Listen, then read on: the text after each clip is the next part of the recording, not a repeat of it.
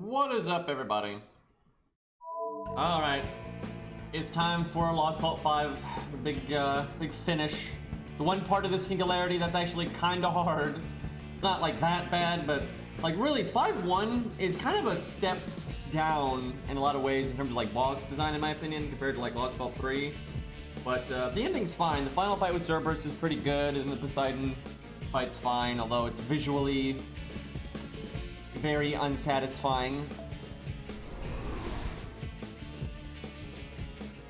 I don't actually remember how long this part is. But yeah, I remember he's got like this shield that normally we'd have no way of getting through, but because Drake, before we arrived here, had stolen one of the cores, there's a hole in the shield so we can get through it. So that's how you get in there.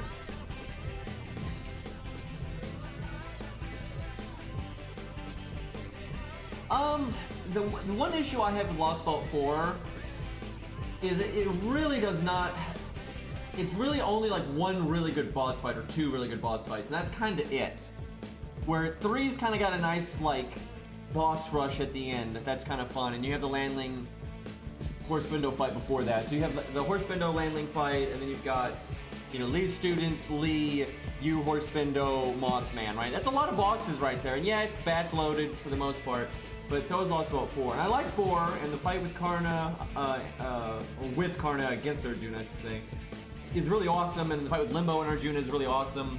But that's kind of all it has, gameplay-wise. Story-wise, it's really good, but that's pretty much the only, like, notable fight there, which is a little disappointing. But story-wise, I like 4 more than 3 by a very significant amount. Okay, I think... Is this a Poseidon core?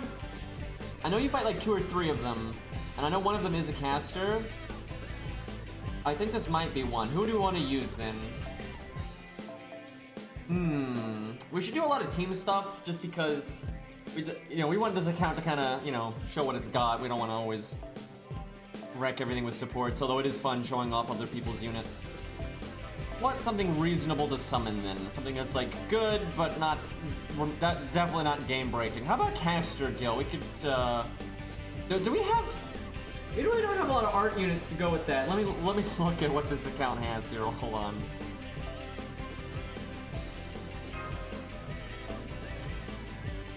Yeah, I mean we've got 100 face, but that's not applicable here. What's a quick support or buster support we could summon that's not like big 4 tier, but it's kind of caster guild tier? I mean there's Woo, but I don't like Woo, so F that. There's always Shakespeare, that's true. Merlin, yeah. There's Alex. We could do Alex because there's a caster here. Yeah, let's do that. I feel like we don't use Alex much, and that's pretty damn budget, so. Hey, Radgas, thank you for the sub, man. 32 months. Jesus, we're getting up there, aren't we? All right, where is Alex? Here he is. What's CE?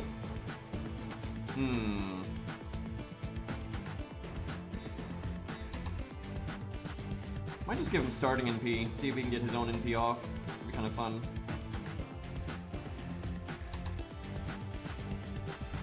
Alright, we'll go with that. Double chin, I mean that works, honestly. Nightingale is a good call, we might do that. We'll try to make Nightingale used at some point in the finale here. That's a fun support that's good, but certainly not overpowered and very much overshadowed. So yeah, I'll try to remember that.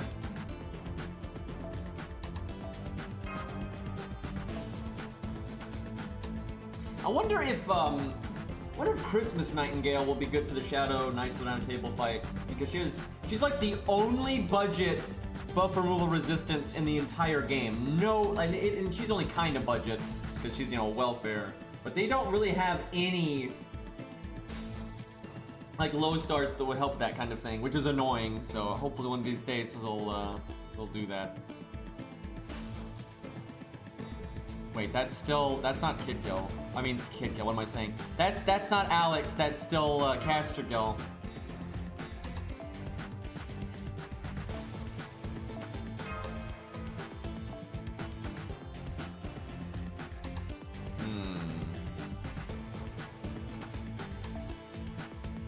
I don't remember how much there is with like archers here.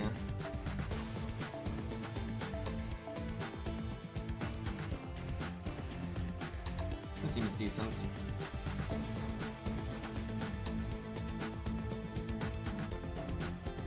I need to level that CE.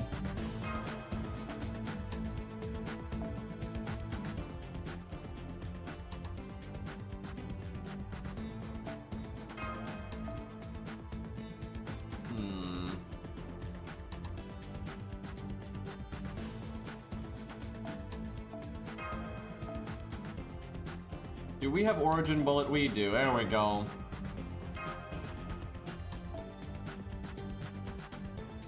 Kind of feel like there are debuffs here. We'll do default. When in doubt.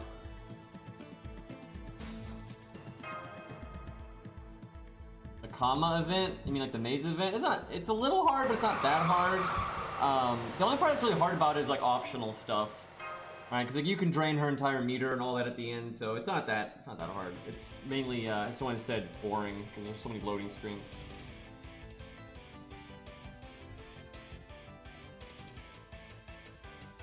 There's a few hard fights in there. The challenge quest is pretty hard. The final couple, like the last 2 or 3 story fights are pretty hard. Nothing like, you know, it's not Demeter or anything, right? But it's decently hard. Man, I should have turned the music on. This isn't the main fight with him anyway, though. Although this is a bigger fight than I seem to have remembered. Okay, probably don't need an archer or lancer until the back. Although you might want to kill them before the NP. We'll see.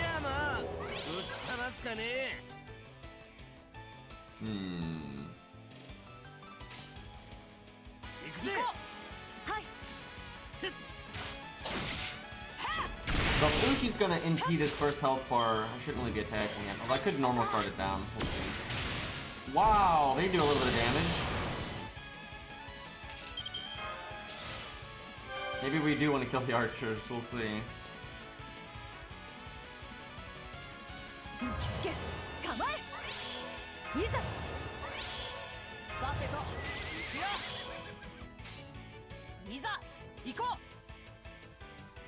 Man, maybe I should not pass up on all that Ushi NP gain, but I'm like, damage though. Then you remember low stars don't do that much normal card damage.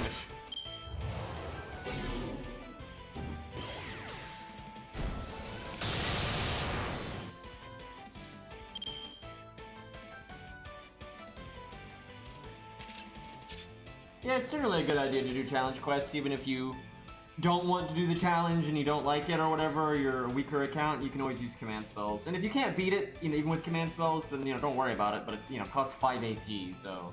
Lures are good, and summon tickets are good, and that's generally the reward it is, one or the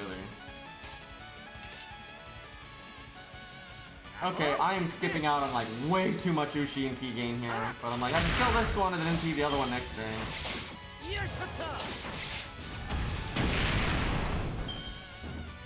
Or, you know, kill them both next turn, apparently.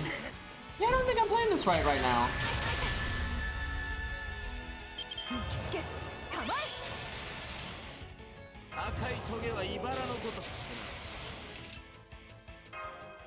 You know, I should have checked to see if I could charm Poseidon. Or the core, anyway.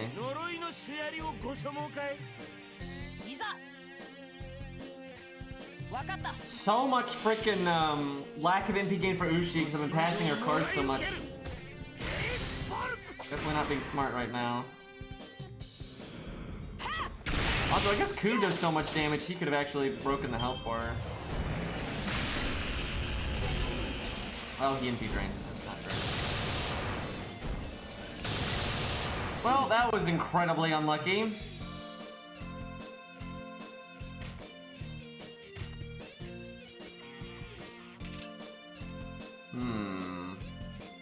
We might still win, but I'm gonna restart just because we're getting such bad value right now. I think we actually...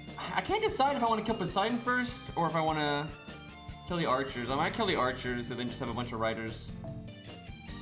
Not really sure.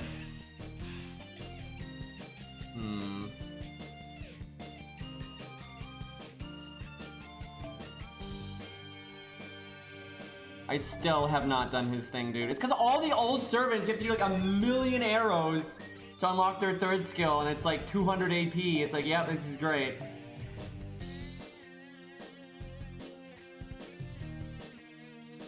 I can go with Atlas just for the cooldown reduction.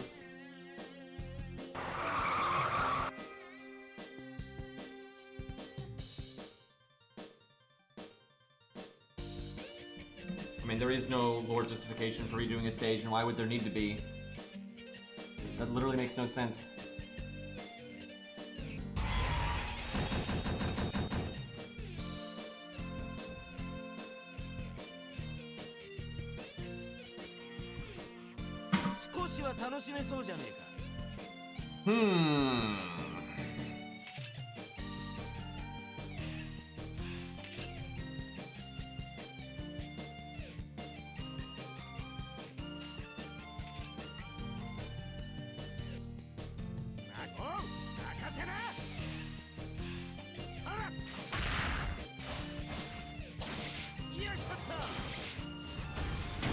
I mean, there's literally no reason why you would need a lore justification for like replaying a story, or if you fail a stage why you redo it. Like, that's like, wow, what's the lore? I haven't played Ninja Gaiden in a few years, and I put the CD in. What's the lore justification here?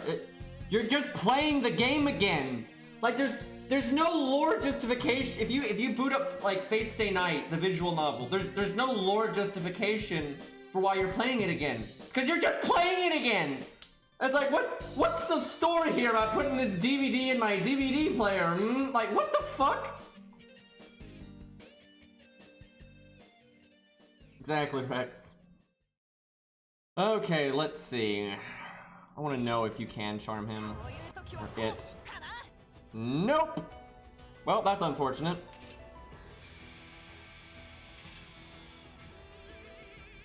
Okay, for God's sakes, we need to get Ushi's NP.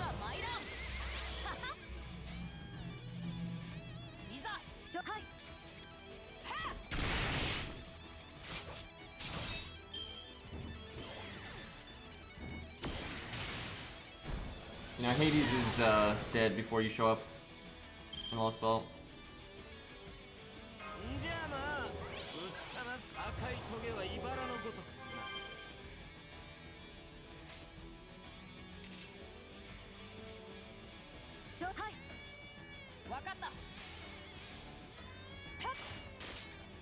Wonder if Alex will do enough damage to break. He probably will. I think I do that.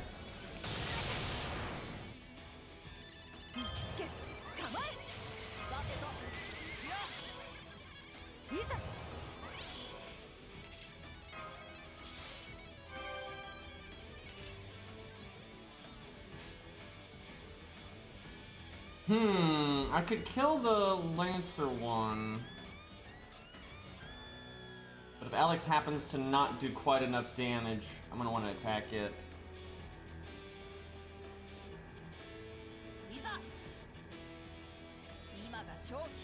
Poseidon drains NP. But she's got 133, so it doesn't matter.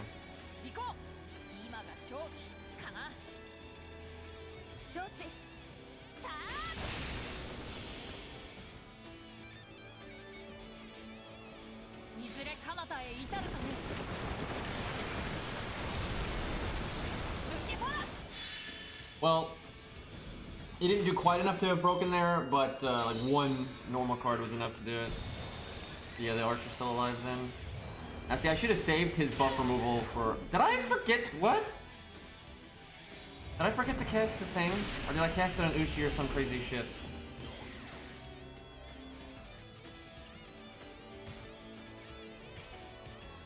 Like how they're inside of each other there? I just didn't cast it. What the hell? Man, I need to get better sleep, dude. I tell you though, I really am feeling it though.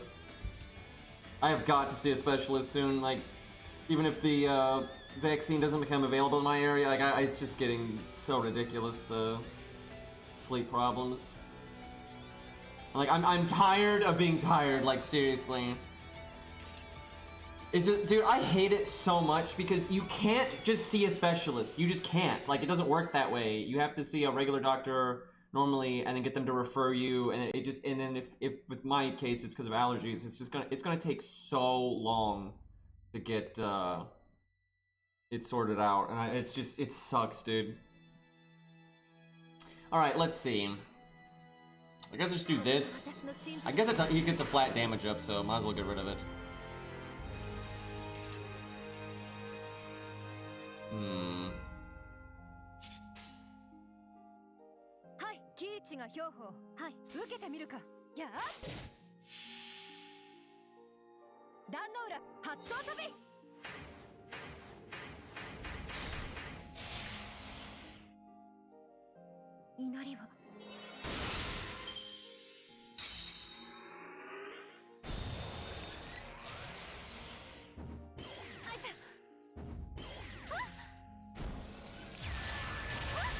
Ow. Oh, hey, look, he has invincibility now. Looks like for 5 hits. Boy, that origin bullet would be really nice right now. Let's see. It's either that or it's 5 turns. Oh my god, is that... I think it's invincibility for 5 turns. I bet you it's RNG invincibility for 5 turns, because that's an awesome mechanic!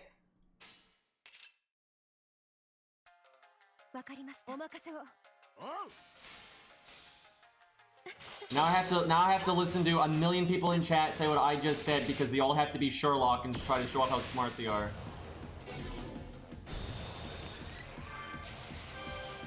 I just heal for 10,000. That's great.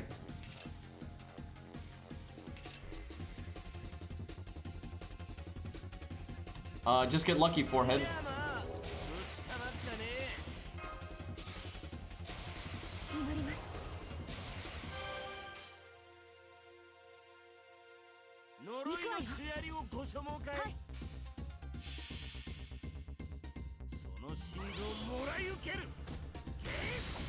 Well, Ku did it. See, if Ku did it, then Martha can do it too, right? Just roll the dice.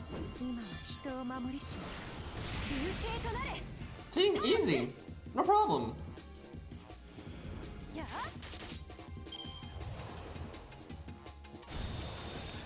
That really is like the worst mechanic, though. It's so dumb, and I will never understand why they use it so often. Like, it's really silly.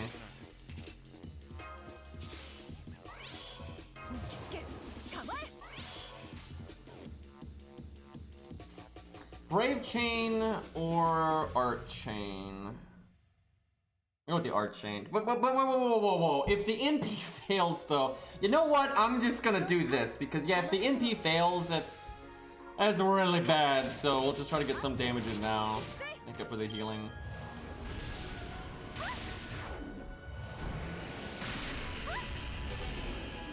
Alright, he NP drains anyway. Don't worry, George got this.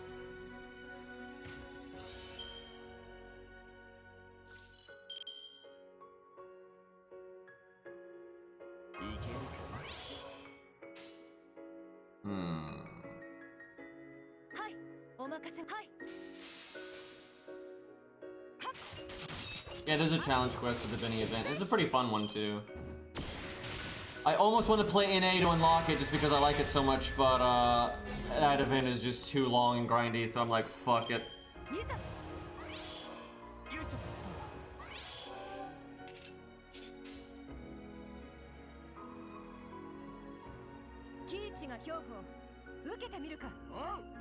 She's got it. It's just 17k. She's got it. See? Easy. By the way, she could have blown up that entire health bar if we had just landed that in the first place. So, everything else is almost irrelevant. Like, all that Martha and Q damage didn't even matter because that was so much damage there. But if she had gotten hit by the invulnerability, right, then the damage did matter, so...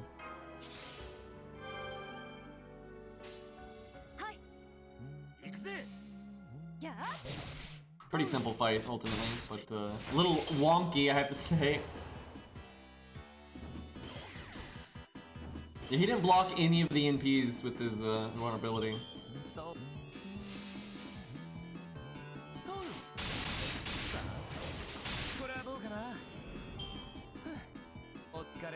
So I'm probably gonna go for one copy of Calamity Jane tomorrow, or I think it's tomorrow, whenever she's rated up. Because I want to get her NP3, because although her design is shite, her gameplay is fun, and I think there's a lot of potential there, so I want her at a good NP rank. And, you know, who knows, maybe they'll give her a costume same day. Yeah, that's not gonna happen. And even if they did, they would be lazy with it like they are with most costumes, and she'd still use the same laser gun and all that nonsense, so...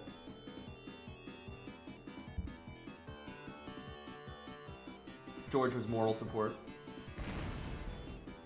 I mean, they might buff Calamity Jane just to try to incentivize people to roll, but if anything, I think they would buff Space Ishtar, just because she's the one... She's not as popular as regular Ishtar, but she's certainly more popular than Calamity Jane is. But yeah, if you do like Calamity Jane, I don't see them rating her up again anytime soon. So, you get this one, and that's about it. So that's why I'm going to try to go at least for MP3. Okay. I don't know what this is. Is this another core? I guess you fight 3 cores. I know the last one is, I think a Lancer core, and then Chiron is there, so an Archer. But this one, I'm guessing the core is Assassin, and the ads are Lancer. That's kind of funky the way they did this. And at some point, I swear we fight Cerberus down here. But maybe I'm out of my mind. But I'm pretty sure you do. Because I know there's another fight where he gets like invulnerability, like one-hit invulnerability. Maybe that's in Lostbelt 5-2. Am I crazy? Is that fight in Lostbelt 5-2? I don't remember. I think it's down here, but it's been a while since I've done this. Okay.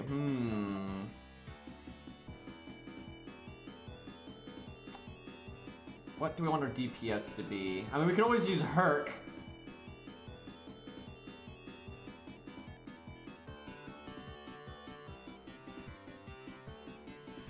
Yeah, Space Ishtar did not do very... There's some people that really like her, but overall, she did not make them much money at all. In the grand scheme of things, she's just not that popular in comparison to regular Ishtar. Like, not even close.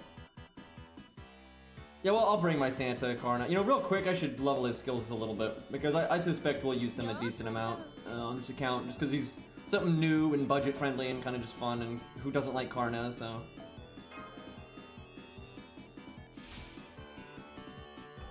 Zig. Zig would work just fine, I'm sure. It generally does work for these kinds of things. Arjuna doesn't like Karna.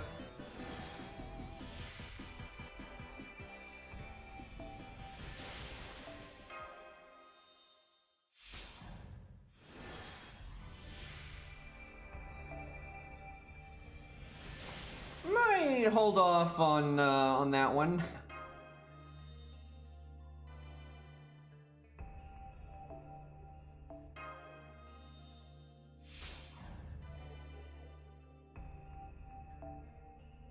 I mean, I really don't think it's gonna do any better this time around. It might do somewhat better, but she's not really an art meta unit anyway, because like you can make her any card type, and then it's not like if people cared about that, they just rolled on Muramasa or Vertra, right? So I don't think people are gonna care that much. I think she might do a little bit better than last time, just because all the salt from them axing Halloween and stuff like that, but.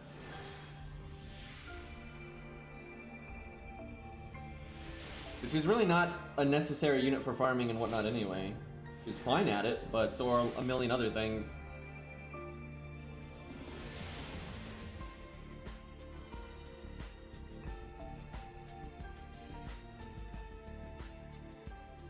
Go 5-4-4 for now, good enough.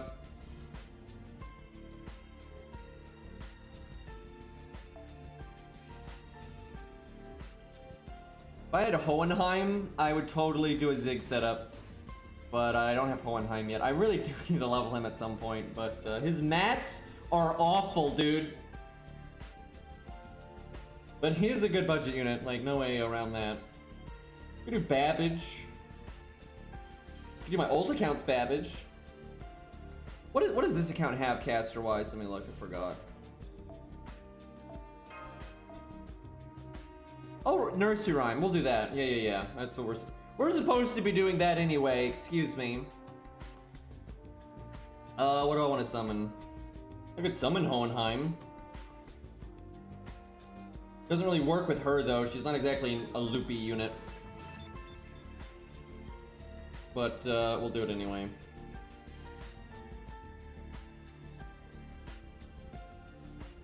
What do I give him? I just give him 20-30 because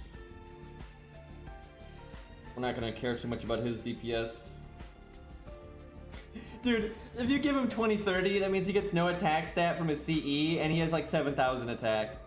I love how this fucking game, dude. This UI is outrageous, right? So you do this, and you're like, you want to go back just to change the support. But if you go back, it brings the team back. So you have to click this button and go forward then to go backwards, right? But if you're not on that screen, you'll accidentally start the fucking stage, right? It's just like, why? Like, who designed that? It's such a, like, there is no point in having like that pre-screen. There's none. It serves zero purpose in this fucking game.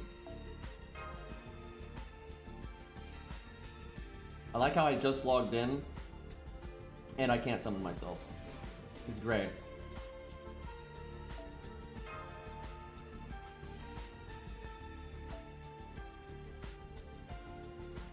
Alright, I may regret having no Saber out, but we'll see what happens. Also might regret not having any, like, taunt or anything like that, but,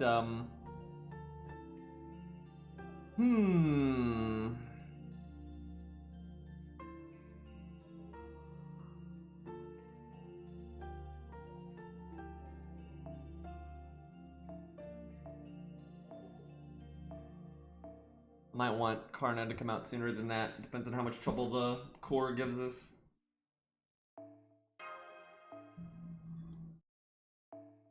That's a pretty good CE for her, actually. It's not as good as, you know, Golden Sumo, but it's super comparable.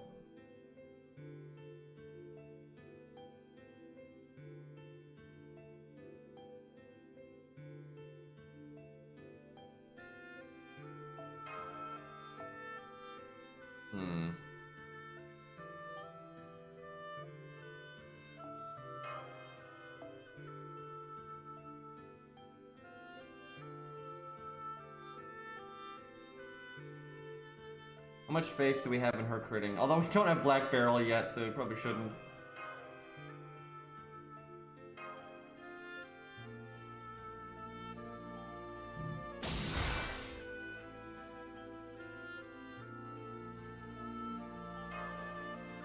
Kind of forgot to show off the story, but you know, just killing Poseidon cores basically.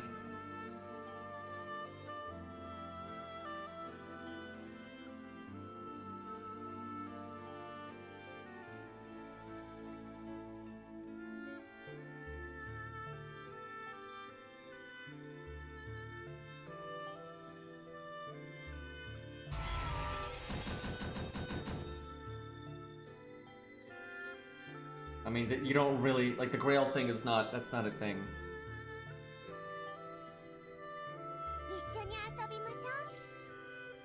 Oh my god, Maniac, it's perfect. Oh, it's one of those guys.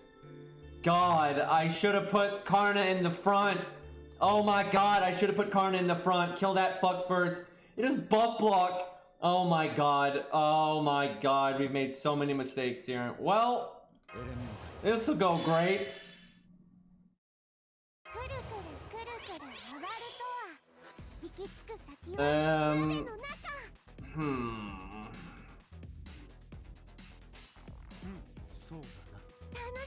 Didn't help. Mecha Hydra, kind of.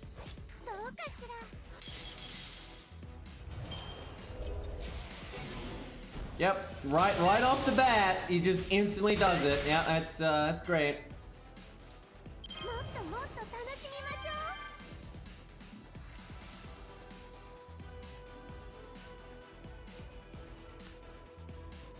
You know what's amazing? This skill is so bad that I literally I don't feel bad about using it like that at all, right? I didn't really have a skill there anyway, so... Guys, it's a debuff clear, see?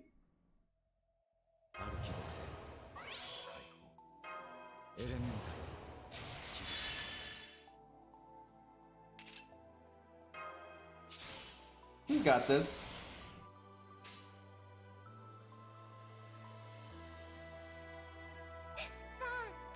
Maybe I should have done the art change, because Hohenheim's NP won't do a lot, but at least it's something. And the attack down actually is good.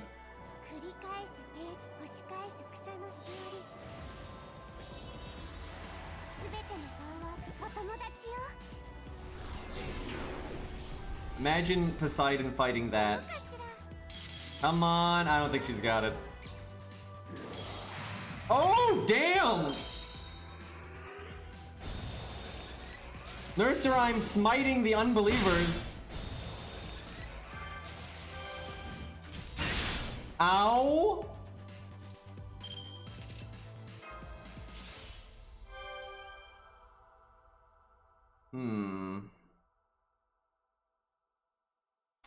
This turn's not gonna be great. I would really like Geronimo to at least get his NP off before dying. That would be ideal. I mean, he could probably face tank it. You know, I should have saved her second skill for this turn. And I want Hohenheim to die. I think we don't cast anything. We're brave.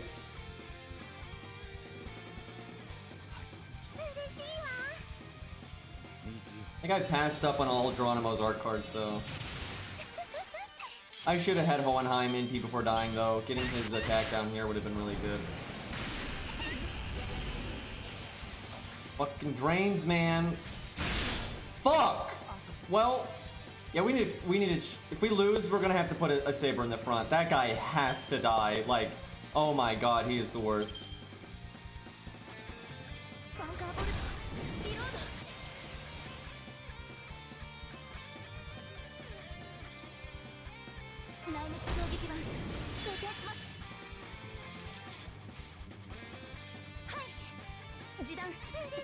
Bonk him. Man, we could have got so much more value out of the crits and like NPing with the art up, but we did get our NP in time for the drain. The Hohenheim did kind of nothing here, to be honest.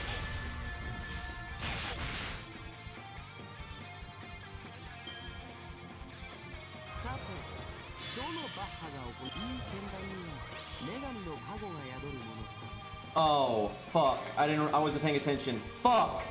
Ah, fuck. I should have done this instead. Well...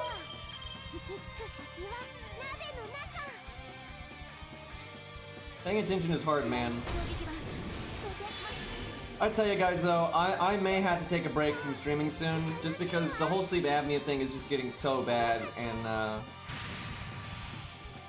yeah, I may have to take a bit of a break for a while until I can get it sorted. We'll see. It depends, because sometimes I have like a good couple of days, and I'm fine, but it's really affecting me, and it's like, it's hard to, you know, be all there when streaming right now, so it sucks. But we'll see. You know, who knew that breathing was important?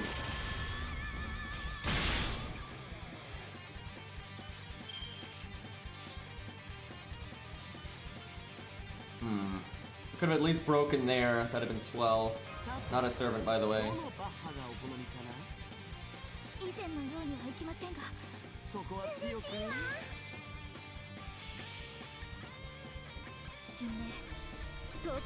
Really, it has nothing to do, it literally has nothing to do with like taking a break.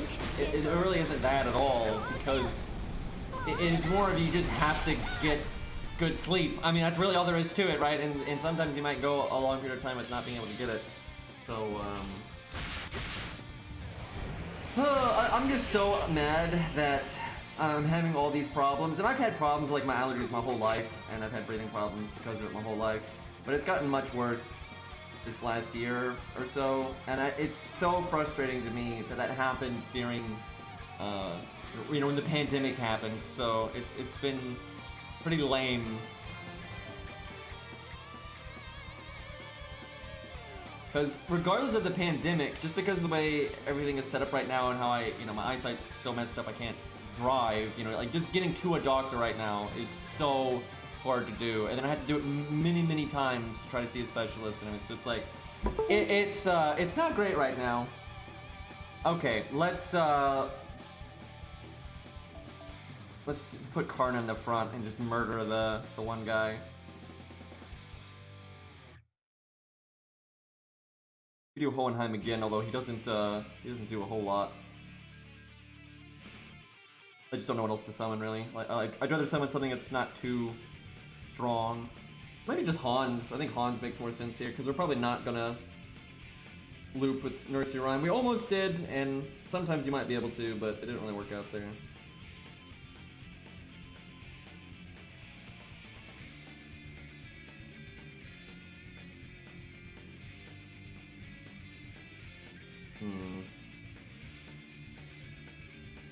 Alright.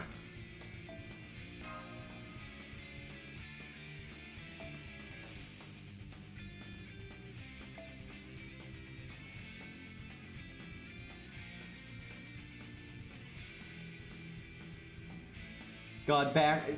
Imagine having this, but instead you put this in the back.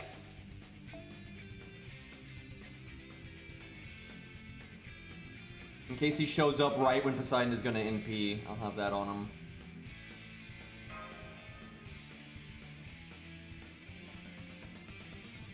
I put in my own Hans instead of Mozart.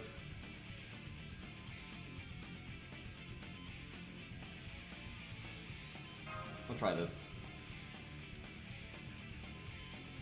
10 on my budget team, I know, right? Imagine leveling skills up, dude.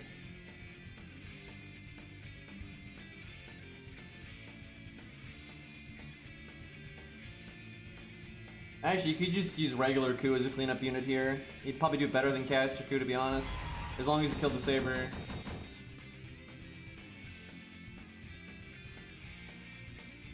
At least if the Ku's grailed, right? If the Lantern Ku's grailed, like he is on this account. Hey look, it's an APOC grail, but filled in.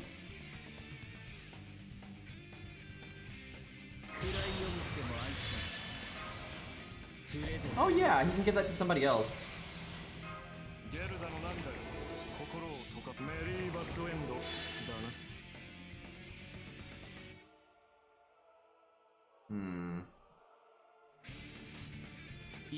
Man, if I could have guaranteed a hand like this, I would have put Mozart in the front and then just given Chris to Karna, and he would have just one-turned this thing. That'd be so cool, dude.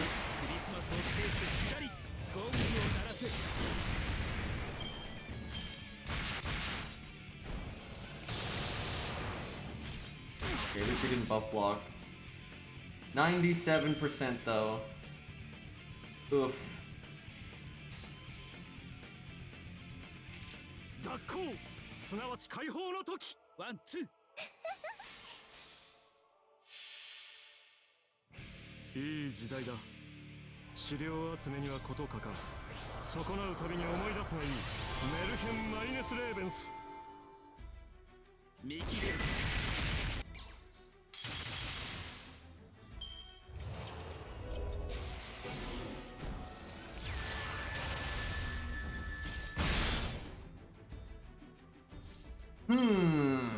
Okay, guarded it on Karna. That's nice.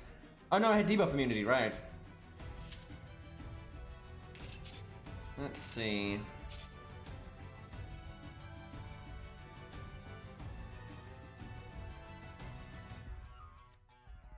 This turn's a bit wonky. I think do I just waste the battery or do I waste one of the crit buffs? I think I waste one of the crit buffs. Wasting the absorb because if Mozart shows up, I'm not gonna need absorb.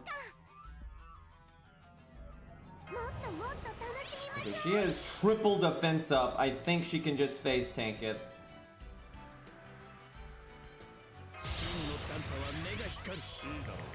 Santa going in.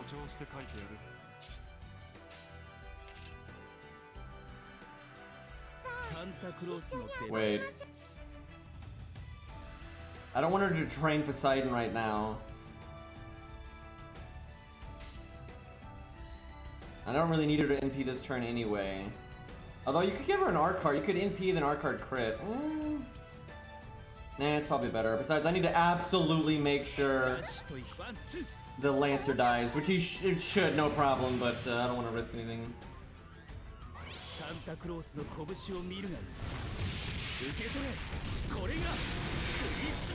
Get the hell out of here.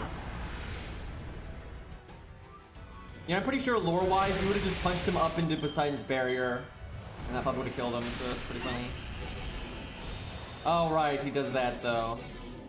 Look at all these debuffs. God damn it.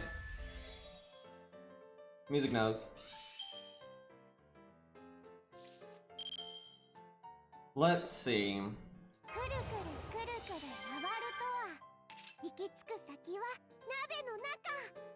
Do I want to save Hans or no? I'll do it. If I get one more NP out of him, that'd be pretty good. Do I want the art up here? Yeah, I don't want the crits though.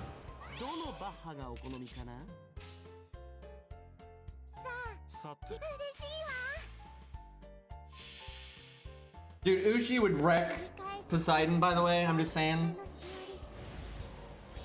Just, you know, tongue him and turn him into an egg. There you go. Where we beat God. Nice authority over the ocean, bitch.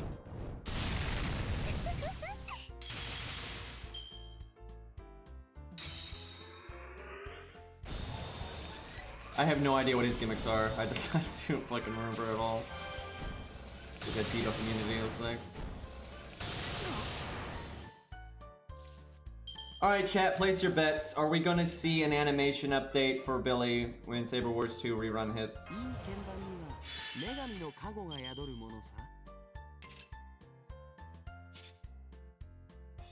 Like how the first person's like, yep, and then no, no, no, no, no, no, no, I hope, no, no, no, no, yes, nah, no, no, no, no, no, no, no.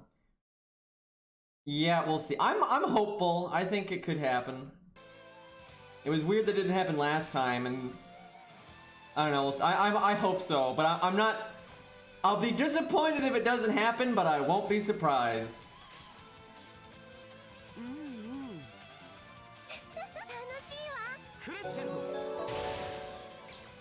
Hey, Osama, you or Osamu, I guess. Anyway, thank you for the half a year sub, dude. Rip Mozart. What the hell's in my back row? Isn't it like Toronto? Oh boy. Let's see. That should have been David. Oh god, that should have been David. Han's gonna fucking die when I should not have healed him then. If he dies like that, what's better, saving Hans or Nursery Rhyme? God, that is so bad, having healed him and then not getting his NP again. Because I spent all that time giving him NP gain.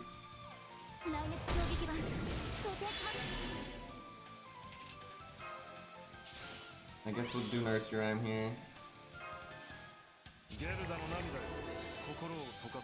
That is so unfortunate. Just crit forehead.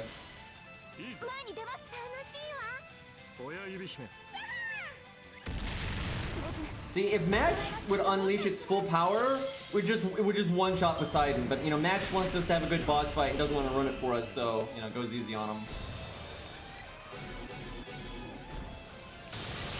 Really wanted you to shoot Nursery Rhyme there.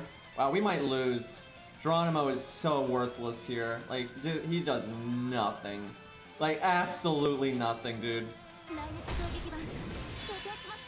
And Mash honestly is doing nothing. I should change Mash out for David. It'd be a lot better. Geronimo ain't gonna do shit, man. He ain't gonna do fucking shit. If he could NP right now and heal Nursery Rhyme, then that'd be okay, but he can't do that. And look, Mash did nothing. Literally nothing, right? She showed up, never NP'd, never did any damage, she didn't tank anything that mattered, like, it's just irrelevant. Let's see. Can Nursery Rhyme break this? Yeah. Right like that. Maybe Geronimo can clutch this, we'll see. He's got the attack buff. Honestly, Mash was the worst unit on the team here. Like, even Geronimo was gonna do more than that. She did absolutely nothing.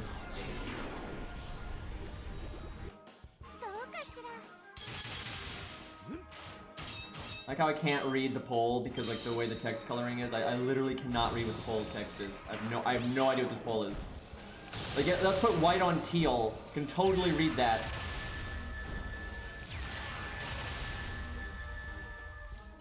I wish Nursery Rhyme had died there. But I think we are gonna lose because of that. If she had died there, Geronimo would still have one hit evade, and so the NP would not do like all of Geronimo's life. I think we literally just lost because of that. That is so fucking unlucky, dude. Game, please.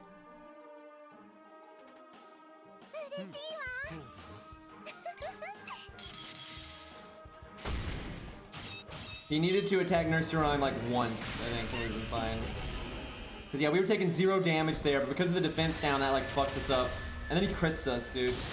That's so stupid. I think Geronimo would have won that, honestly, with the attack of his art up. I think he would have won there if he had just attacked Nursery Rhyme once. That is so lame. Alright, also if Mash had been David, we would have been fine as well. So the smart thing to do here, I like how I already can't summon myself. Fucking amazing support system, dude. God. Anyway, the smart thing to do is change Geronimo for Ku or for Hercules, but we're not doing that.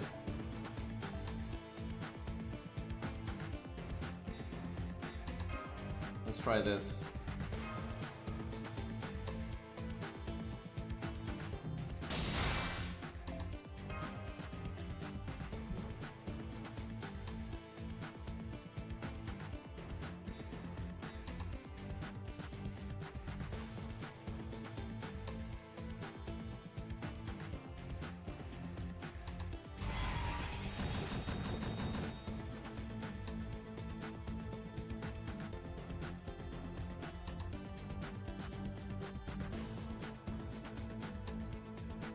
Blue cube, yeah, totally.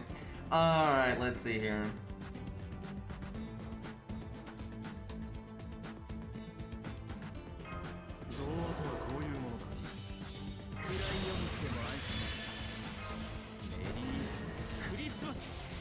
Maybe I should give Star Bomb to Hans, honestly. We have 2 units with Star Absorb skills, so if either one of them gets a good hand, it makes sense.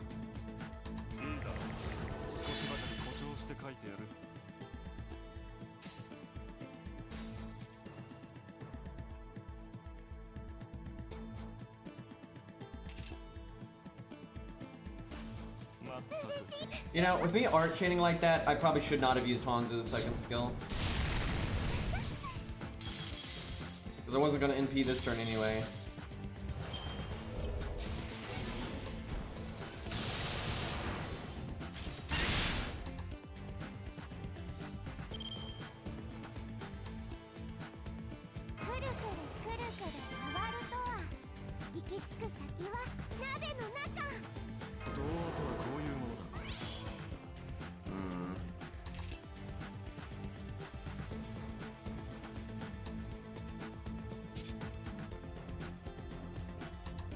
Could ever use her Star Absorb skill.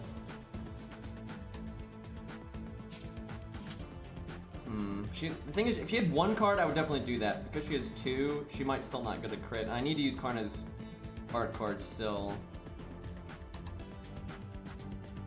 If we don't.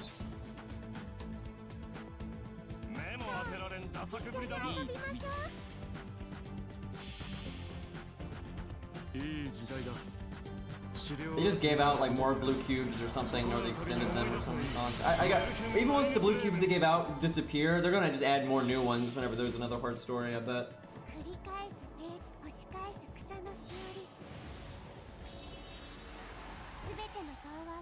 Yeah, I accidentally used a blue cube once, and then we instantly reset the stage because of it.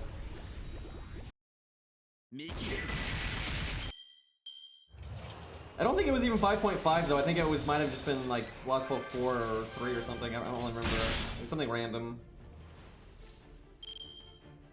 Damn, he buff blocked again. Thankfully, Karna was still immune, so that's nice.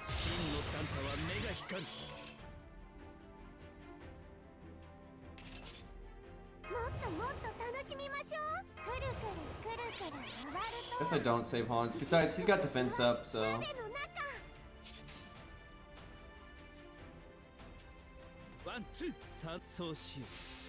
You know, probably didn't need to do the Buster card first there. I wish you could sell the blue jello. Yeah, I wish you could sell the blue cube for mats or QP or anything, really. Give me a summon ticket instead, whatever. QP would be nice though, because if you made it a summon ticket, people would feel like pressured into doing it or something. They'd be like, oh, you know, they're punishing you for using them, right? You know, always people say crap like that.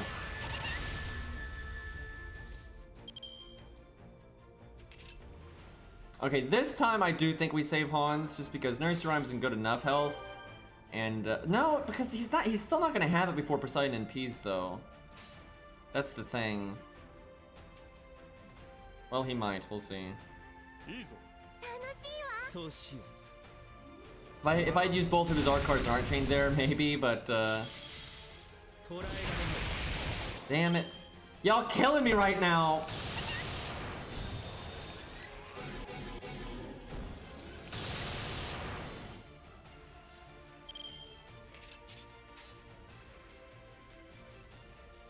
I wanted to crit just for the NP gain.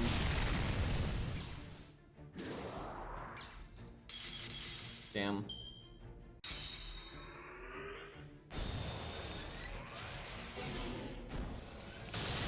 The thing is, we can say screw those people, but the company's not going to say that. Like, of course not.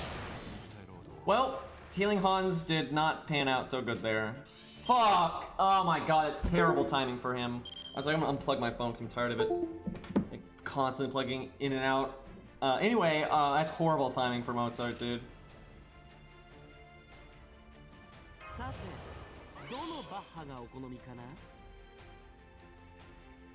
I guess I just do this, because, yeah. Yeah, I should do David first, actually.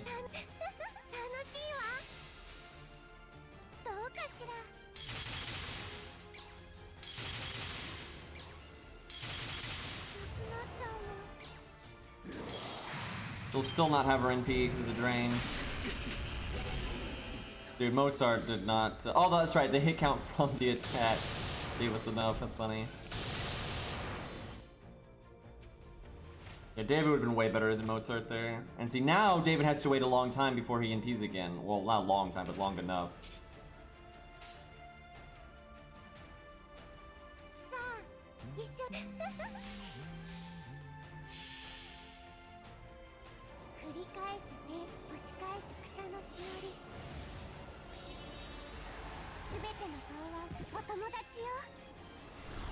Yeah, I swear, if they added a challenge tower, it wouldn't be replayable.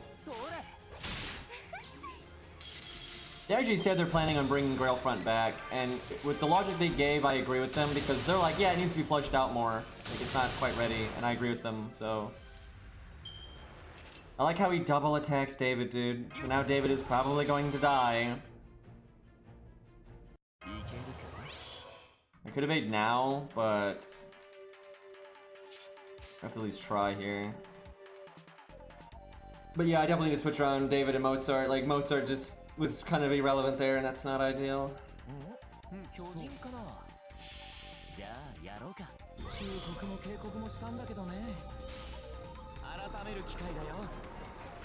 Mozart's Bonsi is pretty good. Because it's a support CE on a support character. Imagine that concept. They're always putting support CEs on fucking DPS for some reason. Of course. Fucking of course.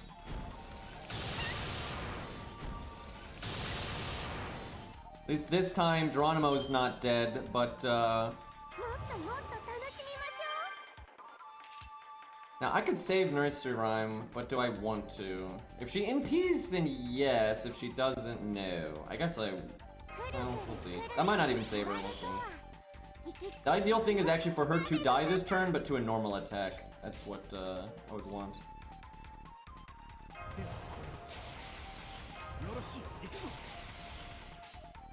That's pretty frustrating though, that we got no value out of David and we got almost no value out of Mozart. And if we just swapped their positions around, we would have gotten a fuckload out of both. But yeah, you gotta remember that second Poseidon NP comes out like really quick. Alright, attack Nursery Rhyme. No, attack Nursery Rhyme. There you go. Okay. Can our boy do it? Does not have his NP this time.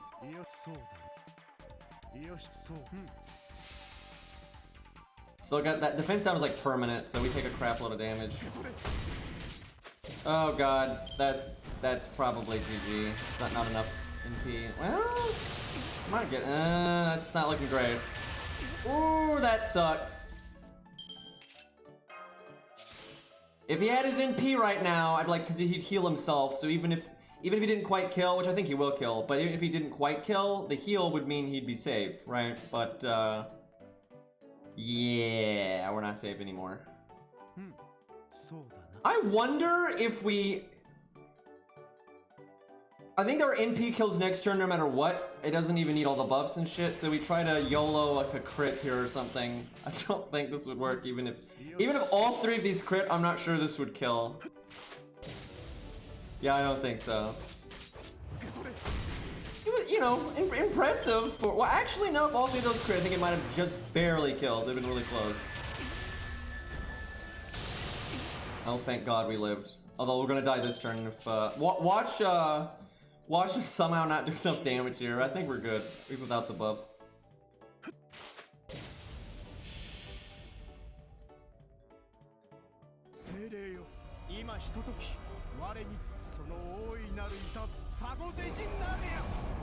Oh yeah, that's nice. Who needs the art up and the attack buff? We use that on normal cards.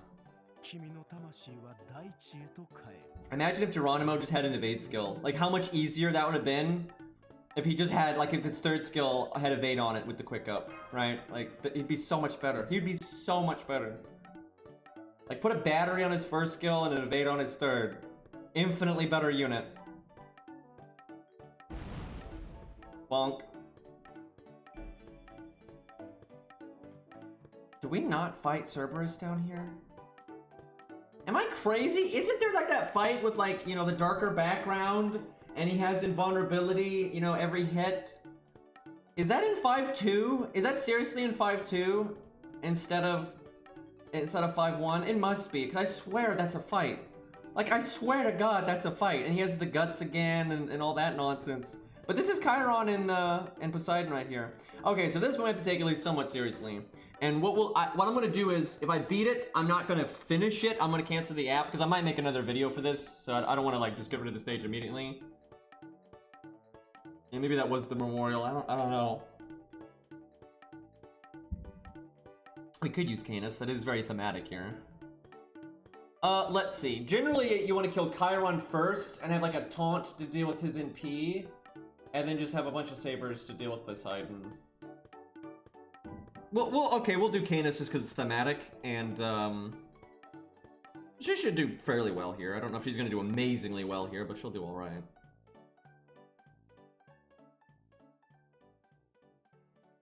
Let me switch around my supports here.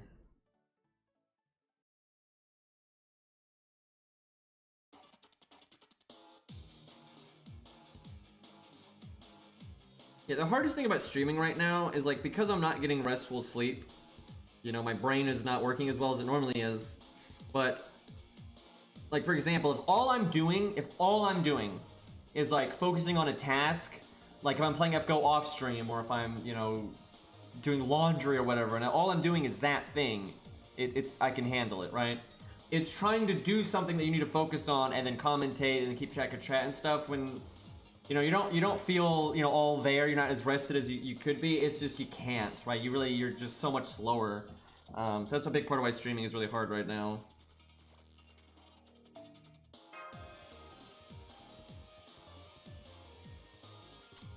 Okay. Yeah, we could use Nightingale here. There's not much reason to though, because we don't even have a Buster, Lancer, or Saber, because I didn't level Bedivere. But at some point I do want to use Nightingale. Why am I looking in the Archer slot?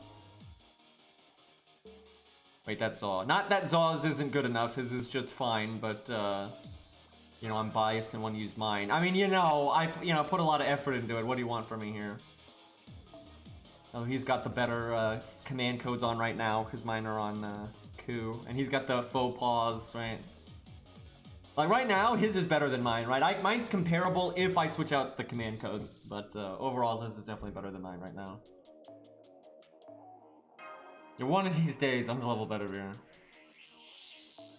Okay, Ku makes a lot of sense. I don't the thing is, this is why I didn't really want to summon Canis. This doesn't make a lot of sense. These step on each other's toes so much in this kind of setup. It would be okay if you had like Waver, right? Because then they can both NP and all that. But they're both gonna want to use their normal cards, and then Canis, you know, kind of has to use their normal cards to be worth anything, right? And then Ku needs the normal cards to get his NP. Like, so it's like not great synergy there. I guess the goal is have Canis bust up the first one and have Ku use his sure hit to get through the second one. And then maybe like get NP through George dying, right? That'd be alright. I mean, we can make it work. We can do something with this. I wonder if I put out Hans, if he would die before Chiron would get his NP. I don't remember how hard Chiron hits. Because that'd be really awesome if I could throw him out.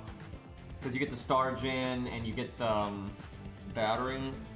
This is where Poster Girl would be great. You slap Poster Girl and Hans, you give Ku or Canis the third skill, then you let him die, then you have George or Mash come up to deal with the NP, and that's that. I wonder if we want George. I was thinking about giving George on death NP charge, that way everyone gets their NP and, you know, Ku's good to go. But I could give him evade, because Chiron's NP doesn't remove a CE evade. I could also do Chin Gong. I actually like that, because it's just it's instant battery, and then he can support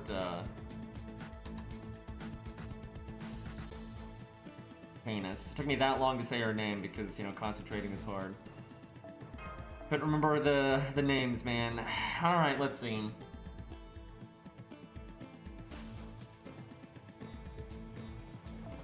That's our only good Saber here, because Caesar has no survivability. That's rough. That's super rough. Let's see. I don't remember the boss gimmicks. I remember he hits pretty damn hard, like Poseidon does. Like, he will delete you pretty quick. I should give bow items to Karna.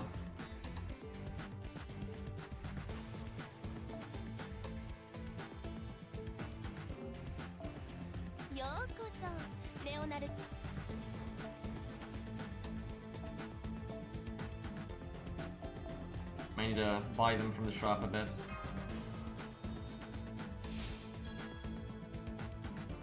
Ku and Canis would probably get along pretty well, actually. Now, if they're against each other, though, they'd be happy to murder each other. So, like, if they're on opposing sides, you know, they'd get into a fight in like seconds, right?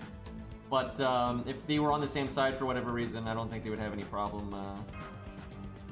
They're actually really similar, honestly. Like, Canis is more extreme with the battle frenzy stuff, but like, Canis is. They even mentioned this in her bio. She's really chill in like most contexts. So she's just like, you know, hanging out in the base or whatever.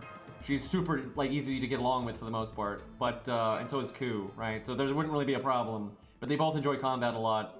You know, Canis is a little more extreme with the going crazy, but yeah, I don't think that'd be a problem. But yeah, if they were on opposing sides, they would instantly, you know, go to kill each other. So.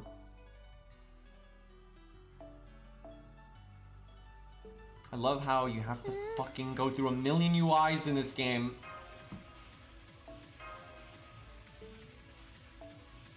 And then every time you have to go back to the menu, DaVinci says something again. I cannot stand that, dude. It's like, oh, gotta open your mailbox, gotta listen to the voice line again. It's just like, why though?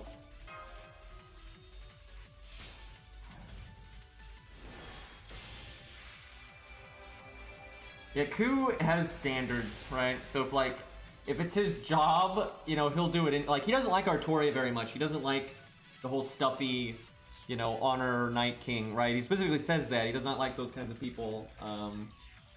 You know, it's like loosen up, right? But if it was his job, you know, if that's what his master wanted, he would do it, right? He's got, you know, professionals have standards, right? That's like his thing. He's like, ruthless as all hell. Like, you know, he'll kill, you know, people to uphold the rules or all that kind of stuff. You know, he'll kill whoever. You know, he's not nice really, but he has like standards.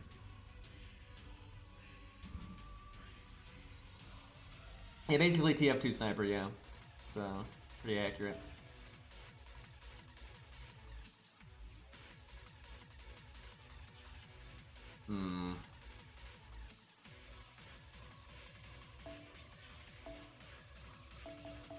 Might use Caesar, we'll see. If it gets his NP, Caesar's amazing because he hits so hard. It's just zero survivability and not the best gain.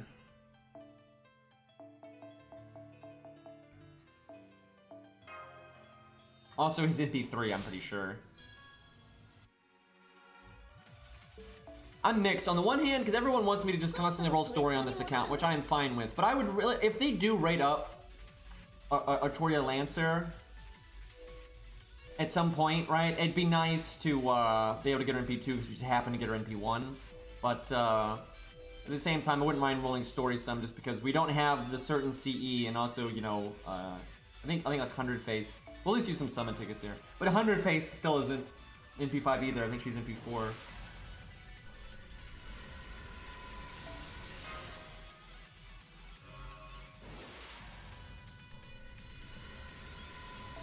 I should really do this after the boss fight, though.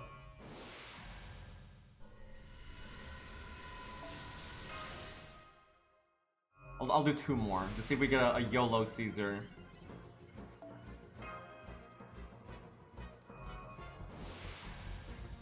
The odds of getting Lantoria again are so bad because there's just so many 5 stars. So I really would like to get her MP2 on this account because I don't think I'm ever going to get her on another account. So you know, might as well try to get her set up a bit over here and give this account something unique that the other accounts don't have. So.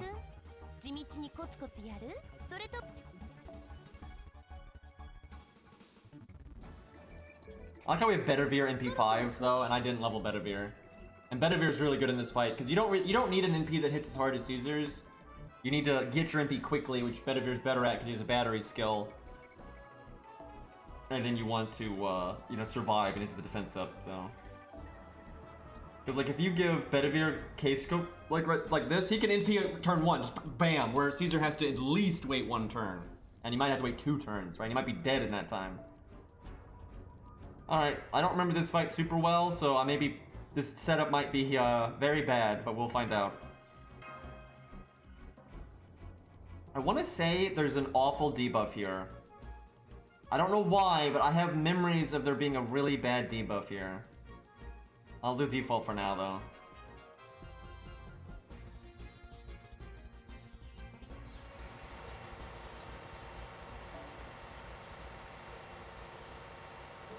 We're really driving on Poseidon, by the way.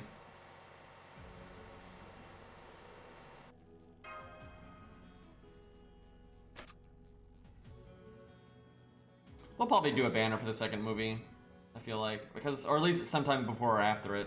Like, it might be after it. But, it'd be... How did Chiron get here, by the way? Like, cause I really don't know how he gets here in time. I don't remember. I'll have to look. I don't know if they explained it or not, but it's really weird that he's even there.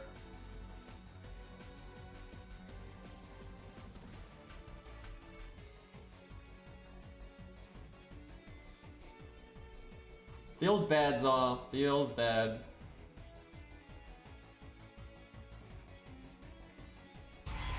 And he wasn't already here because he was fighting Achilles and all that. It's like, can he swim? I guess he could go to his spirit form, right? I guess that would work. But like, I don't even know if he's allowed to get through the shield, right? I don't know if Poseidon would, because Poseidon's basically turned into an automated defense system because Zeus is a dick like that.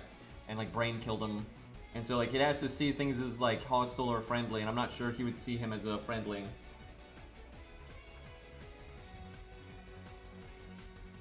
Okay, so we want Chiron to die ASAP. I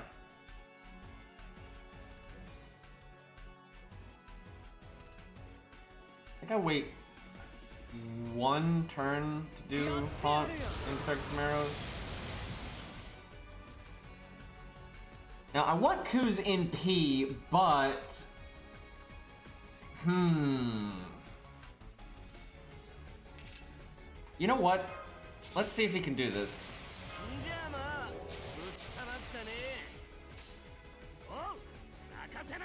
At 100, I bet you he could. At 80, I'm not sure. I'll take these crits, though. Easy. Just crit forehead.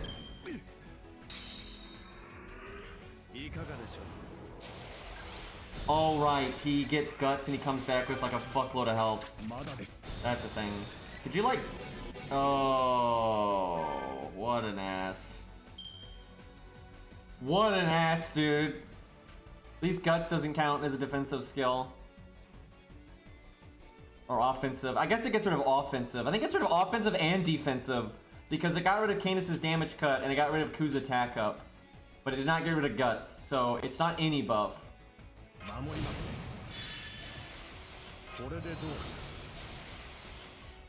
Might be if that, depending on how that works, it might be a mistake casting PFA there. Oh right, I think it's when you break his health bar that happens. It's Chiron, right. Oh my god, this hand sucks. That means all of Canis' cards are in the next hand? So I want to crit next turn, so definitely do this. Should have done the higher crit chance on George, but oh well.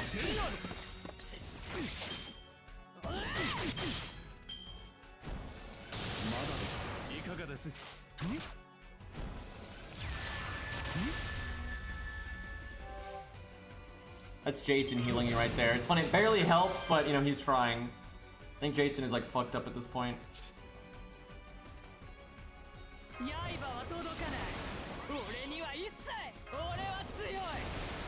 So I should have saved her third skill for this turn, but I didn't realize.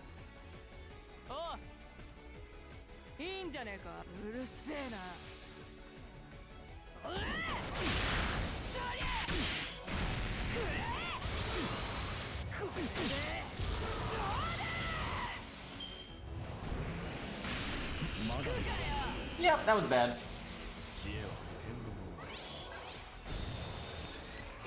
Man, I need George to die. Fuck.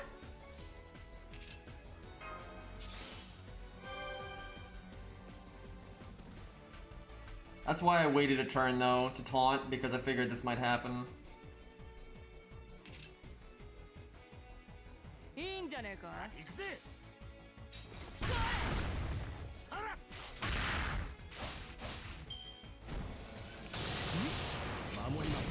Oh, Gong was the right call. Oh, fuck. That's right, he attacks first. Well, Gong gonna have to take one for the team here, I think. That feels bad, though, because Canis is gonna struggle to get value out of the, bus drop here. Let's see, maybe I could just have her... What's better? Oh, his evade is gone now. I didn't really need Q at all then. Feels bad. Yeah, Q wasn't really necessary. Could've just done... Honestly, Canis with just like Hans would have probably been better. Because George, you know, took care of all the problems that Chiron presented, really.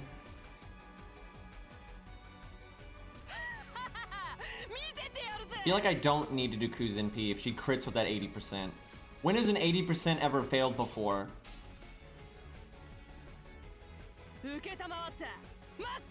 Like, that's only a 20% chance of failure. That's so much smaller than 80%.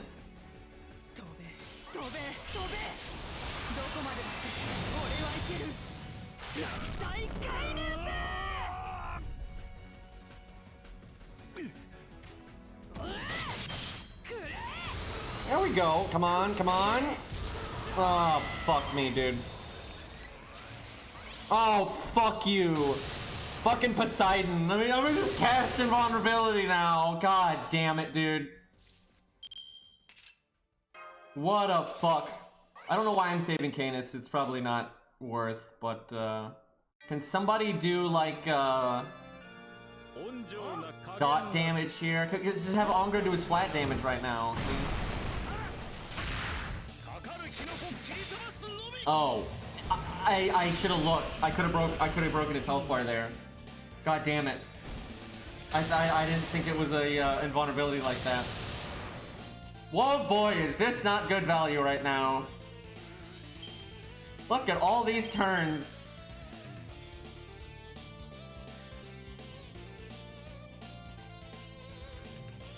I can wait one turn to do her third skill.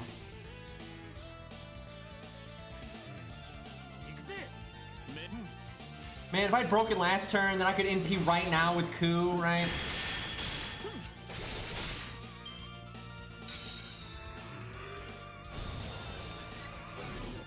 You dick.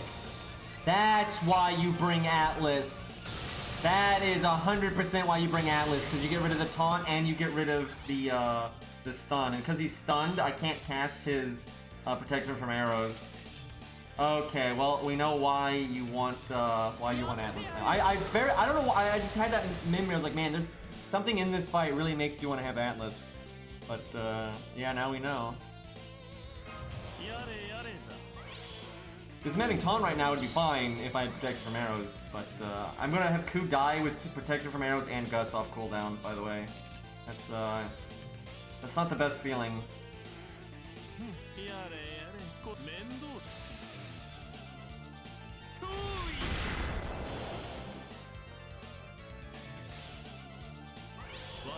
See, nice buffs, Caesar! Nice buffs!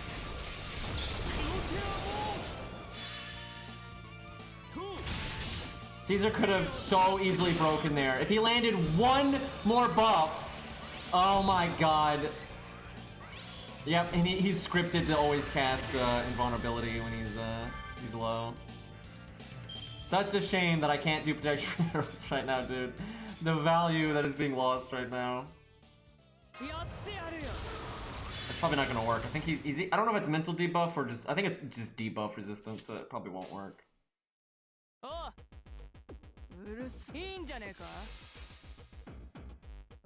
could have actually won with Ku and like not needed Karna in the back.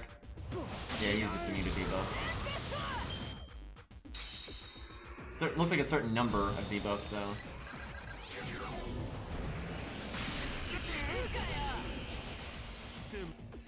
Man, Ku did nothing, dude. Ku did so little that fight. That's so fucked. Okay, I don't even know what's getting unplugged now, but he did so little there. That's so fucked up. And he could have done so much. Like, he had his NP, he had all of his skills. That hurts, man. Pretty sure Karna's not gonna have a hard time cleaning this up now.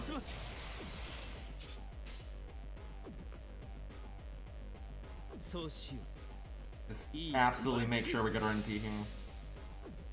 I should have done art quick.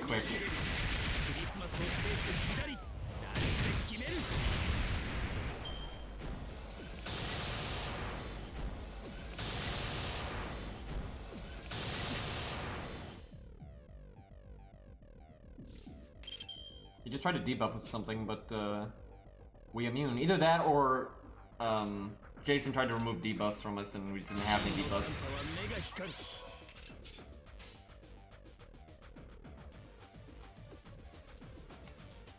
I'll probably live this turn, so I think I do the quick chain, and that way I'm guaranteed to crit next turn. We might be able to win right there though if I did Buster and Buster, but we'll go for the kill next turn. I kind of want to do this over just so I, have Ku not die because it's so easy to survive this. Oh yeah, I need to like reset the app when we win because I need to save this stage.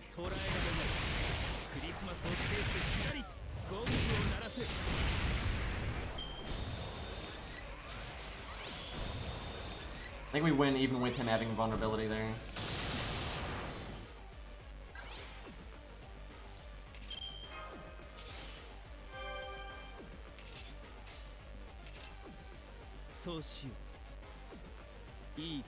The funny thing is if we don't though, we're actually going to lose, so... I think we got it though. Ooh, it's gonna be close. I think he's got it. Oh my god, Karna, what have you done? So we would have won if I didn't NP last turn. I should have waited a turn and then just finished him off. I actually don't really mind failing there because I kind of wanted to get more value out of that team. But that's pretty oof that we lost at 650 there. But yeah, if I had not NP'd last turn and then just got him a little bit lower and then killed them all in once, and he never would have been able to cast invulnerability.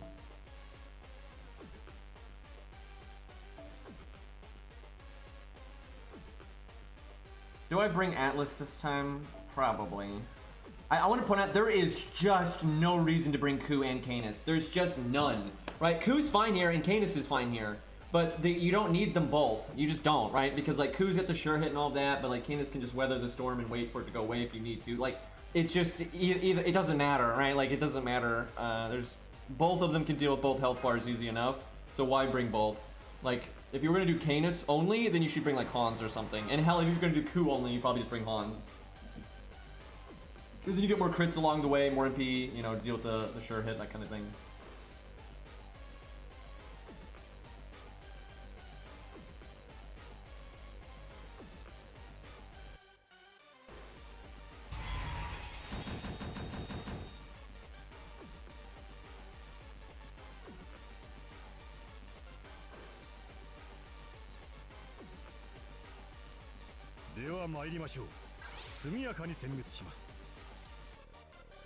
Okay, I also wonder if I almost want to try Anniversary Blonde, although the stun will still wreck you. You might not stun a key target, and turn 1 crits would be kind of awesome here.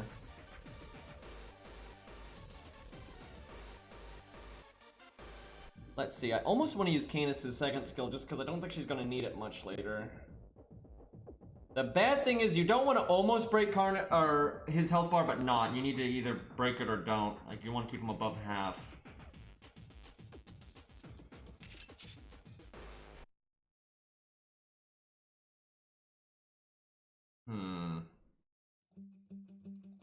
Ku's pretty damn likely to get a Brave Chain next turn because he has no cards in his hand. Just don't hit him too hard, Canis, I swear to God. Don't ruin this, please. Just, a nice tap. Nice tap here. Okay, that's, I think over 50%. It's close, but I think it's okay.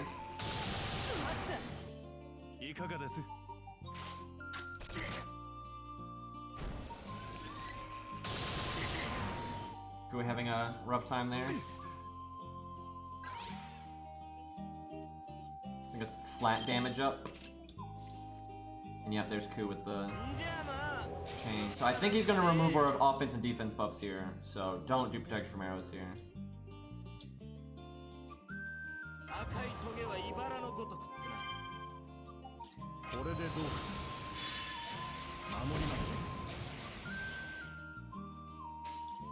Now, if Ku didn't get a Brave Chain, but Candace got like her Buster, I'd probably just use her first skill.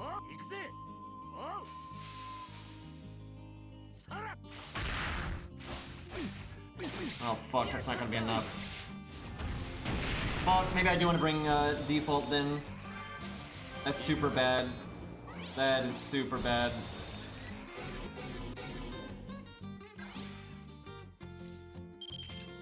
I mean, we might still win, but that's terrible. You don't want that to happen at all.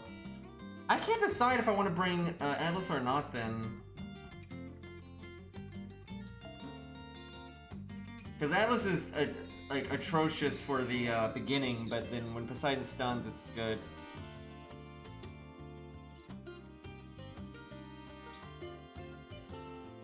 Could bring Martha instead, but there's no guarantee she'd be there on the right turn.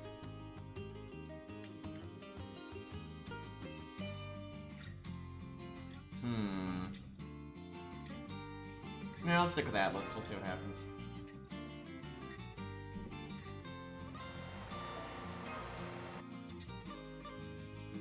I don't know though, because it's, you know, although I don't like letting my Lancers die, it really doesn't matter if they die, like even if they die early. Because Atlas doesn't do much outside of the stun. Oh yeah, we could, you're right, we could use Lantoria here, because she's AoE Lancer, which is very meta here, and she has Pierce Invulnerability, and like she could like just show up, you know, get her NP, right? So like no matter when she shows up, she'll do well. Like honestly, this is a completely legitimate time for that.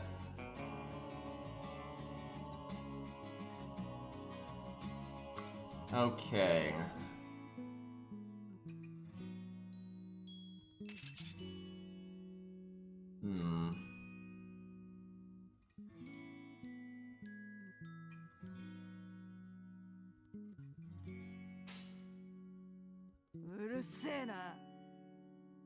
Not doing the attack up, trying to not do too much damage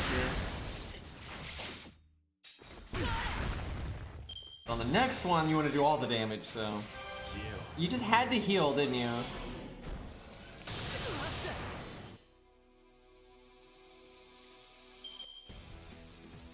I don't think this will work. Probably should... Honestly, the smart thing to do right now is to attack Poseidon. But we're just for science, I want to see if this is enough. I don't think it is, and you should just attack Poseidon and then break it next turn. But or just do like a bit of damage to him.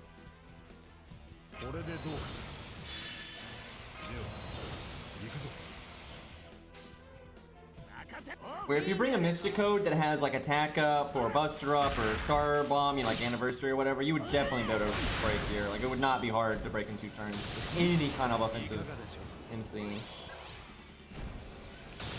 That is really frustrating though. Like the damage ratios are just too wonky.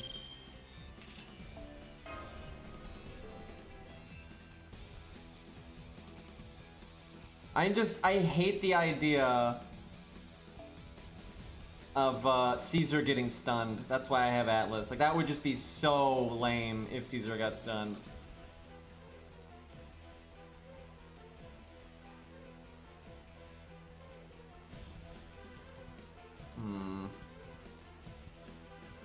The smart thing to do is to, like to take out Canis or take out Ku and put in Hans. That's like just so much better, but I don't wanna.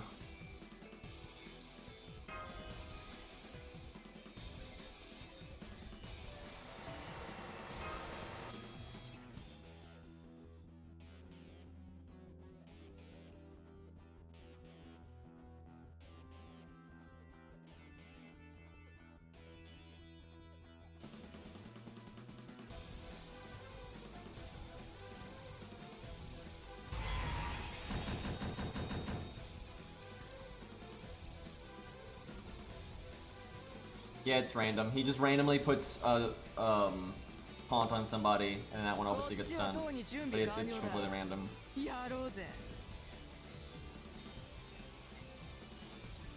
Now, I wonder if she has a Brave Chain. I wonder if she can just break. I mean, again, with the Mystic Code, absolutely, but without one, I'm not sure. Let's find out. Really, you should just break over 3 turns. It's not like anything magical happens on turn 2, and if it takes 3 turns, it's like whatever. You just need to not let him evade is the main thing.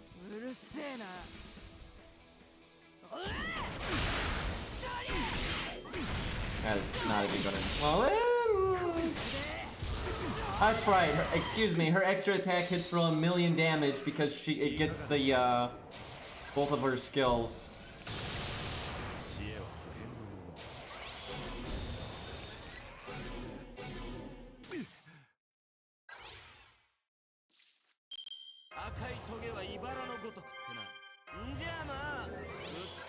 This music though. Okay, now we cast this stuff. That's so much better than the first time.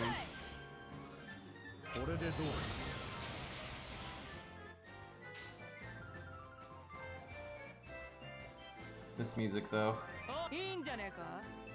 Definitely the music you would expect for a battle of Poseidon. Guys, it's a mini game. The Poseidon mini game. Like, can you get the Bowser mini games? But no, it's Poseidon now. Why are you evading at that health? I mean, I guess I don't even care. But what the fuck, dude?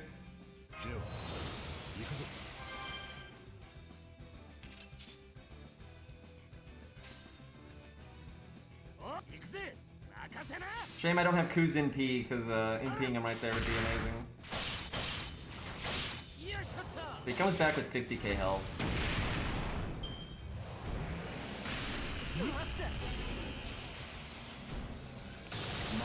That's unfortunate.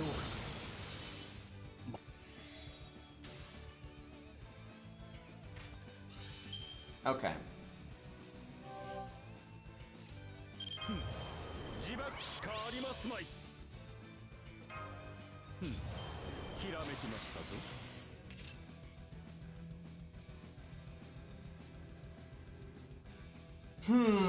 I could use Atlas on Canis and have her get her buffs back. And she could probably break Poseidon's health bar. We could probably kill the health bar and kill Chiron.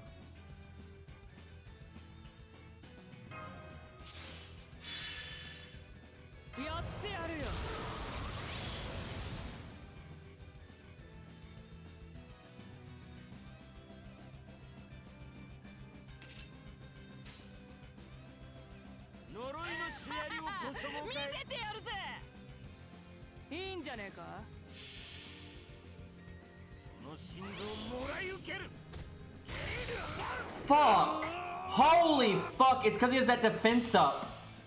I forgot. Oh my god! Really? That's so bad. Oh my god. But he's got that defense up from his evade earlier. Oh my god. I mean, yeah, we killed Chiron, but like we could have killed. Yep. That's so bad. Fuck you, Chiron. That's so bad, dude. Oh my lord, that sucks. They're breaking both. We might still be able to break both if we get lucky. But a 32k is pretty tough here. And this is all damage that we could be doing to the next health bar. Like, oh my god, that set us back like 3 turns.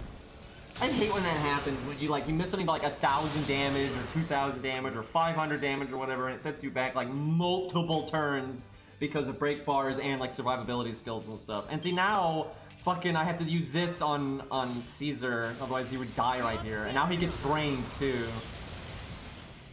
God, that's just the worst.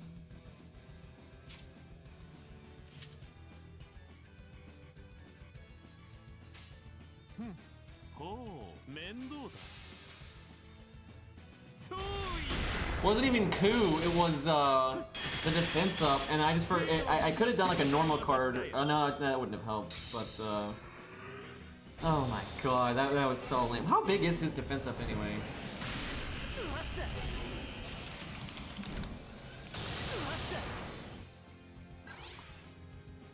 It is 20%. That is pretty, against an NP, taking 20% damage off an NP is pretty significant. See, this is why I feel like Atlas is not necessarily worth it, because, like, this isn't that good right now, because Canis is pretty much dead meat anyway. So it's like, it's not that, helpful bringing her up.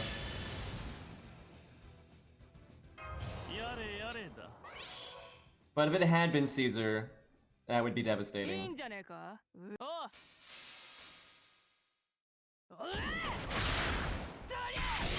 And you know, she gets one nice turn in here. I tell you what though, if we had broken that health bar smoothly, this health bar would already be almost dead, right? But, no. And now we have the invulnerability again, that's great. Also, I like how Caesar still doesn't have his NP after, even after doing a Brave Chain and, you know, K-Scope and all that, it's great.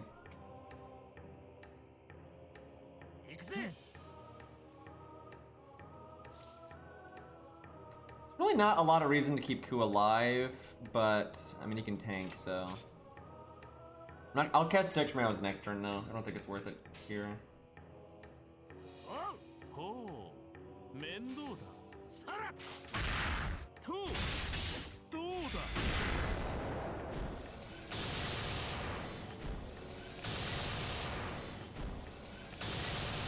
I like how I didn't cast Protection from Arrows there, and then he just spammed attacked Ku there. It's like, he's vulnerable, get him! Oh my god, Caesar value is not being had right now. I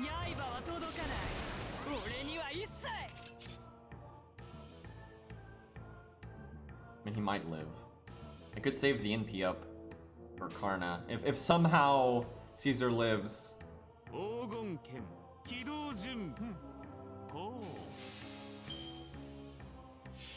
Look at all these stars.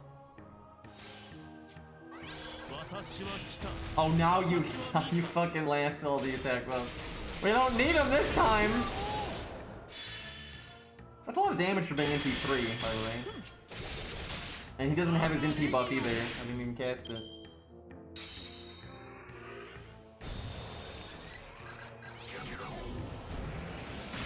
Kinda nice that Ku can just remove all those. Well, rip Caesar. Really, letting Ku die might have been a good call, so Karna gets access to the deck.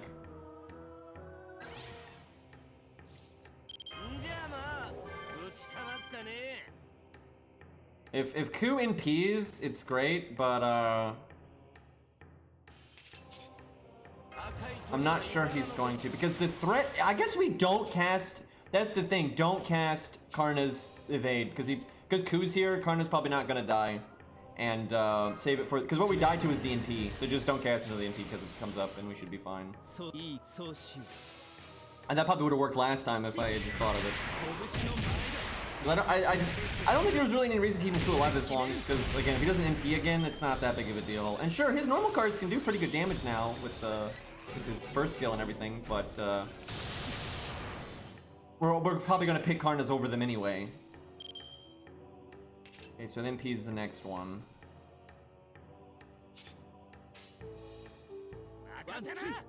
We win next turn.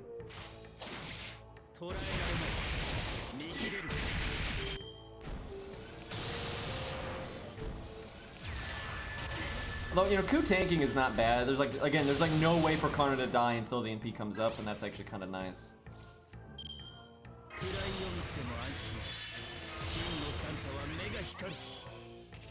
Not being able to quick chain here is unfortunate. Might just kill right now though. He'll lose vulnerability if I don't though. But we're not so low in health now though that we're not like screwed if that happens.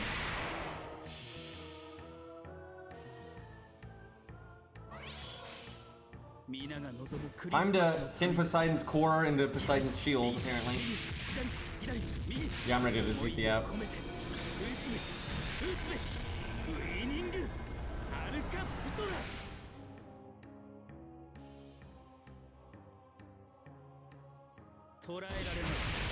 He's gonna live. He's gonna cast invulnerability.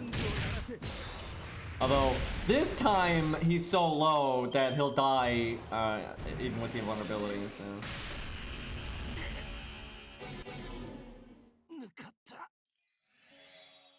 Feels bad. Winning there would have been nice, because then Ku would have lived. He's so scripted to do that. I bet she does it like 50% at least, or something. You cast it twice.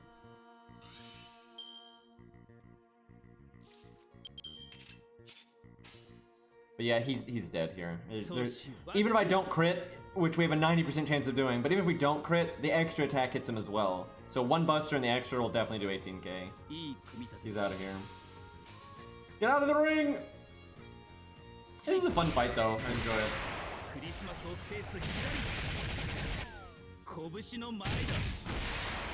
That's so much overkill. Alright. Now we go throw some tickets at the story.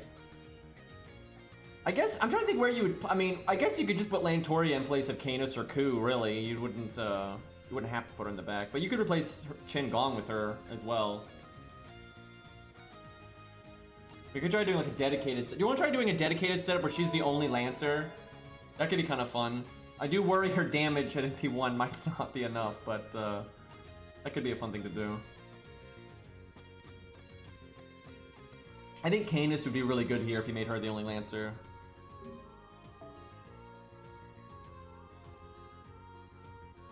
Alright, let's see if we can get some Caesar copies. I think we need Caesar and one more 100 phase, and that's about it. I think everything else we're good on.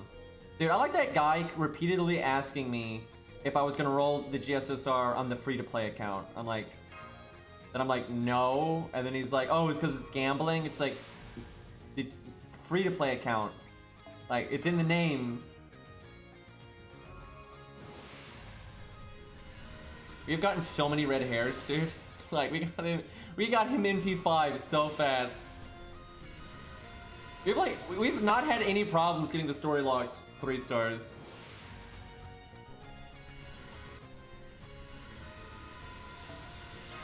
I'll be so mad if I get Tesla, because then he's just NP1, and then I'll have him NP1 on 2 accounts, where I just want him NP2 on 1 account.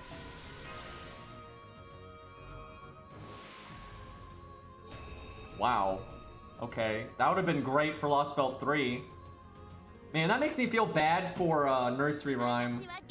Because overall Plum Link is a hell of a lot stronger.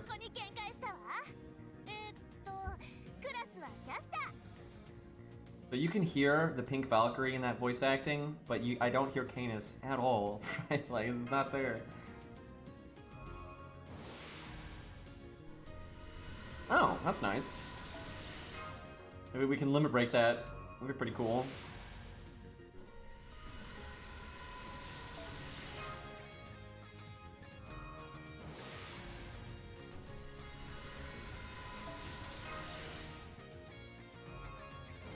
Game, please give me, you know, that.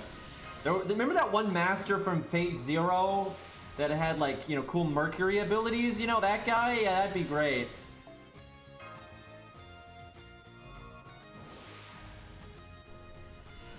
That's the wrong skull assassin there.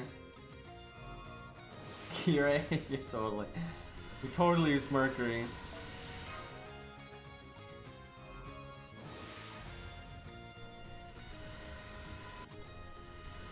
Okay, really, game? You're gonna give me that many Serenities? See what I'm saying, dude? All the time. All the time. He's like NP10 now. I really hope the buff is NP, man. That's like all he needs. His skill set's great. Just his stat line is not, and then his NP is not. Unupgraded quick AoE, man. It's like, oof.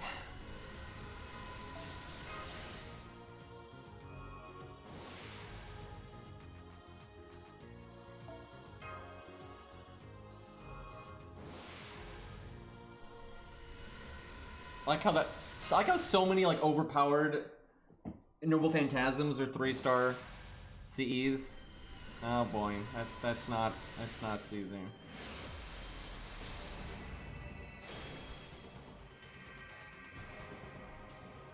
Well, she's super good for farming, but I'm probably never gonna level her over here, to be honest.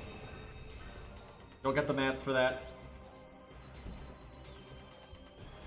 That is useful to a lot of players though, just because she is good at farming. She's good for some challenge quests too. Like, she's pretty easy to get good value out of.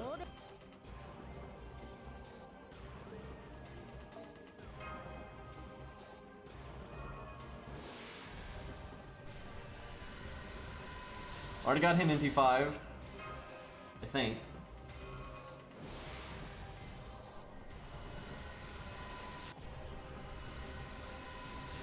Yeah, a lot of 3-star CEs are objects, and so like Unlimited Blade Works, Excalibur, all, you know, they're all 3-star CEs. It's kind of funny because no one uses 3-star CEs other than when I'm, you know, losing my mind.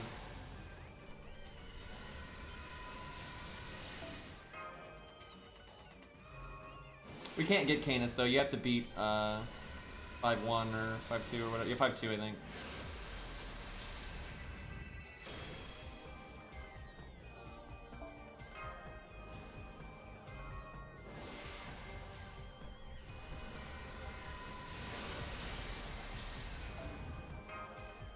Probably just use the summon tickets though. I think I'm gonna save my SQ and see if we can get Lantoria later.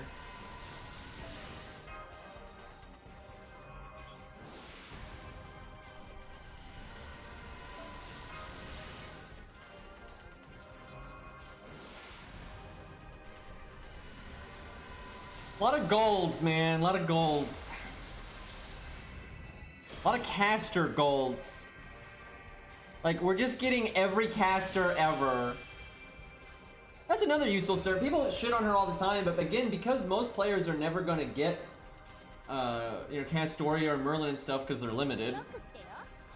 She's, again, another very useful unit for a lot of accounts. Hits rather hard for her AoE, so that's good for farming, and then gives the team battery, so it's easy to get value out of her as well. I swear though, this is like the caster account, apparently.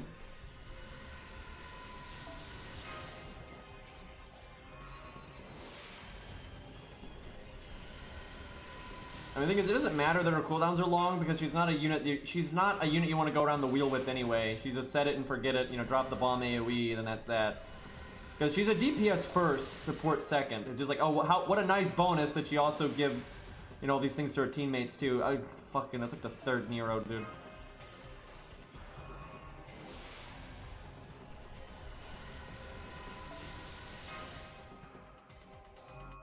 You know, we've gotten so many fours. We have almost NP5 Fiona already. Oh, now that I can get behind. I'm okay with that.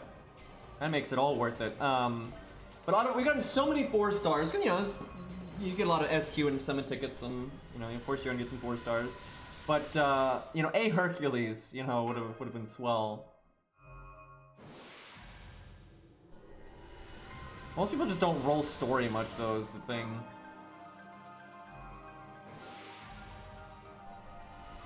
Are you sure we have Ricky Boy in P5? If we don't, I'm happy to get him because I'm going to level him for 5-2. Alright, last one. I do one tin roll just because I think there's quite a bit of time before they do anything. And like, this account is not for raid ups other than maybe Lantoria, you know, so I'm totally fine with just doing story spam, but I do want to at least get Lantoria just because we got lucky with the NP1. I think she's going to get rated up down the line, but we'll do one summon here, and then that's that.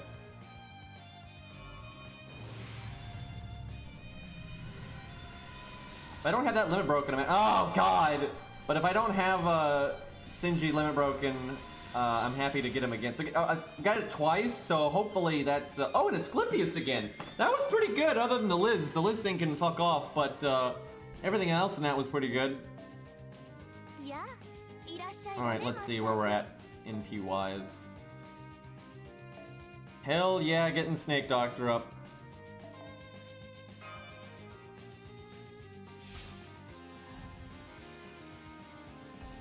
That's really good, man. Very happy with that. Oh, apparently Kid Gill wasn't maxed, so he doesn't get used. If I need an AoE archer, it's a Rosh and Rice Man, really. It's hard to make him fit the bill, but they're probably gonna buff him at some point, so one of these days.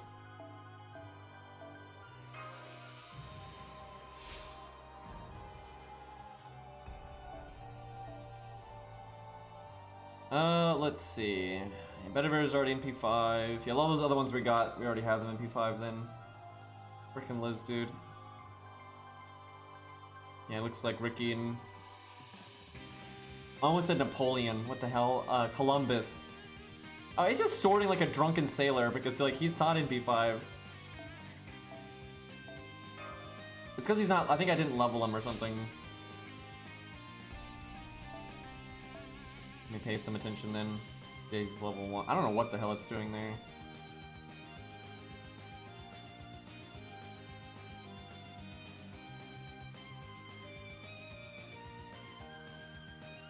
Yeah, Fiona's in P4, dude. And again, this is not a starting account or anything. This is a completely vanilla account. That's ridiculous, dude. Story summon OP.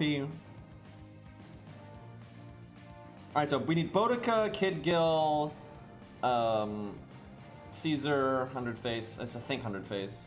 Actually, 100 Face might be done. Yeah, 100 Face is done. Never mind. Oh, yeah, we have Pinth. Damn, that we might level her at some point. That is so practical. Like, she's such a good unit.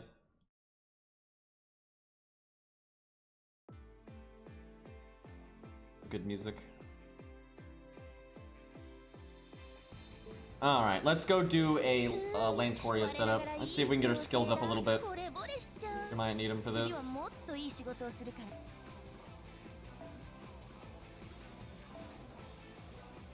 Oh. You know, I'll just hold on to that for now. we'll just wait on that.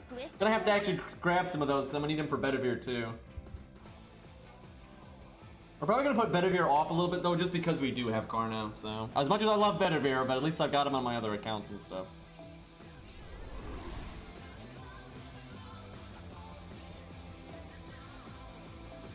Oh.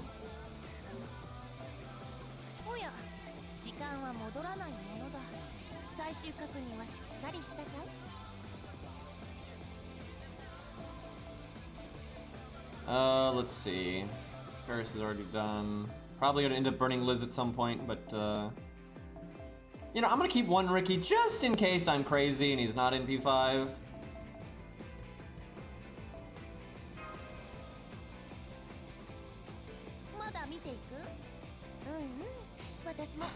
That CE art, dude, what the hell? What, like, what is she doing? Like, what is she doing? Oh yeah, I need to limit break that Shinji thing if I can. I might be one short still. Let's see.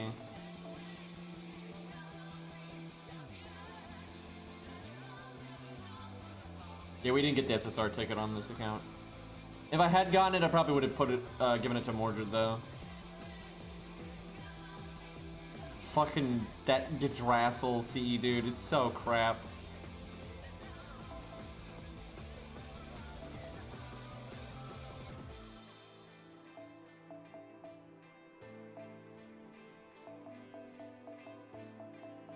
Might make some of these CE bombs at some point, because we do need to catch up on XP. But Mana Prisms are good too, and this account does not have that many of them, so...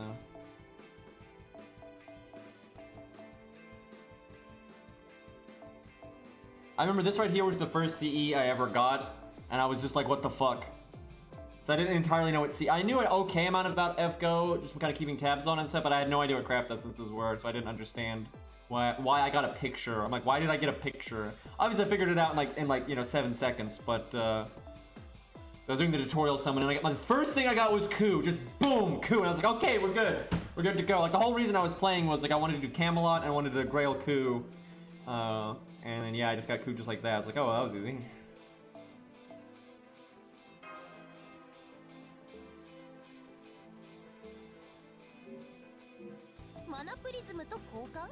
I do have a lot of reasons to burn a lot of people, though. That sounds really bad, but I really do, because I don't think we have like the CCC interlude yet, and we should do that. It's got 2 grails in it and everything, right? So no reason not to.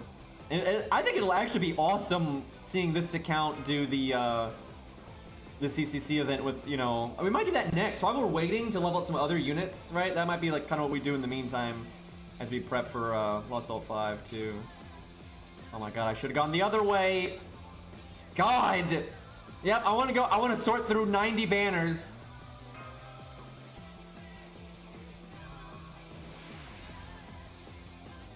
There's the best single target caster right there for low stars.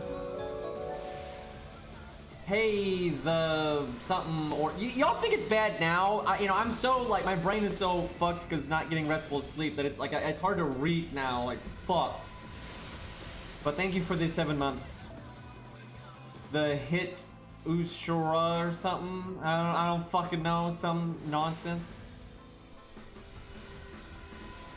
People in your names and your war on capital letters. Oh, well, there's MP5 for him.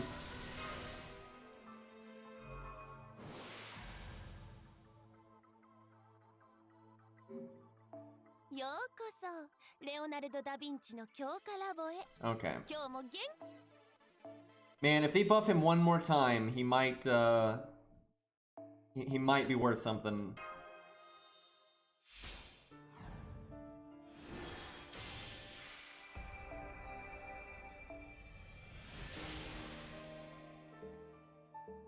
Alright, let's check our craft essences. Then we'll do the Lantoria thing.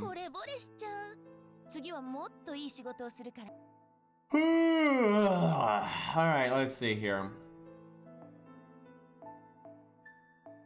Wait, did I limit break that thing? Please, yeah, okay. Let's say... Be really bad if I... Because I didn't actually buy all of it from the shop because I got several as a drop, but, it's not that good of a CE, but it's okay for this account because this account doesn't have a lot of starting NP, so I think I'll take it. I actually don't like the art on this. It's like super uncanny valley. It's like almost realistic drawing, but it's not. And then there's still like a lot of anime elements and stuff. So that kind of art style doesn't really work for me. It's nothing like objectively wrong. It's well drawn, right? But definitely not my style. Yeah, the hands are a little odd. The hands are a little odd there. Alright, let's look at our 4 stars. We have Art of Death. Did I get Art of Death in any of that? No, I didn't. God damn it, man. One copy of Art of Death would be great. One of these days.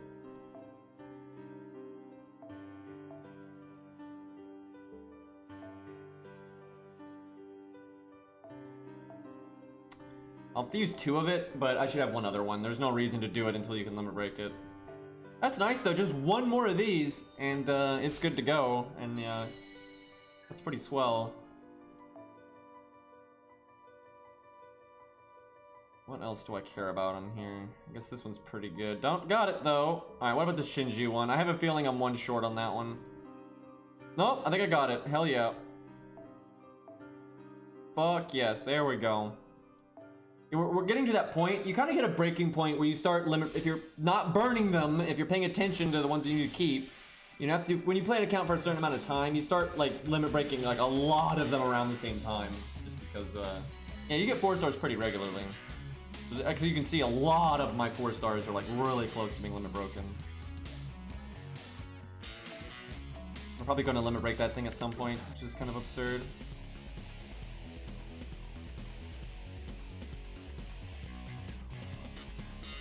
You can have a Discord name with capital letters. You just can't like have like it in mid-space and stuff, I'm pretty sure. And they do weird things with channels. Channel names are fucked up in Discord. I don't know why they do them the way that they do. Very bizarre.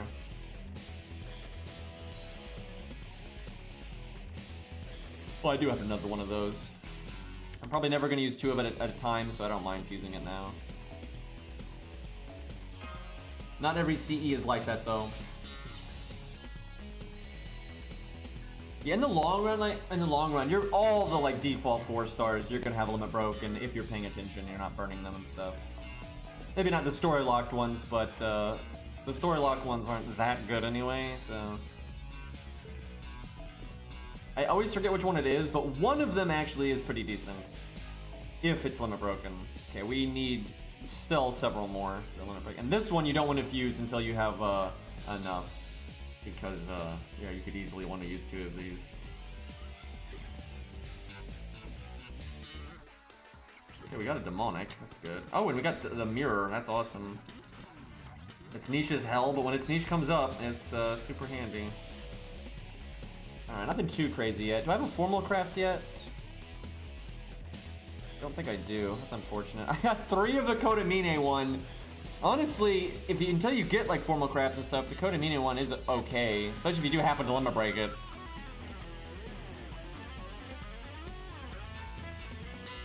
Okay, nothing really to do with those. I should probably limit break another jeweled sword. I think that's worth. Because I assume I can do that now. Actually, I don't think I can. Yep, not quite. Assume no.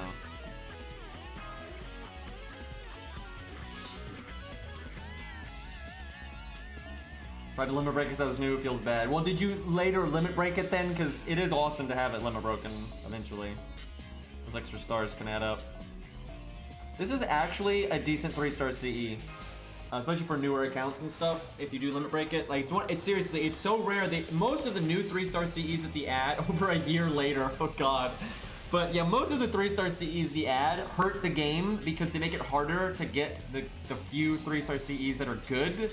But this one really is okay. Like that one's, it's alright. Arjuna knows.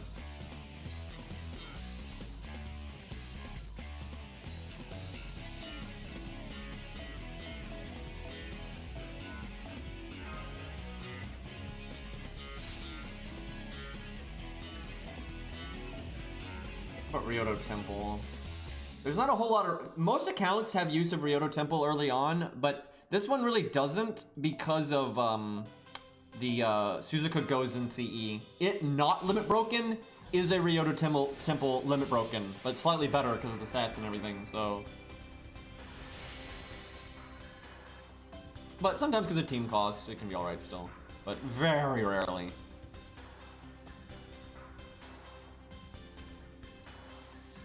What about the buff success chance one? Okay, I've got that. Also niche as hell, but occasionally good.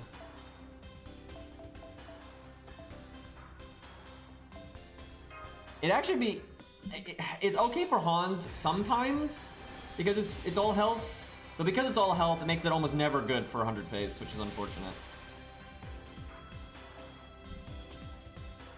Yeah, we really should. You know what? Let's go check our rare prisms and see if we can buy the CCC event. Because I think that's going to be a blast doing that on this account, I think. And, you know, Grails. I'm happy to get Grails. Where is it? Let's see. Oh, fuck, you can buy that one. Nice. That's good. Oh, shit, you can buy that one. So many things to do with rare prisms these days. Yep, I can buy it now. And I have plenty of stuff I can burn. Oh my god. Oh shit, you can buy that one. And obviously I mean the Mystic Code. No, I'm talking about the CC there. And that Mystic Code is trash.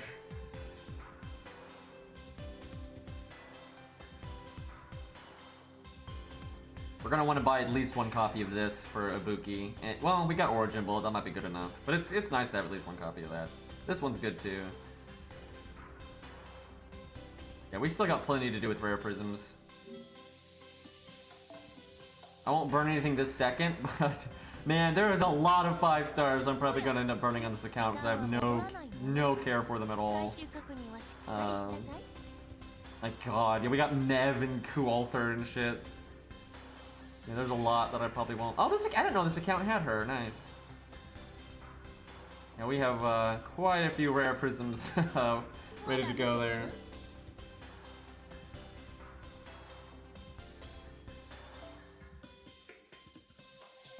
Alright, let's try to make Lancer Artoria the only caster. We'll try to keep the team pretty budget as well. I guess we'll just do Hans, I guess? I don't think anyone thinks you're getting carried if all you're summoning is Hans. Well, there's one guy out there. I see some people that act like Hans is like, because of his buff, he's as good as Merlin now. It's so wrong. Like, it's just so wrong. Like, Hans is good now. He really is. He's, for a low star, great. One of the best options you have for low stars. But he is so far behind the high rarity stuff.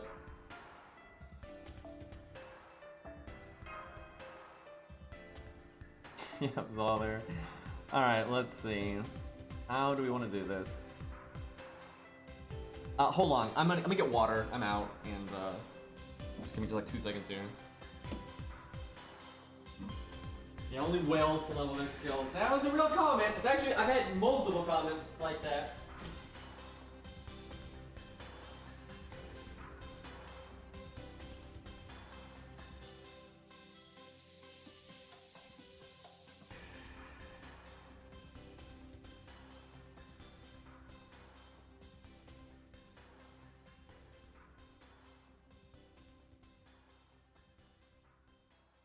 Chat, I was literally gonna slap peanut butter on a piece of bread, but we don't have any bread.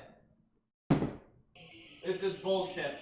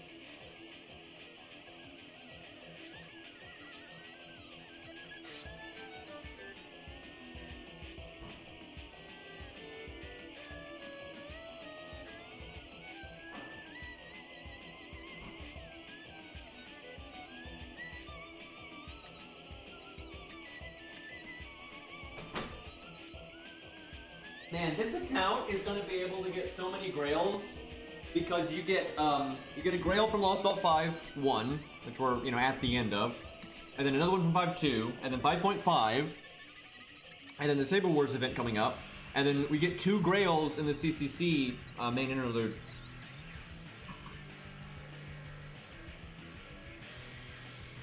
Okay, I wonder if I could get away with Qingdong on the front.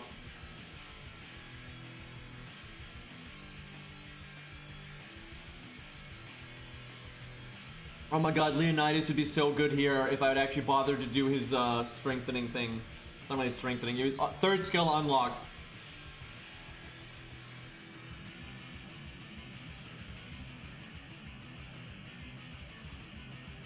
He would be the one, definitely.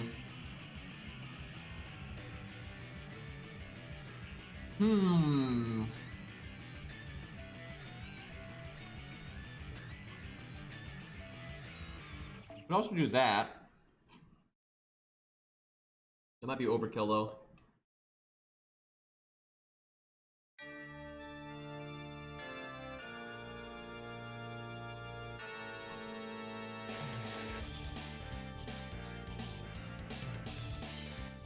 And now I'm trying to decide if I want to turn 1 NP with her or not.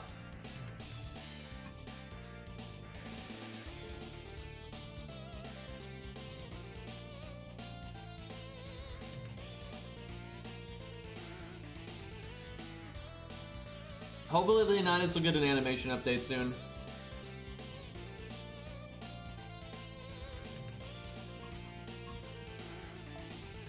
We can hope.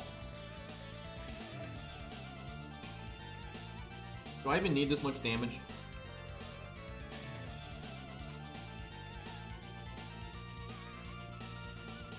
You know what? Let's try it like this. Who needs a taunt at the opening?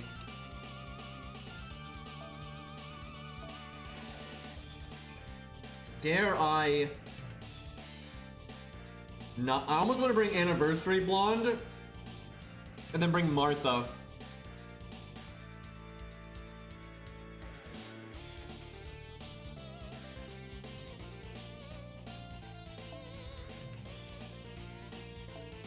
There's no reason to do this. This is like dumb because you could bring a better unit and then just bring Atlas, but we'll give it a go.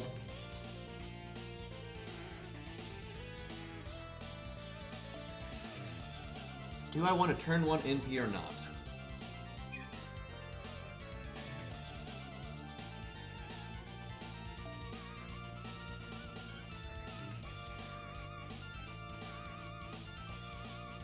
Go 2030.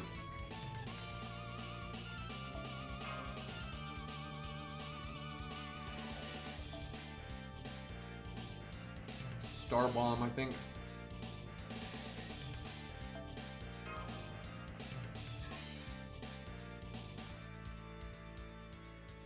I almost want to give Martha debuff resistance, and then with her first skill, you know, have her not get stunned. Although I have a feeling I have been burning most of the stun resistance CEs because I'm a fucking idiot, and like Aerie made that mistake, and then I was like, I should learn from that, but I think I may not have learned from that. Oh my god, yep, I didn't, okay, yep, I'm really good at this.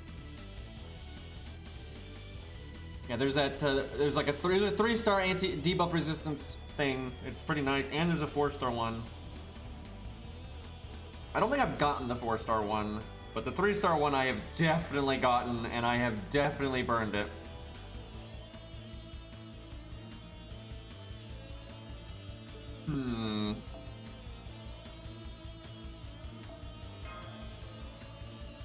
Martha is so suspect here.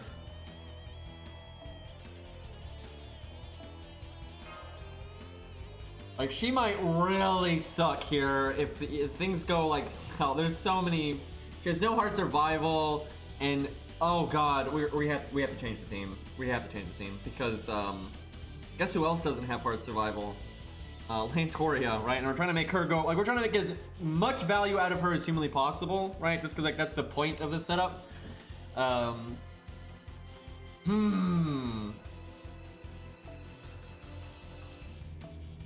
We need David, is what we need. We just don't stun Lantoria, forehead. Could you Asclepius? I haven't leveled Asclepius yet.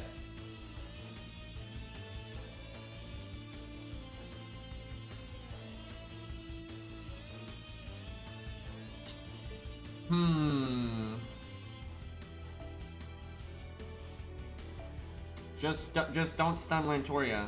Just it's fine, right? And I guess don't stun David either if he shows up at that time. Man, I wish this was a certain other CE because, you know, the way that interacts.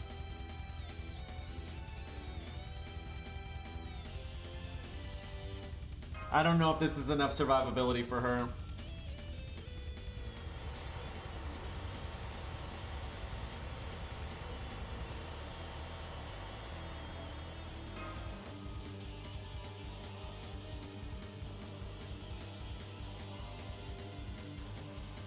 You're not getting me to say it, chat. I am trying to save that man money, right?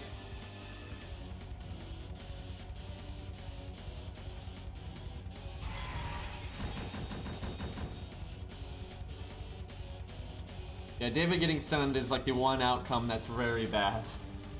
Because then Lantoria can't get the evade.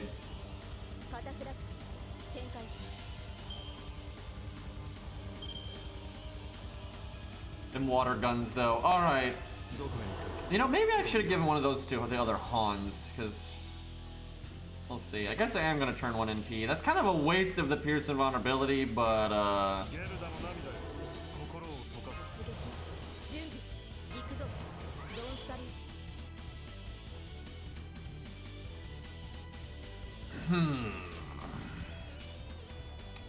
Preferably, I want Hans to NP next turn, so I need no one to die this turn, and then we can NP as much as we want.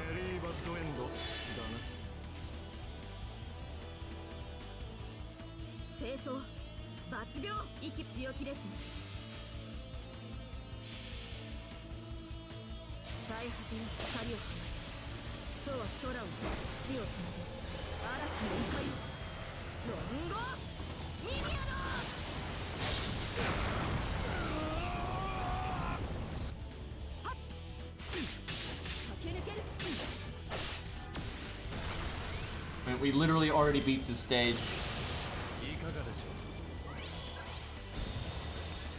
Wow, I should have done Hans's NP and so on and so forth. That is unfortunate. Yeah, NP1, by the way. I could have done her Buster. There's a lot of things I could have done to have broken there. That is not ideal.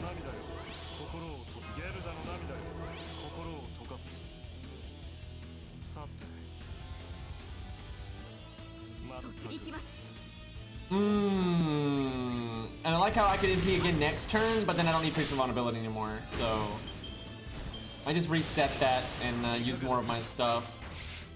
That's not the ideal way to play that. I might switch Hans and Qingong.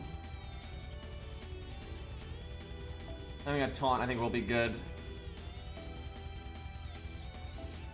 Do it like that, I think. I might just cut the second Hans. I don't know if we're gonna need him. Depends. I don't know. Double Hans third skill is awesome because it's so many stars and you can get your next NP really quickly and everything. So I don't know. We'll see.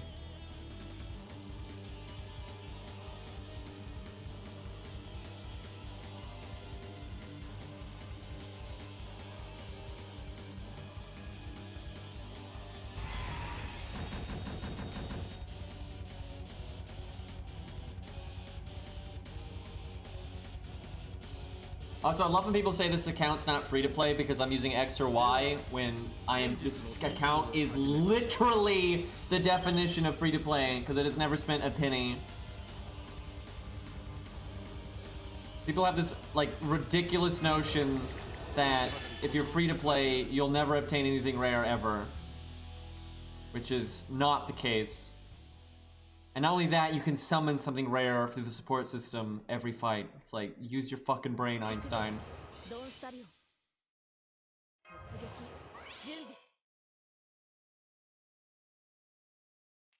Now, there are so many buttons that I can click here that will result in us breaking. The question is, which one do you use? And because it's not leveled very much, I'm thinking her first skill. I swear, that should get the job done. Now, if you wanted to really fuck up the other guy's health bar, you could cast everything. You could do the other attack up, you could do Qingong's Buster up, and so on and so forth. But, although maybe I should have done Qingong's, because I might let Qingong die somewhat quickly.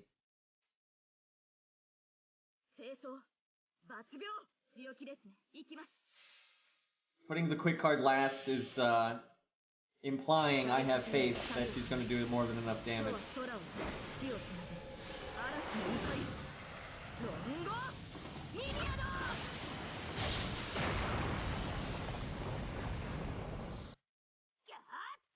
Nope. I'm gonna wanna cast.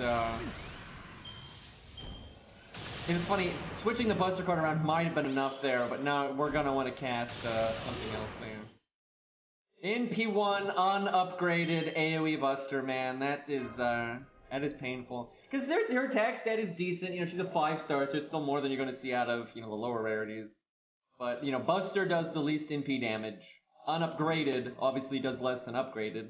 And then AoE does less than single target, so she's kind of hitting all of the buttons to not do any fucking damage there. I wouldn't say it's one of the strongest NPs and lores. It's up there. It's, you know, it's certainly a high one, but there's so many strong NPs these days that, you know, competition is fierce. But it is, you know, very strong.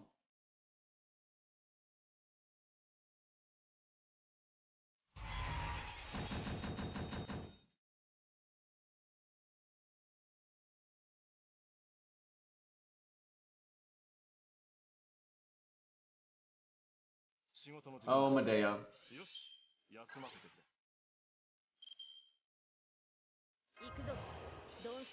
Now she doesn't have a second card, so...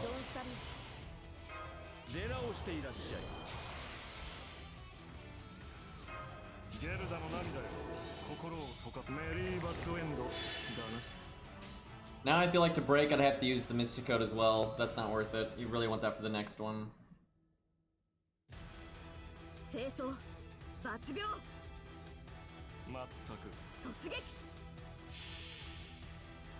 Just, I really need to level her first skill. That really helps.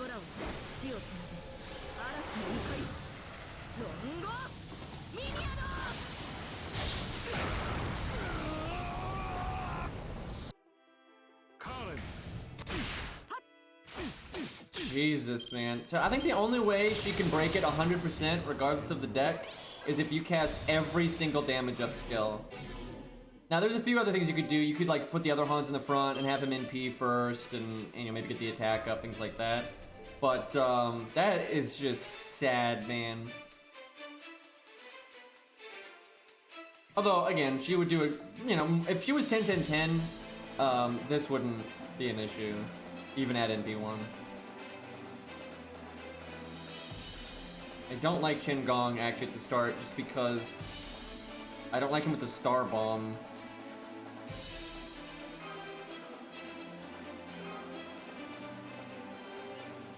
I mean, there's no reason to use Valkyrie. We already beat this. We're literally trying to use Lantori. That was the whole point of this. I already beat this earlier.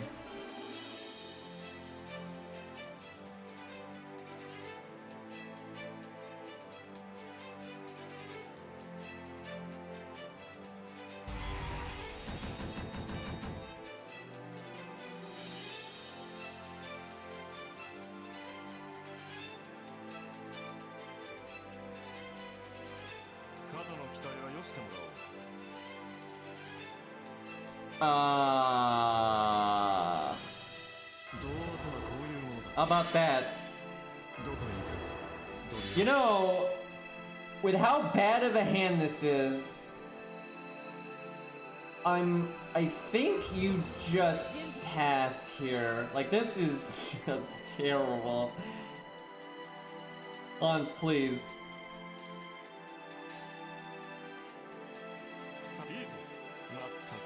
What I really hate about that is I can't even use his third skill yet.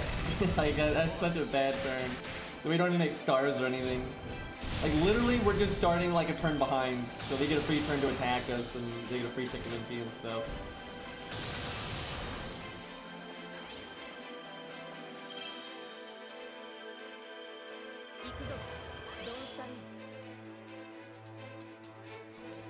I think this is a flat damage up. I'm not sure how big it is though, so.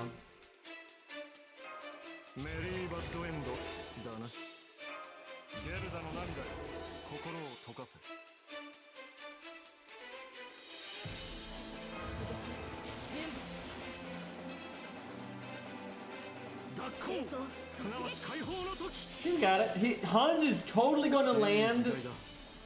Yeah, we do have a good turn 3, that's true. Hans is totally going to land the attack buff here. See, no problem. There we go. Nice 20% attack up, you know, makes up for our first skill not being leveled worth a damn. No problem. So I want to point out, Lantoria would be so much better here if we used her like the way Rex said earlier, where like you use a normal team like we were and you have her come in, right? Because when she joins in, she can just use her third skill and like, oh hey, he's got... What the fuck? God! But yeah, having her cut, because normally when he does evade, it's when his health is like this, and she can handle health like this, right? That is annoying. Look at this! Okay. Watch how much overkill we're gonna do here. This is just gonna be so dumb. Like, we're just gonna overkill so hard here.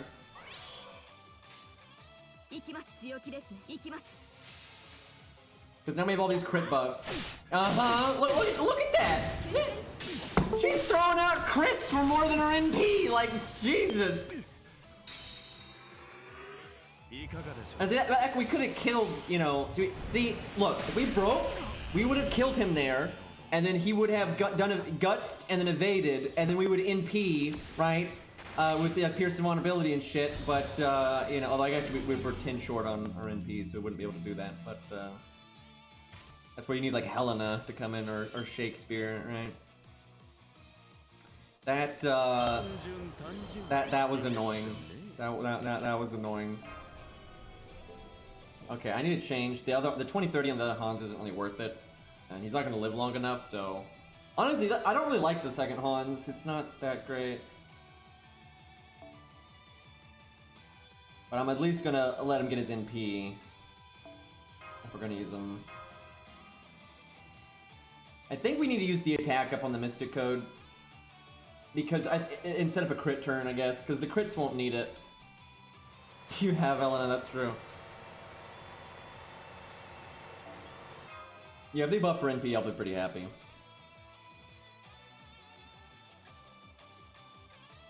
Give her NP up and upgraded NP, and that way, because it should hit pretty hard. And yeah, she's got a big battery and everything, but I think that's still balanced.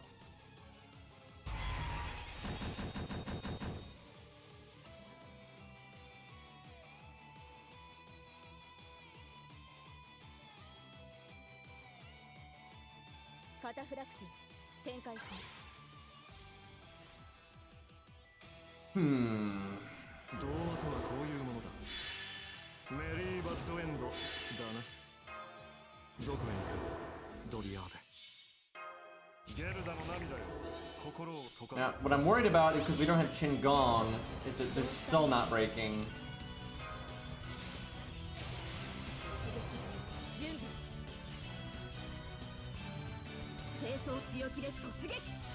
And I really wish I could cast Hans' MP right there, but...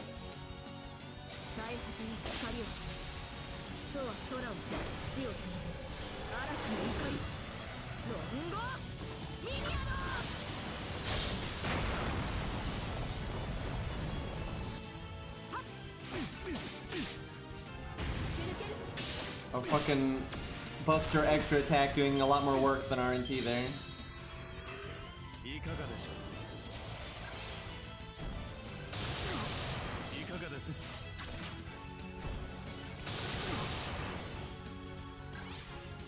The dream is we get him to evade here because of a piercing vulnerability. Her art card is in the next hand.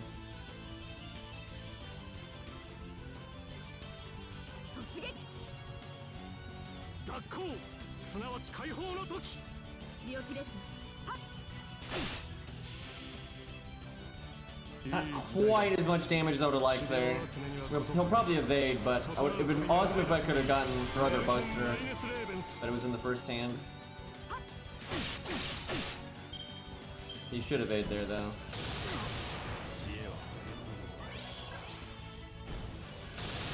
You fell for the classic blunder! Alright, oh, can you face tank that? No, probably not. I mean, if Hans landed the defense buff, then actually probably... Do I try to have her face tank this? Should have a 60% defense up, it's AoE, not counterclassing. Because then you could save the evade for the next one, which is like the real threat. Yeah, well... If Hans lands the defense buff, it's pretty good. But, Hans, though...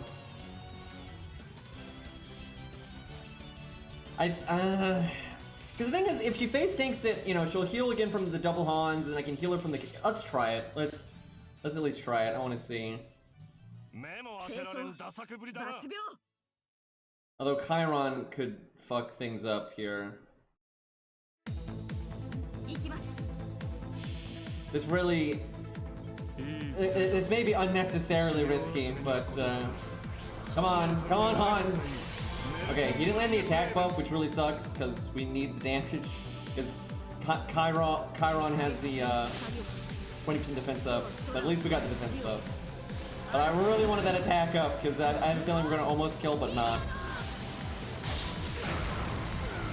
This goddamn defense. Why does it have to be a 20% defense up? See, that could have been the after guts, but no. Man, we had our NP and then he drained it.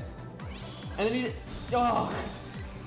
Man, you couldn't hit her once? If he had attacked her once, she'd get her NP from Qin Gong. And then she'd pierce invulnerability again, right? And you're good to go. Do I taunt? Yeah, sorry, sorry, kiddo. That feels bad, man. He's got all those buffs and his third skill's coming back, but yeah, no good. God, this turn sucks so bad though. She got no cards. The deck shuffled and she got no cards, which means she's guaranteed to have cards in the follow-up hands, but the deck is going to shuffle again. So you're just getting gypped there.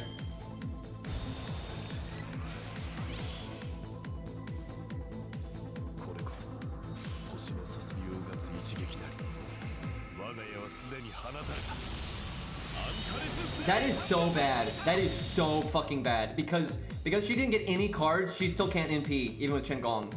And if she could NP, she could break both of their health bars right now. If she gets cards here. Well, she only got one. She might not have broken this one. But that is bullshit, dude. That is so bullshit.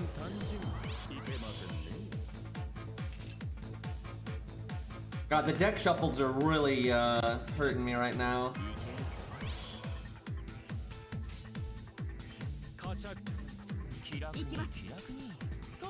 He has double defense up now. He has 40% defense up.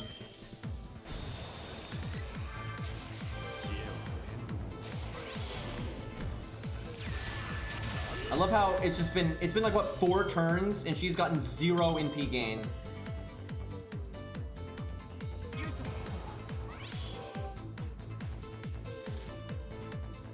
And if she had Buster cards here, I could have Chen Gong do his Buster up and she could kill it that way. This is stupid, dude. Like, this started off alright, and I think we played pretty well, but the deck shuffling has just been fucking insane here.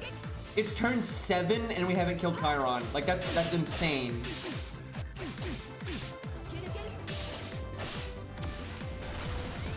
At least we got him there. That's ridiculous, dude. Like, look how behind we are. Like, I could have done that so many turns ago if the deck just... The double shuffle is what killed us, because the first shuffle was awful, and then before like, normally when you get a really bad opening hand like that, it's like, oh, well, at least your later hands are guaranteed to be good. But because we shuffled twice in a row, and we got 2 bad hands in a row, it was just awful. I mean, look how bad this is in comparison to, like, the setup we did earlier. Like, it's literally the same thing, but we're, like, light years behind. And sure, the other setup, if it got bad cards, wouldn't do as well either, but it was way more, like, bad RNG proof than this team is. Like, this is over. Like, there's no way. Like, there's a world where this goes smoothly, but you need to get good lane Toria cards. Like, you can't have deck shuffle like that. I'll try it one more time with her, but I do think she's way inferior to Ku or Canis here. At least at NP1 anyway. I mean, to be fair, we're using her at NP1 for like 5, 4, 10, right? Like, that's nothing.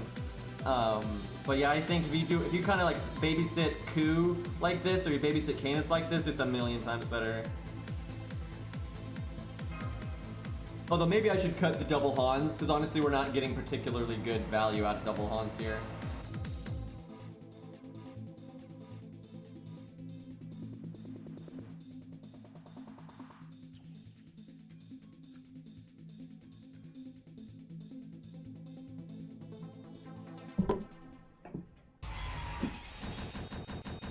The main thing is we're just never syncing up the Pearson vulnerability when it's even remotely useful. Which is why she'd be better as a side DPS, where you could just kind of hold on to her until the right moment. But when she's the main DPS, you can't do that.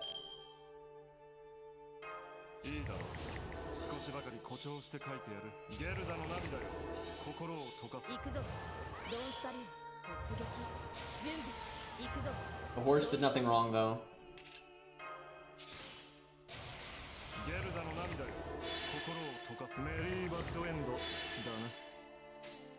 I could Hans NP here, but most of the buffs would get removed.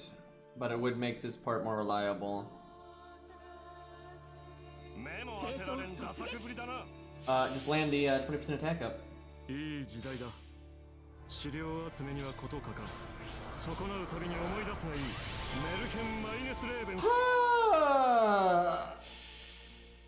That's not great.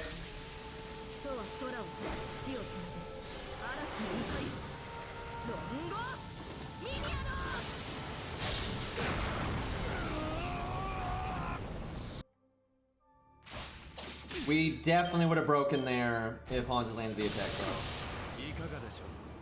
That really tells me though I need to not use double Hans.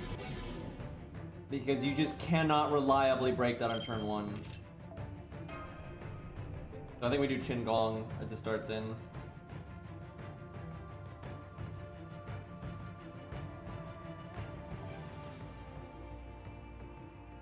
Dude, I gotta say, this setup is a million times... Well, I will say, it's not necessarily inferior, because if you yourself had Lointoria, you would summon like this, you know, or Merlin, and then it would be fine. But she's definitely inferior. Like, just Ku can handle this, right? Just like everyone has Ku, and with pretty basic support, you can have him deal with this. But yeah, she's noticeably behind here. By the way, God, I wish you didn't have to use the support system. I hate it so much because no one slots anything that's like not overpowered, right? So you either summon something that is completely unapplicable to the situation and pointless, right? Like you summon like a random rider or something that just does nothing. Or you summon something that's bullshit that's gonna make the fight a million times easier, right? It's like 0 or 100, right? Because, I mean, no one slots bad look at this, right? Look at this! It's like, so it's like no one slots things like, you know, like the budget stuff. So I just wish you could not use the support system and just use your unit so you could, you know, have more control over that. It is funny though, people act like it's so hard to get a hold of a waiver or a, you know, Scatty or Castoria or whatever, when it's like, that's literally all you can summon if you like it or not.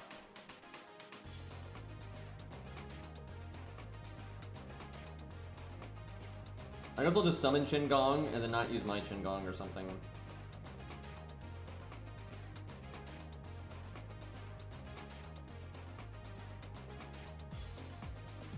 I could do something very troll right now. It would be super RNG.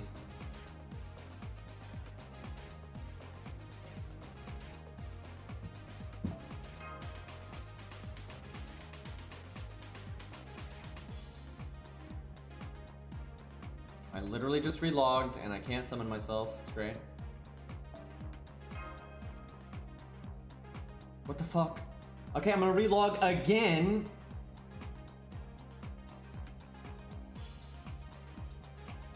I love having to wait 30 seconds to summon myself because the support system is just the worst thing ever. I've relogged twice now.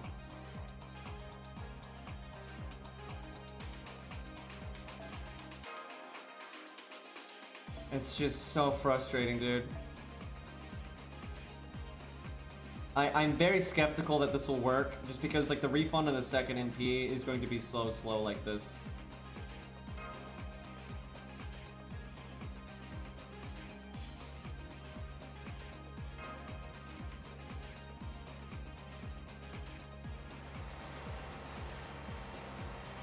If they would just have a favorite system you could like tab to, that would make it so much better. Like you can have like 5 favorites and it's on a separate tab. The reason they don't do that is because they don't want people friending people that haven't played in a year. I don't know why, but that is what it is.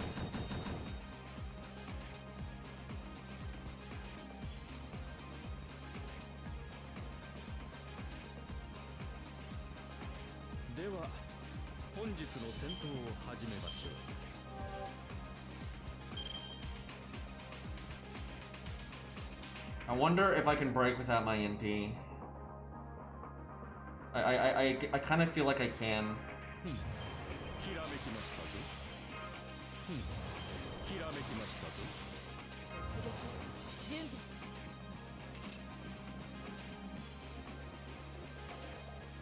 If someone else had their Buster card, we would be so good right now. Right, if we had one of Chin's Buster cards to give us the Buster card bonus, it's a 50% damage bonus, right? It's huge. But without it, I think we're gonna be really pushing it here. Damn, not enough. I cast everything maybe, but I don't want to cast everything. Now obviously I can you know, break it now, but if there's no reason like to have that filler turn like that.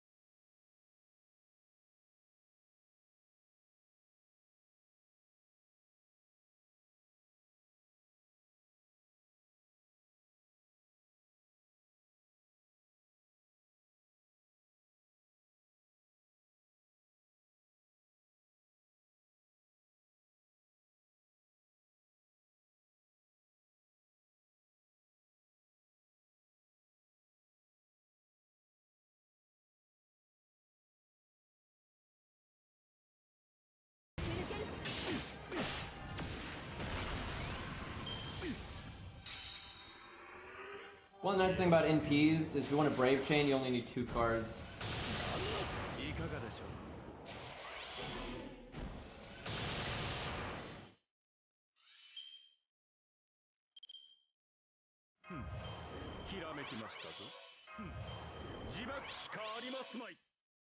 Let's see.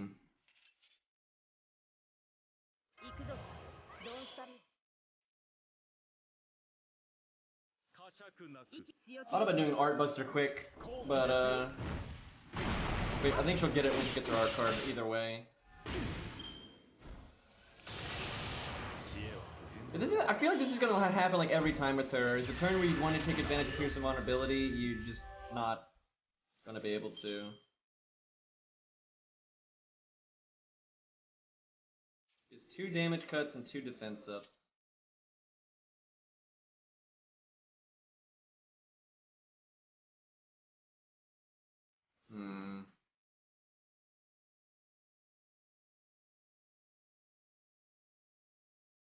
This sucks. I don't think I'm going to be able to take advantage of the other Qingong, which means there was no reason in even bringing him. Like, if all he does is his second skill, Hans is a million times better.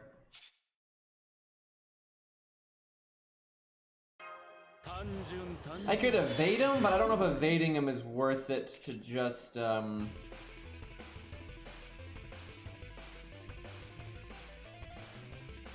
his Buster up.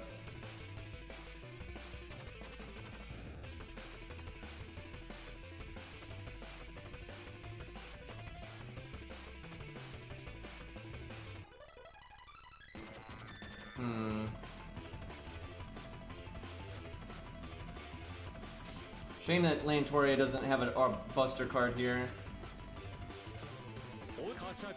Then you could at least use it to get something out of it.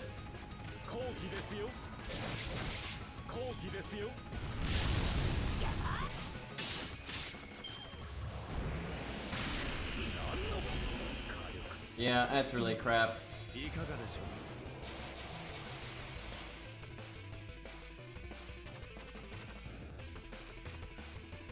Like, in that kind of context, switching Hans and Qingong around is so much better.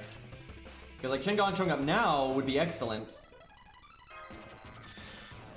Because he has the taunt and all that. Oh my god, the fucking NP drain.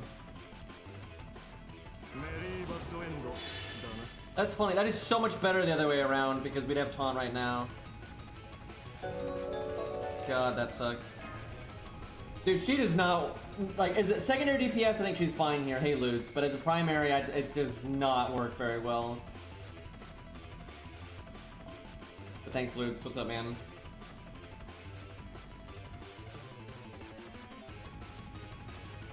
Look, I already can't summon myself. That's insanity.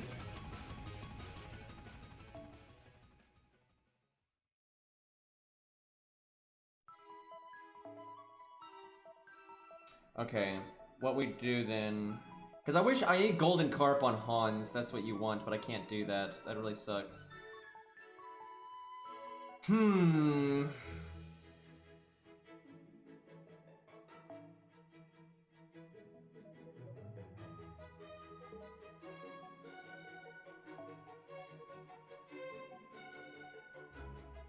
doing kind of crappy right now, to be honest. I've been dealing with sleep apnea for a while, and sometimes I have good nights and bad nights, but it's been kind of bad, and it's just so hard to concentrate right now.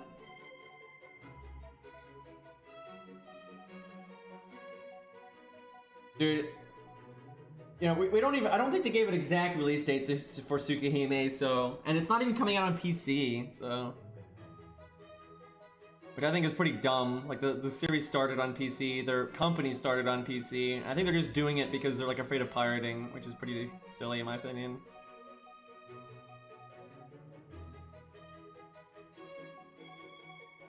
And I think what to give Qingong. Either 20-30 or Battery on Death. I guess Battery on Death.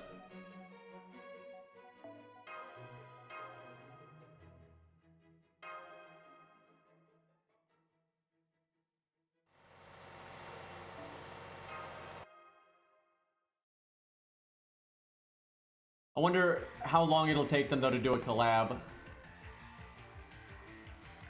Probably depends on if they knew it in advance or not.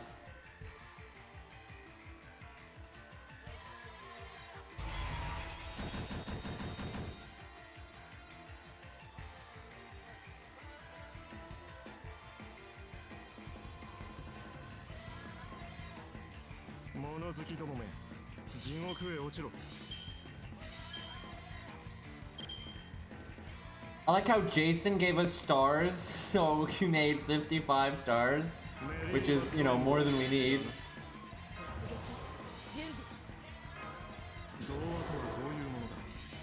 Alright, how do I want to do this then?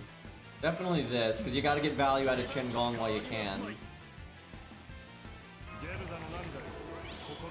Hans needs to get his NP for it to work, like with what I'm doing. Can I break with just that?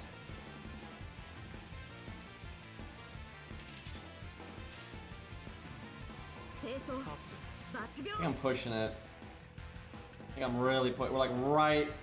That Buster card is gonna hit pretty hard, but maybe we at least do the charisma.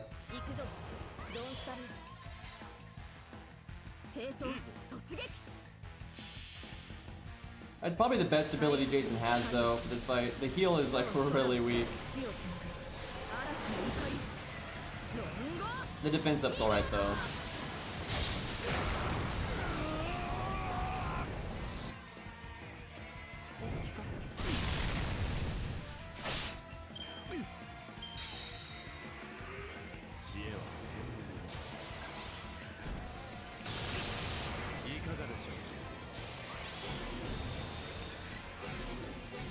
I hate that, dude. That's why I didn't want to cast the charisma.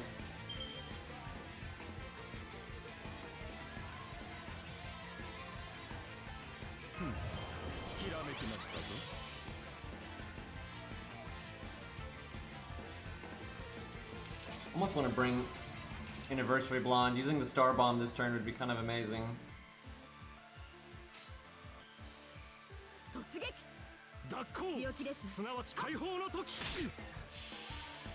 I don't really like this. Honestly, I just don't like Lantoria here. I think she'd be fine. Like if this account played this seriously and I wasn't like trying to make her the only Lancer, I think it'd be fine. I could pretty much do the setup we originally did and just put Lantoria in there, and I think that would work. But the timings just don't work for her. Like they just don't. Like it's almost impossible to get value out of Fierce Vulnerability with the way this fight is for her. Like if you, one way you can make it work is if you just use like Merlin or Waver, right? Then you'd be fine. But there's almost no way to sync it up with budget supports if she's the only DPS, or if she's not the only DPS. You just don't have her. You don't have her NP until like you have a turn where the invulnerability or evade, right? And you have the other Lancer deal with the stuff. I think you have her face tank, honestly. She's got Hans' defense buff, Qingong's defense buff, and the damage cut. We don't have Jason's though.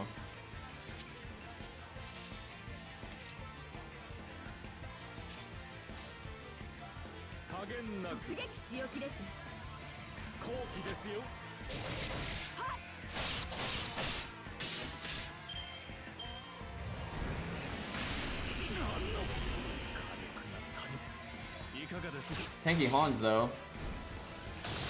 Damn it, dude! If they had attacked Lantoria there, she could have NP'd. Oh wait, no, that's right. We switched Qingong around. Excuse me. Okay. The ideal turn here is to kill Chiron.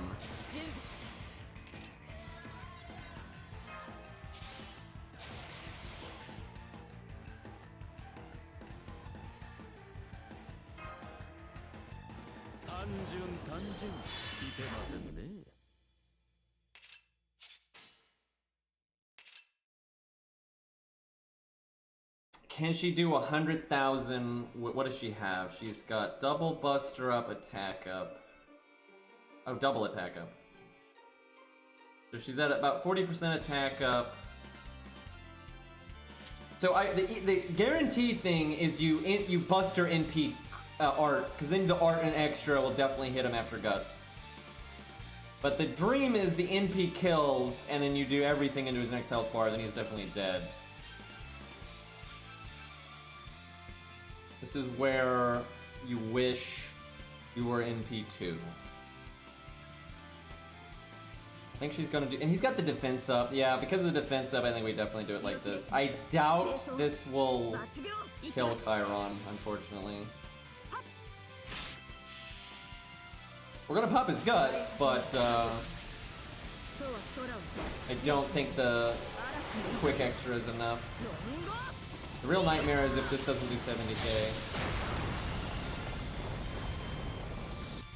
Okay.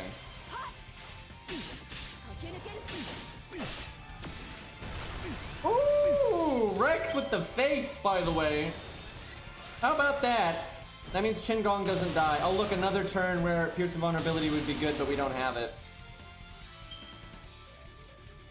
Fuck, I should have taunted... Oh god, that was a misplay. I should have taunted Hans. That was a huge misplay. Because if Hans died, I would have David right now, and then we'd... Oh, man. Well, I guess it's a good thing I saved the evade. Because we can still save her with that. But that's a big fucking misplay right there.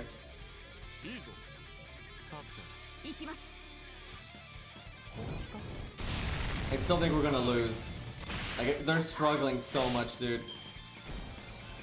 Now, what would work is if instead of putting David in the back to try to make her live longer, I just swap it to save her. Then we'd probably be fine. But with what we're doing, we're not fine. We are so not fine right now.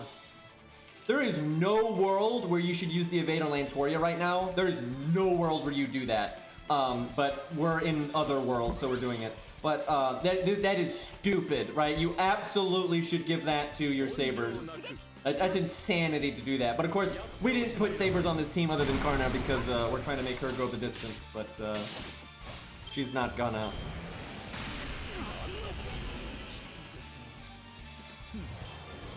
Like, even if you were gonna use David, you should use David to protect Karna, not to protect a neutral class AoE person, right? That's fucking pointless.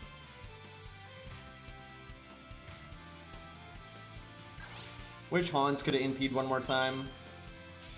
That'd have been swell.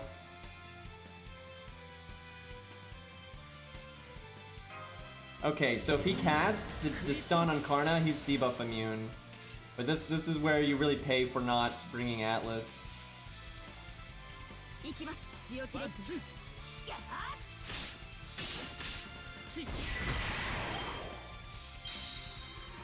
Stun Karna. Stun Karna. Do it. You son of a bitch. Now there's like no point that even bringing David. Because I don't want to use the second skill to block the NP. Well, that means using the evade on Lantoria earlier was really bad because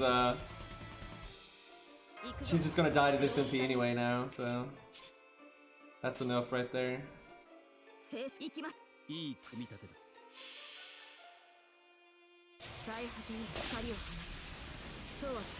Why couldn't he have just cast it on Karna? That'd have been great.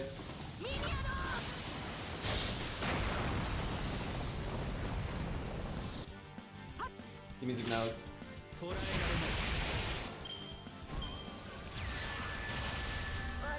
That's unbelievable though that he I would rather he stunned Lantoria than David, right? Like David getting stunned there is so unbelievably bad. Because if David gets stunned, you don't need Lantoria anyway. So I'd rather just she gets stunned instead, and then you at least can have David let Karna save his evade, right? Where now it's like basically David getting stunned basically kills both units, makes both of them do nothing.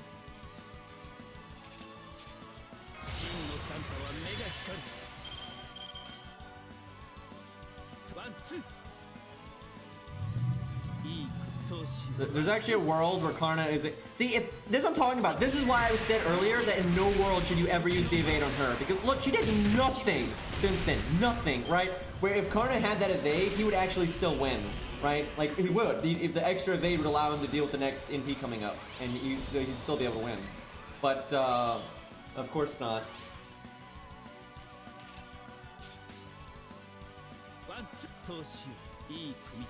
Can he drain my stars if I just make none?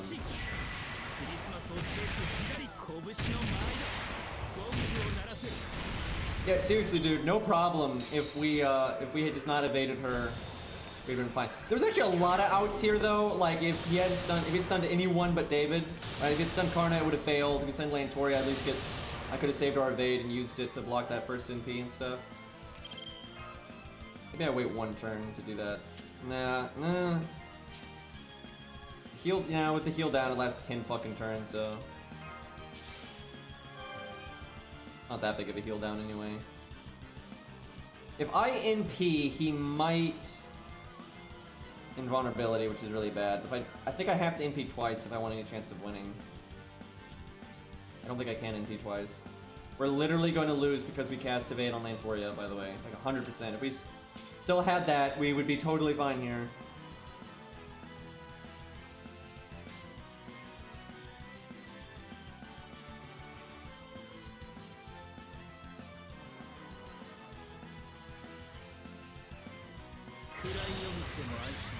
I fucking hate NPing here. It'd be better to get him to like close to half than NP. But I think I have to like hope for some kind of bullshit loop. But he NPs the turn after, so I think we're screwed.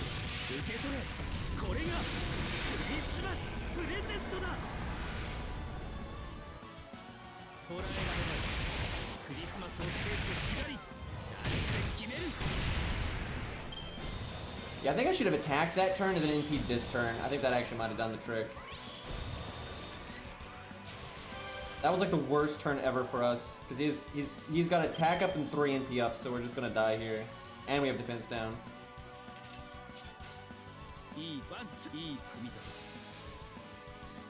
Dude, I'm so salty that I almost knew this was gonna happen, and I was just hoping that somehow we'd get value out of Lantoria, but That's crazy that he did that much damage because he just had a million buffs there.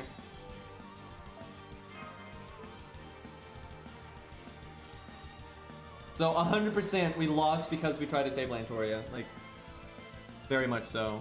All right, I'm still gonna try to make her work, but basically she's not gonna go the distance. There's just, with budget supports, there's no way. There's just no way. You have to have her just kill Chiron, and then that has to be that. And that's why she's not that good here.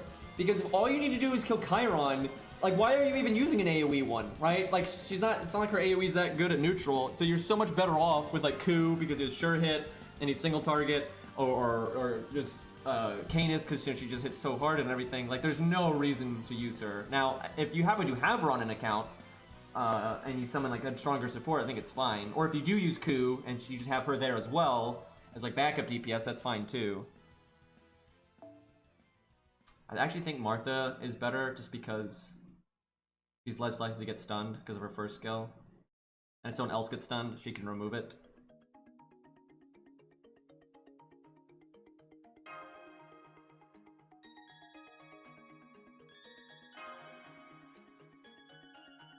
You won the moral battle? We did not. We did not. Not at all. Although, I guess if we're comparing ourselves to Poseidon, we probably do win that one.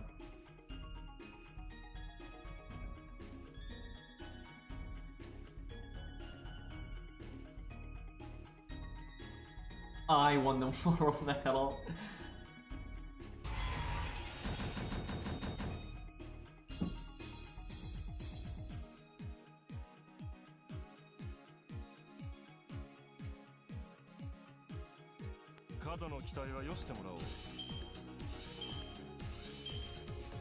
There goes Jason. Oh my god, this opening hand.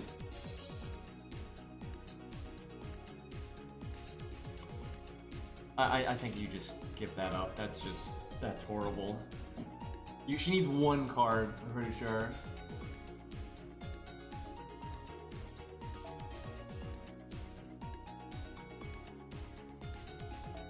I will say, to be fair to her, this is not really, like, if you were going to use her, this is just not how you would do it. You just would not do this. It doesn't make any sense to use her this way. You know, she's more for fights where you're fighting, like, 3 enemies, you know, like, because, like, we're not really AoEing. We're single targeting down Chiron. That's just pointless for her here. And if you were using her, you'd be using her where, like, other units were doing a lot of the work, and then she's kind of there for the Pearson vulnerability and getting her NP off. So if she's the main DPS, I can't save her NP until he does evade, right? It doesn't work that way because no one else will do any damage.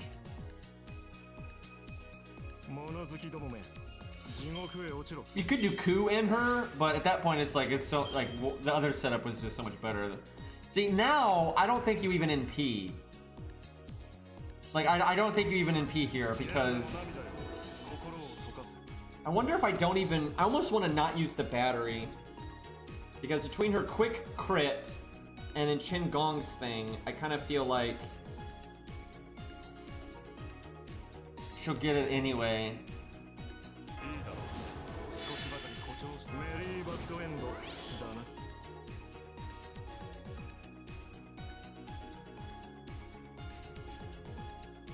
The bad thing is though, like we end up at like 80% and we just can't get it and have to cast it anyway, right? Because then you should just casted it and gotten it on cooldown.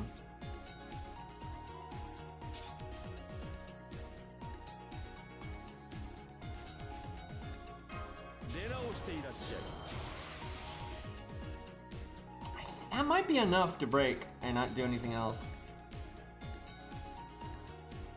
What if I put the quick card last? I think it'll still work. I'm gonna at least do this. He's almost always gonna remove it, but I'm a chicken and I don't wanna almost break and not. That's like the most infuriating thing ever. And it's a nice buffer. Okay, we didn't need it. Yeah, we didn't need it. Loads of overkill there.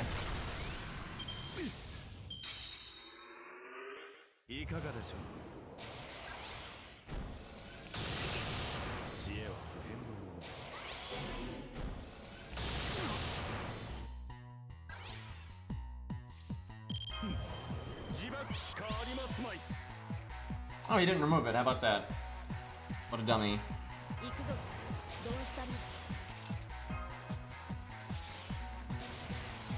I almost want to taunt Hans, so he... Yeah, I'm doing it. I need him to get his NP from being attacked.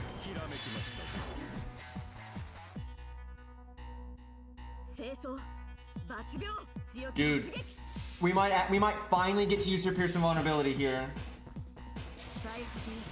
I think we might be able to loop here. Just get a Brave Chain on turn 1, Forehead.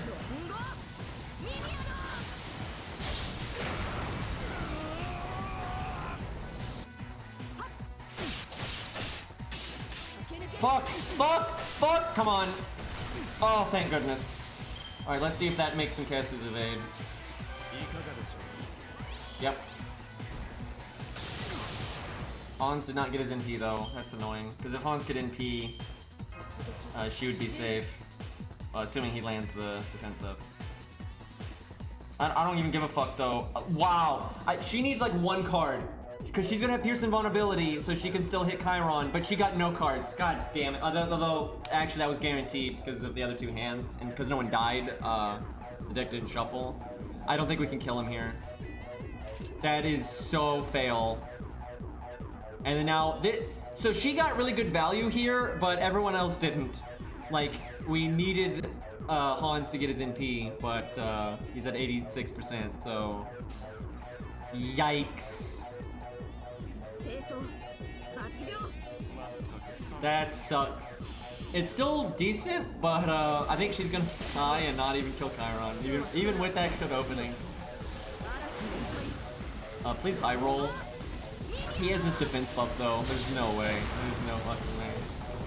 Wet noodle NP, by the way. Yep. She needed like a Buster card follow up.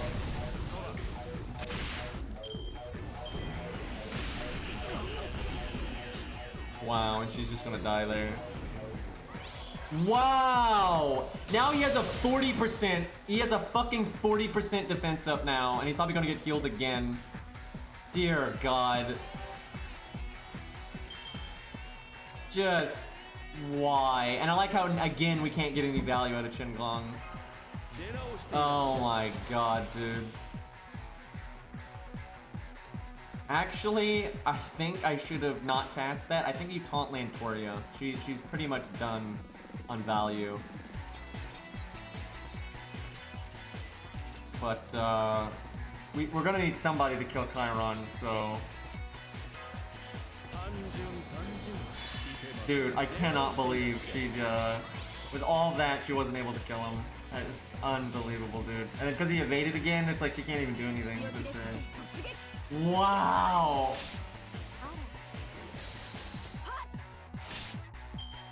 You know, if he had crit there, that would have actually been pretty good, but no. Hey, don't worry guys, Jason healed us, we're good.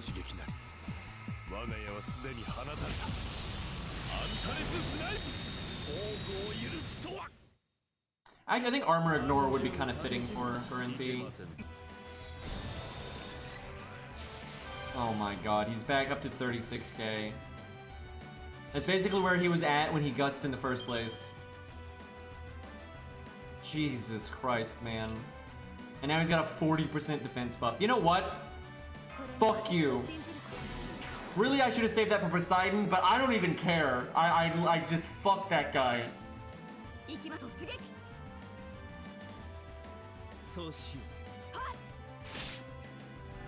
Oh my god, how did you not kill there? What the fuck? Can you imagine if he evaded again?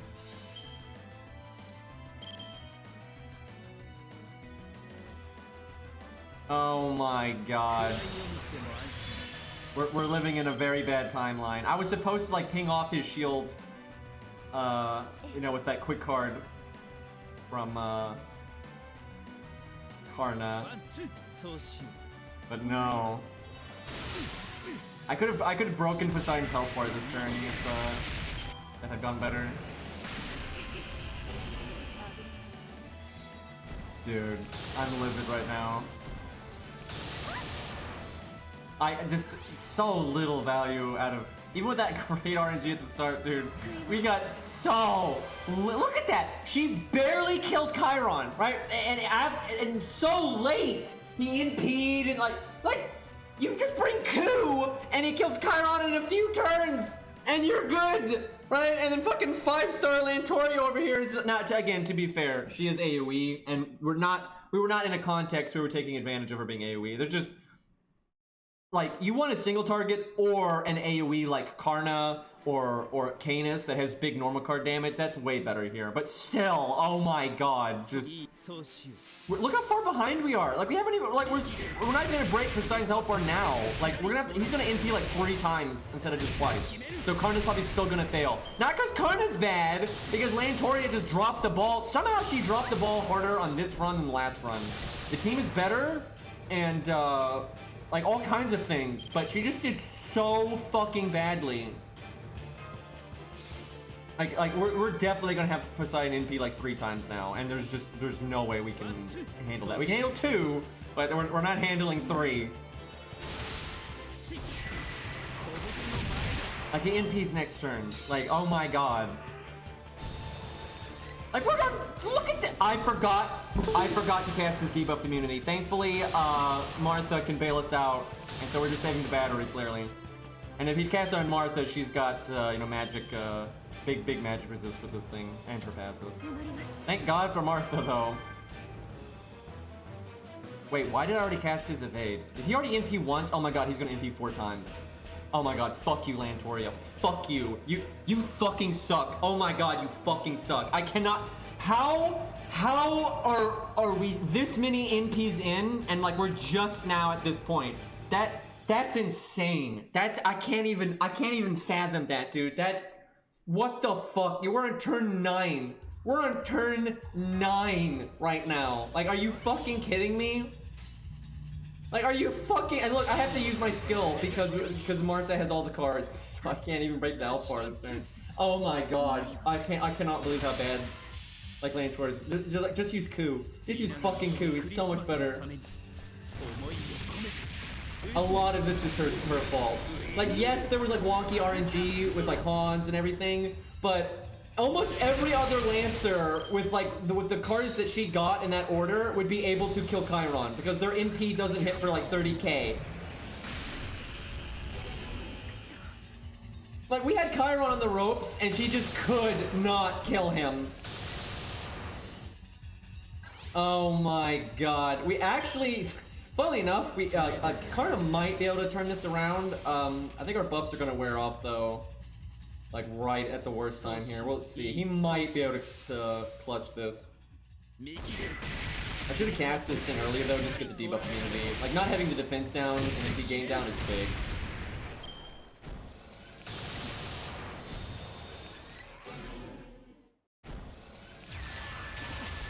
Oh my god, we might die to normal card damage. So I need him low enough. I need him low enough that I can kill him next turn, but not so low that he does invulnerability. But I think we're gonna die this turn.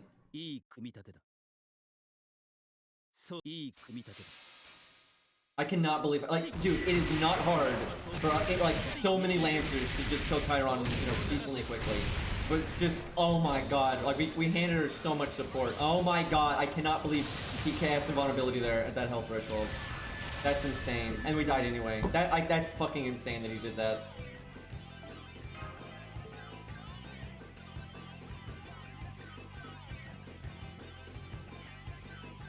I mean, the CE is good enough, and like a lot of accounts are not gonna have a good CE for her. A lot of accounts are gonna have a good CE, because I've been, you know, it's not like I missed a CE, right? That would have been good for her.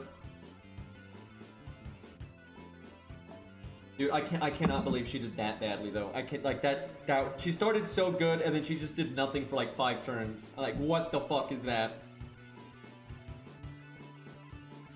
We're gonna try like one more time, but I swear, I mean, this is sad. I think Protoku would do better than this. Barely. Actually, I don't know if Protoku would do better than this, because Protoku does not have sure hit, because he is you know, amazing 3-star, totally on par with his other self.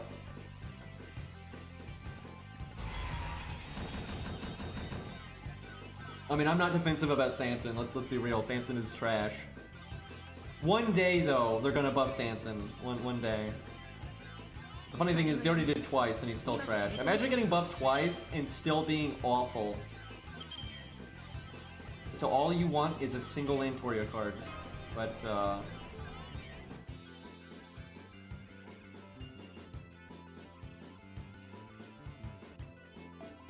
I would actually say Lantoria is better than Sanson. There are more times. There are a few Here's the thing about Sanson. Sanson is only good if you're intentionally being very budget.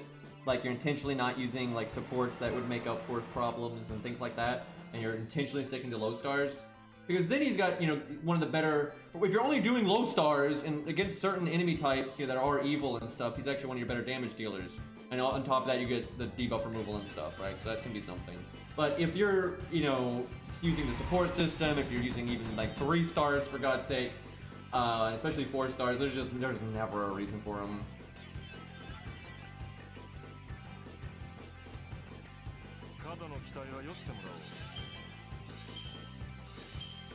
I mean, Lantoria does have a personality. It's just the player base focuses on the boob joke forever, so.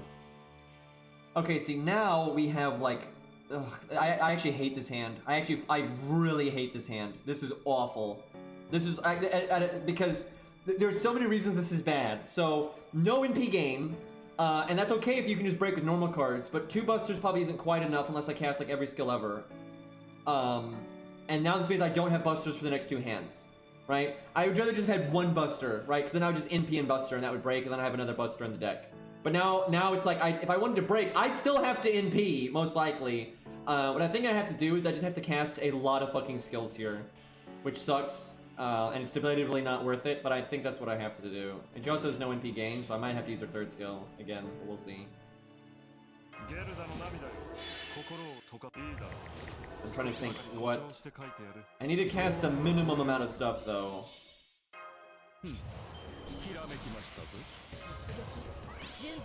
I think I have to cast her Buster up. Yeah, I guess we'll save the Mystic Code. Please high roll. Okay, she's got it. That's a good thing I cast all the skills that I did, though. Well, we might have been. I think I needed the Buster up, but I probably didn't need Charisma. I probably could have saved that. But he might not remove it. Okay. Not too bad. Now, I don't think I battery here. Well,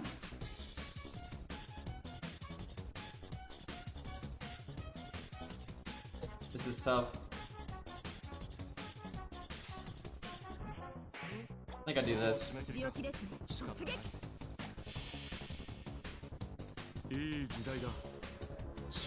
I basically want to NP on the turn that the deck resets, which is next turn. Also, the turn after it'll reset. That way I can NP and then potentially get my cards back. Fuck. Oh wait, no, it's right. We have on the 3rd skill. Don't kill Shingon, for love of God. Kill him next turn, not this one. Oh, okay.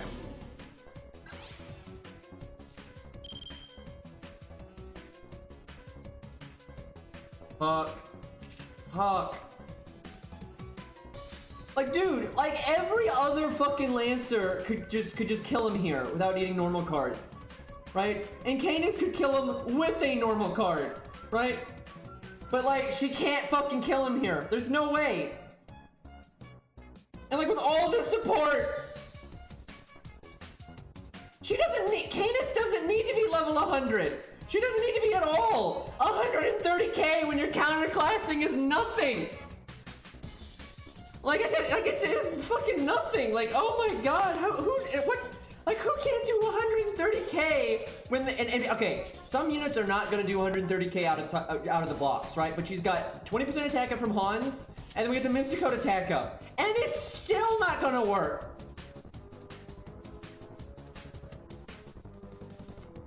Okay. What do I even fucking do right now? Maybe she'll high roll. I mean, he doesn't have his defense up. There's no way. I've used her enough now. There is no fucking planet where this works. Like, this, no fucking way. Like, absolutely not.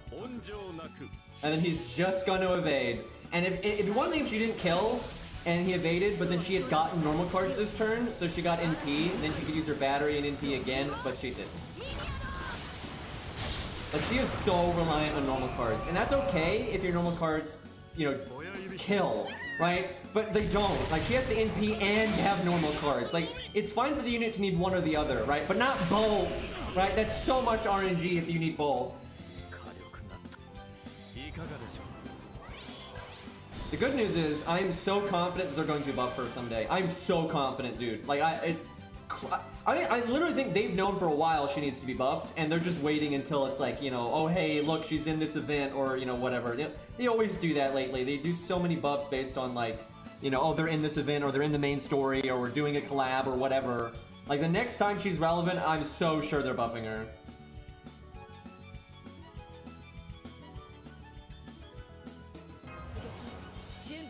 God, fucking Chiron is just gonna delete Changong again. So look, if she had Pierce and Vulnerability now, it'd be great. Like, she still can't, I mean, look at how it's gonna take her, because her next NP isn't going to kill him. That's the thing, her next NP is not gonna kill him. I think I do this now, because maybe our normal card here will do more than our fucking NP. If she can, honestly, if she can, well, no, because even if she procs Guts here, she can't NP. And then the deck is gonna shuffle because Chiron is, yeah, Chiron's gonna kill Chen Gong, so she's probably not gonna NP next turn either. Or the turn after that. So it's gonna take her like another 3 years to finish off Chiron. Even if this crits. Oh my god, that was just nothing. That was still just, that was... Oh, I'm losing my mind right now. And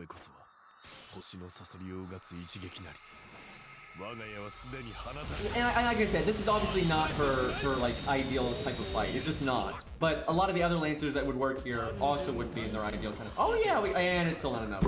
I forgot he had NP on death, but it's still not enough. Look at this. Karna's here. We haven't even procced. Look at how bad this is. She hasn't even procced Guts. Like, what the fuck? And like, we've done this enough times that it's consistent that she's really struggling to do that. Yeah, just an NP upgrade alone would probably be enough, but it'd be nice if they gave her like armor ignore or NP up as well. But all she needs is a generic thing, because like, if you in this, okay, again, I have to stress, you know, I'm bitching at her, but that's more for the lulz than anything. This is just not, why would you use her here? It doesn't make any sense. Like, it makes sense to use her if you're like using Ku, and then you're like, oh, okay, if a bad turn comes up, then I'll NP with her. That makes sense. But it doesn't, why would, like, it does not make sense to use any AoE Lancer as your primary damage dealer here, unless they're an AoE Lancer that has, like, you know, abnormal loopability or abnormal normal card damage, like a Reshigal, Karna, and Canis, right? Those make sense. And maybe Lantoria Alter. But other than that kind of stuff, there's not much reason to use an AoE Lancer here, because you're mostly just trying to delete Chiron and then have Saber clean up, right? For a budget team, you know, because sure, if you're on a whale team and you're doing Castoria stuff, of course you could just like spam, you know, Fion's NP or Melt's NP or whatever. But for like a normal, you know, account like this one, your objective is kill Chiron, and you don't really care about doing, you know, if you can do some damage to Poseidon, great. But your objective is just kill Chiron. So why, like, why would you bring an AoE Lancer, right? There's no reason to do that. And yeah, because you can see, the damage threshold she's just really struggling on. Yeah, you could probably use Parvati. Parvati would be alright. But even Parvati, though, would have some trouble, because they have a lot of debuff immunity and stuff. But she does loop pretty well. But most of the, if you're on a kind of a normal account, you're way better off with a single target Lancer. You're so much better off with a single target Lancer.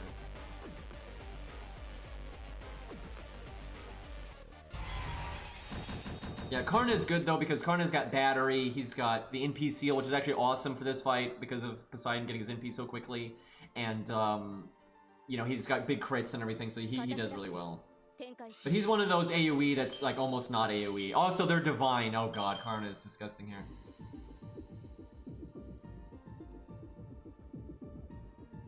Okay. I'm trying to think if that's enough to break. I think it is. Can I not use my Buster Up? That'd be so helpful if I could not use my Buster Up. Extra attack should do it.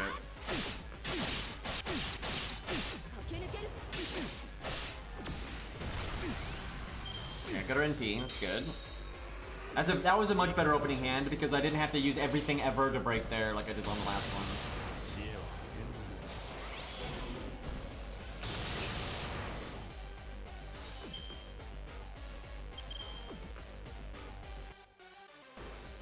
Should have used that earlier.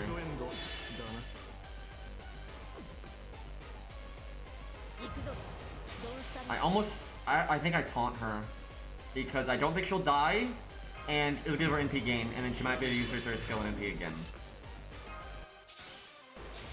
Now, the true dream is somehow being able to crit or kill him with the NP, right? If you had like a big boy NP, you kill him with the NP, then that Buster card kills him after Guts. But let's be real, that's not gonna happen. Like that's like in fucking Dreamland, and see, now he's gonna evade, so we really need to go. This is where I wish we had an art card or something instead of the Buster card, because then you could try to get your MP again, and then use your third skill, and then finally get some value out of your piercing vulnerability.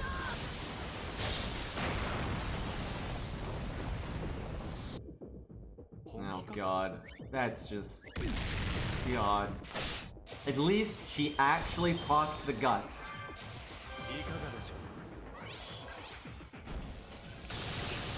Close, but that's not enough. It's so close, dude. Look at that. Look at that. Look at that. Oh my god. She's not even 1 NP off, right? Because of the it's not even 1%. She's potentially like 0.1 off, right? Because of the roundup. There's no way to know, because it doesn't show the decibels, it's hard to know exactly how much she's off, but if you get to 99, right, it rounds up to 100. And so we might be at 98.8 right now, or 98.5, or we're, you know, most likely we're 98 point something. We don't know what, but we're 98 point something. And so we're either exactly 1% off, but more likely than that, we're less than 1% off. So that's just, do I heal her and then hope that she phase tanks? Han's never NP'd. I don't think she can phase tank. Yeah, Han's never got his NP off. That sucks. This is where Shakespeare would have been better than Shingon. Like, legit, Shakespeare would have been enough. And, we'd be able to NP right now. And then we don't care if Victoria dies. I'm so mad right now.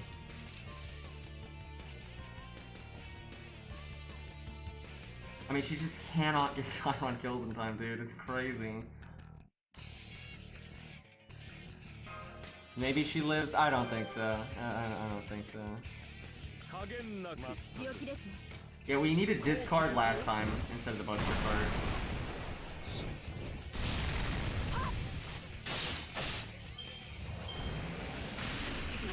That's so lame though. If Han had lived, she would have lived there. I can't believe though, like I know she's AoE and blah blah blah blah, but I can't believe that she's having this much trouble just killing Chiron. Especially when she has Pierce and Vulnerability.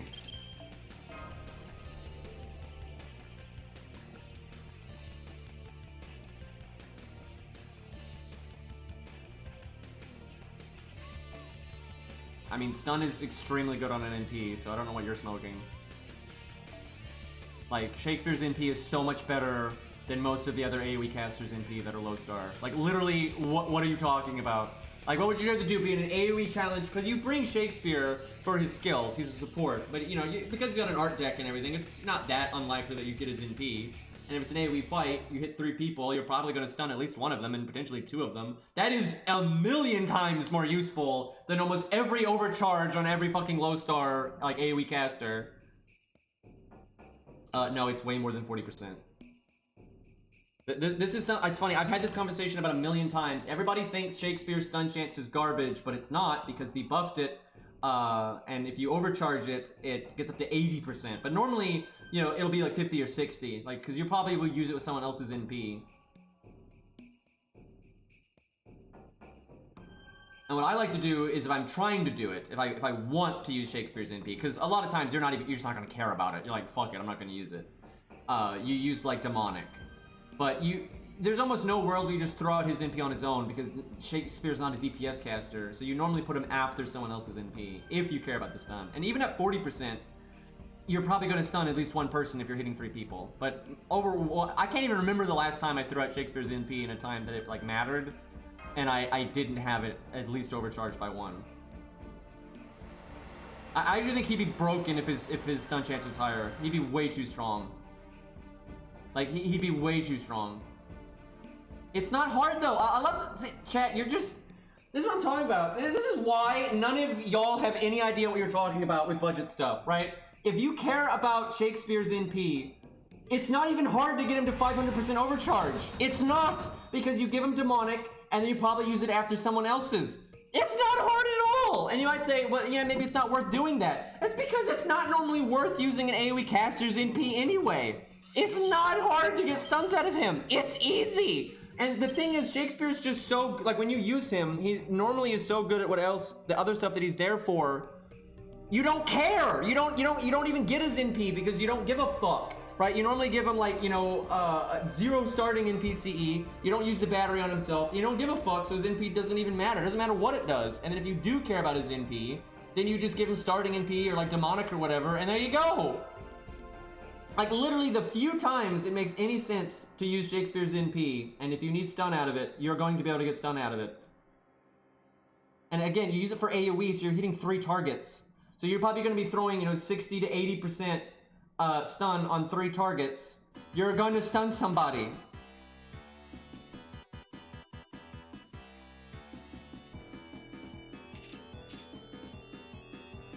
I'm so sick of having to explain basic shit like this because it's like, it always comes from the peanut gallery that has no idea what they're talking about with budget stuff. Always.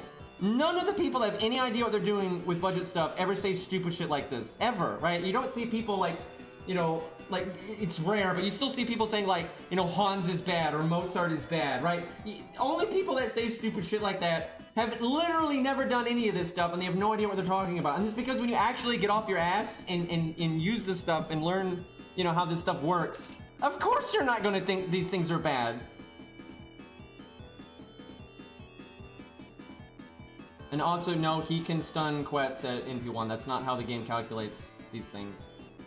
Like, it calculates them, like, if you go over 100%, right, then, you know, the magic resist can never work. But you can get crazy lucky.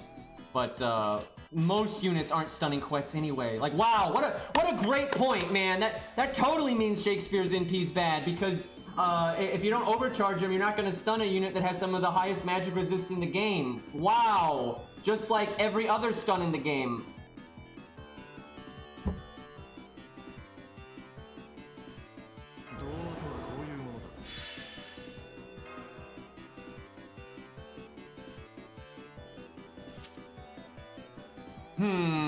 Well, we definitely don't battery here.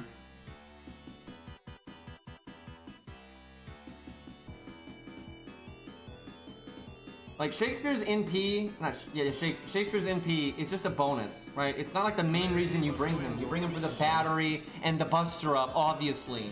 But if you are like, if you're in, like, let's say you're doing Summer 3 or something, the Summer 3 challenge quest, and you're like, oh yeah, I don't really need a Star Bomb or anything like that on him. I might as well give him starting NP or something. And you give him Demonic, and because you're fighting 3 people, and then he has Demonic, and then maybe use someone else's NP first, it's pretty easy to get stuns out of him, right? It's no big deal. It's like, yeah, this is actually pretty nice. It's a very nice option to have. It's not, it's never gonna be the primary reason you bring him, but why would it be? Like, why would it be? Like, wait, like, that's like saying Scatty's bad because her NP's not very good. Like, wow. Great logic, right? And it's like, Scatty's NP is okay, you know, it has usefulness from time to time, but normally she never even gets it. That's the thing. Like, normally you don't even get Scatty's NP because you don't care, right? And if you do care, it can at least save you from an NP, and that's super good. Now, where they should buff Shakespeare, in my opinion, is just his battery, right? Because they've added all these other units like Asclepius and Hanzo's 3rd scale and Qingong and everything. For Shakespeare to be, like, you know, balanced against the other budget supports, I think he needs to have a bigger battery, right? He should give like 30 to 40% battery, maybe even 50% battery, right? But it's like, there's no problem with his NP. His NP is fine. If there's any problem with his NP, it is certainly not his stun chance. It's just the fact that it's a damaging NP at all, where if it was some kind of support NP, it might end up being better, right? If you had like some kind of, you know, heal or whatever, so you could also, you know, add some longevity to the team with his NP, right? Like, the biggest problem is just the fact that it's a DPS NP, period. But if you're gonna have a DPS NP and someone like him, I drastically prefer his overcharge compared to, like, pretty much all of the other ones.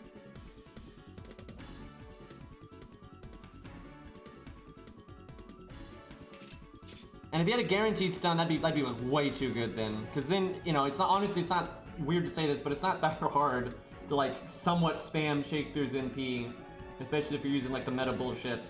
And if you NP like 2 or 3 times with him, and you're stunning every single enemy, I mean, that's just crazy. Like, that'd be, although it would be pretty funny, because, like, if you grail him and 2K Photom, and then you're using, like, all the best supports and stuff, you'd probably end up destroying some challenge quests that people would never even think of Shakespeare destroying them. No one would even, like, it wouldn't be on their radar, right? And then, some guy would come along and just, you know, stun lock the shit out of it, and it'd be hilarious.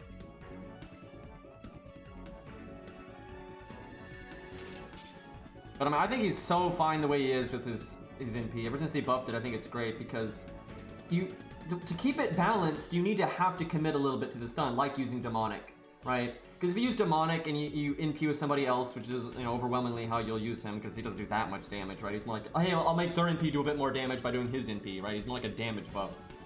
Then you're at 70% stun chance. You know, that's great. That's no problem. And, like, that's fine. Like, I don't think there's literally nothing wrong with his NP. It's totally fine.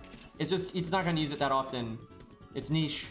But, so every time I complain about Shakespeare, it's because his battery's just not big enough, right? Because normally, to make Shakespeare get, like, that crazy value, to put some of the other, like, to actually be better than Hans and stuff, you need him to have a taunt, right? And he doesn't have a taunt unless you have Poster Girl. And Poster Girl is, you know, it's fucking limited time, and, you know, most people don't have it. So that's where I'm like, okay, it'd be nice if he had more upfront value, so he can just, like, show up, give a bunch of battery, and that's that. And that way, because if you're gonna have budget casters sitting around without taunt, so you don't know how long they're gonna live, and they're kind of just chilling, right? You want Hans way more, right? Hans is just overall way more value, because you get stars, you know, battery, probably his NP, the crit up. Like, it's a lot more most of the time, unless you specifically need exactly 20% on a specific turn, right? And that has happened. Like, that happened to us on the last run, but that's not typical.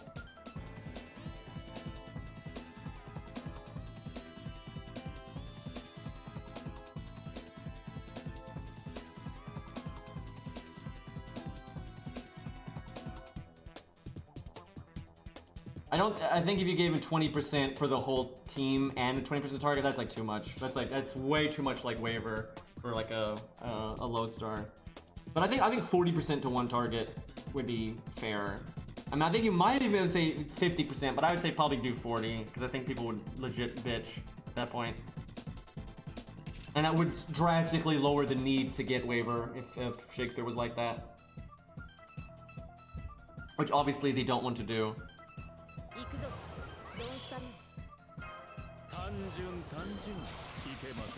The biggest thing that hurt Shakespeare was just Chin Gong. Like, Chin Gong is just overall better because taunt is so good, and because 20% charge is just not that great. And so although Chin Gong's is worse, you know, both of them are kind of just a bit of extra NP, right? And so Chin Gong's being AoE and everything, Chin Gong is just overall a lot better. Unless Shakespeare has Poster Girl. Then I think a lot of times Shakespeare is better. But outside of that, Chin Gong is just...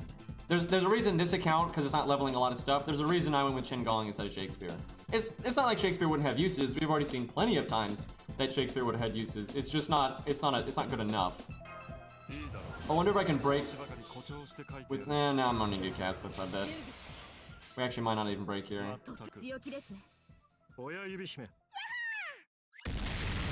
Well, the funny thing is, Chin Gong's NP, honestly, for like this account, has been less useful than Shakespeare's would have. Because, like, if you've noticed, we have hardly ever cast Chin Gong's NP. Because to take advantage of what Chin Gong's NP does, you need to have stronger supports, right? It's just not worth it otherwise. Most of the setups we've done on this account, they don't want to kill their units, right? You don't. It's hurtful, right? Where if you have stronger support, so cycling is better, then you don't mind doing it. But low star accounts, new accounts, you know, like this one's just a free to play, you know, newer account. It's really rare that you actually want to use Chin Gong's NP. I mean, sometimes for farming it's fine, but for like challenge quests and stuff, it's normally not worth it. Obviously it does a lot of damage and everything. Now in the long run, once you start getting more units and you are using stronger supports and you've got, you know, more options, then Chin Gong's NP is just amazing, and it's like, you know, there's almost no rating how good it is.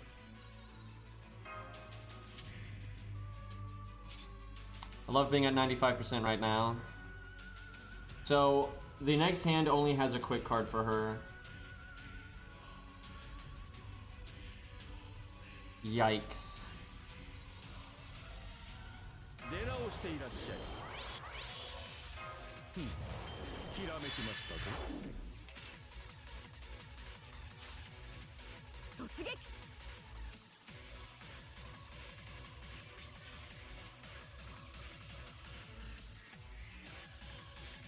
But like a lot of the supports, like Shakespeare, or just a lot of the AoE casters, really. But like you know Mozart and Chin Gong, for like I was just saying, and when you don't have like the stronger supports and stuff, it's the main reason you don't see their NPs much is because they're not worth it, because you have other units that are a bigger priority, right? You're more worried about, you know, for example, let's say Shakespeare, you know, did more damage, a little bit more damage, or he, you know, did have a slightly higher stun chance or whatever. It's not going to change much, because if you're using, let's say you're fighting an archer boss and you're using Ku or something, or you know, Taiga or Karna or whatever, it's just going to be so much better focusing on that unit. So it's like you don't care, right? You get it as like an afterthought or as a coincidence of like trying to give NP gain to someone else, right? That's like Mozart. Mozart gets his NP most of the time because you're just doing art chains and things for other units and he just happens to get it. Or maybe you're like, okay, I'm gonna try to get his NP with Robin, so I overcharge Robins and maybe I get the defense down with it. So, but then you give him starting NP, so it's like it's a targeted thing.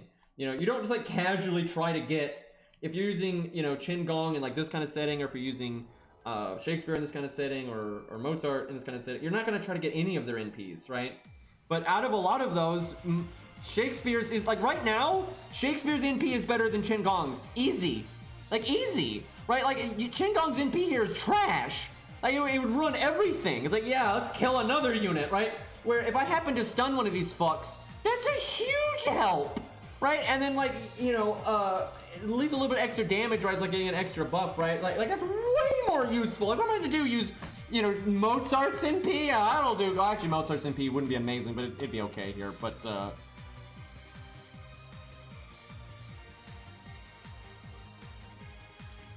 okay, let me see. What do I even I wonder if I give her the attack up here. The sad thing is, I think she still might not proc the guts, and I still don't say she's... Like, she has no way of dealing with him after the guts, even if she does kill here. And I'm so... I could so see her not... If she crits with the 60%, I think she's good, but I could totally see her not breaking here.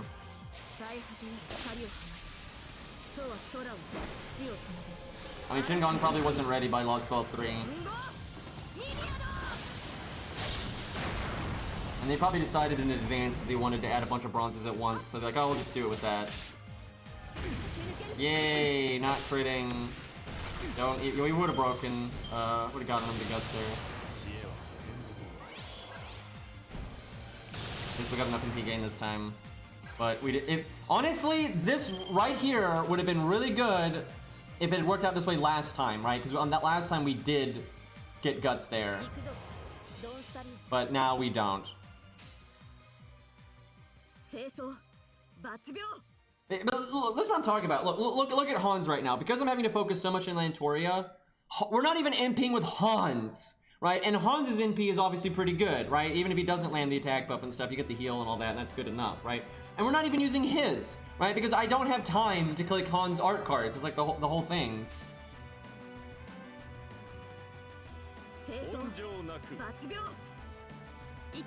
This is just sad. He's still not killing Chiron in time.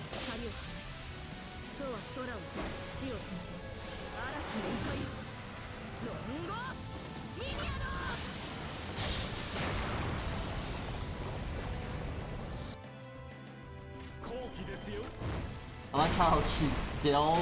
Like, I could have... If we had put that damage into his guts, he'd be pretty low right now. But you didn't even do that. Alright, well, I'm done with trying to make Lantoria the main DPS here. That's just... It's shit. Like, it's just shit.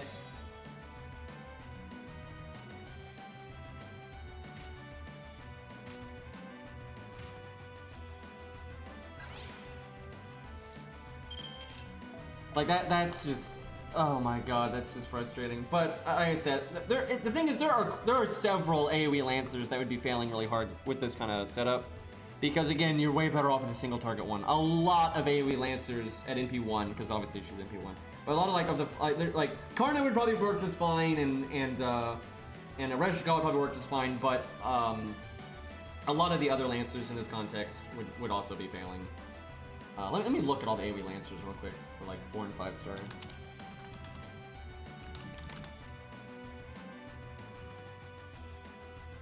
So,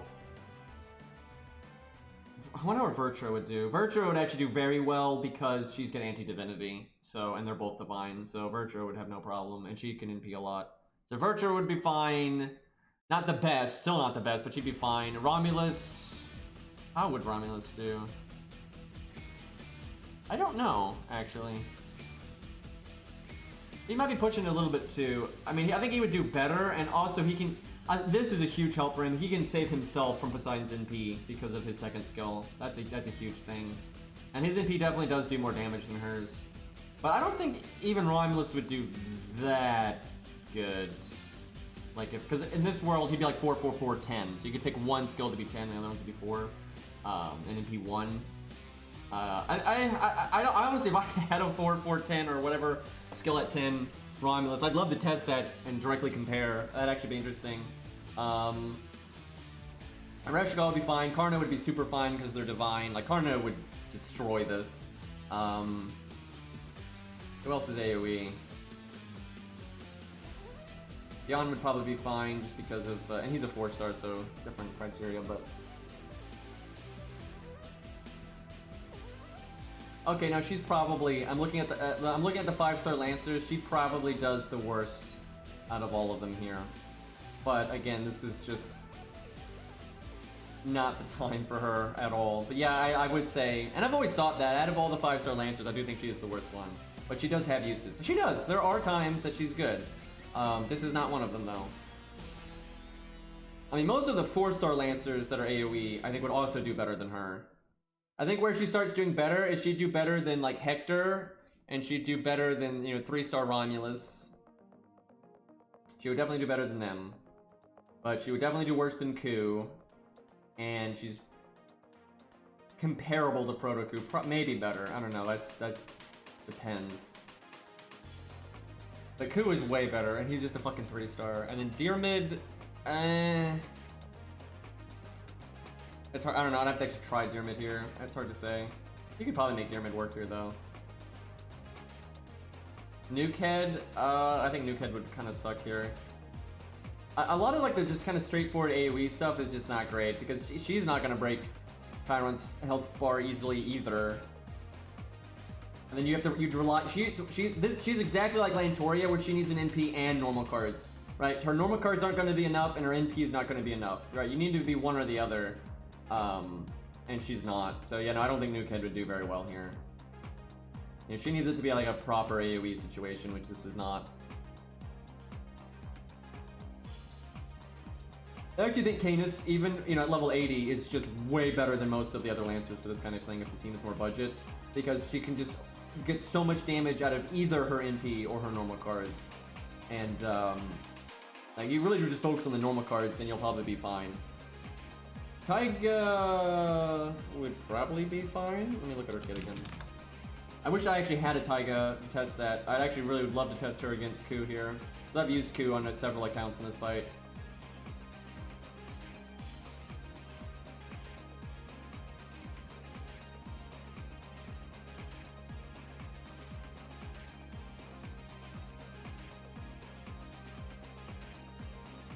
Well, let's see, she has sure hit, which that's nice, although a lot of times, I am telling you, so often you NP, then he evades. So rarely is it, not going to be like that. So honestly, the best kind of sure hit here really is on a skill. If you have a skill sure hit, that I think is better.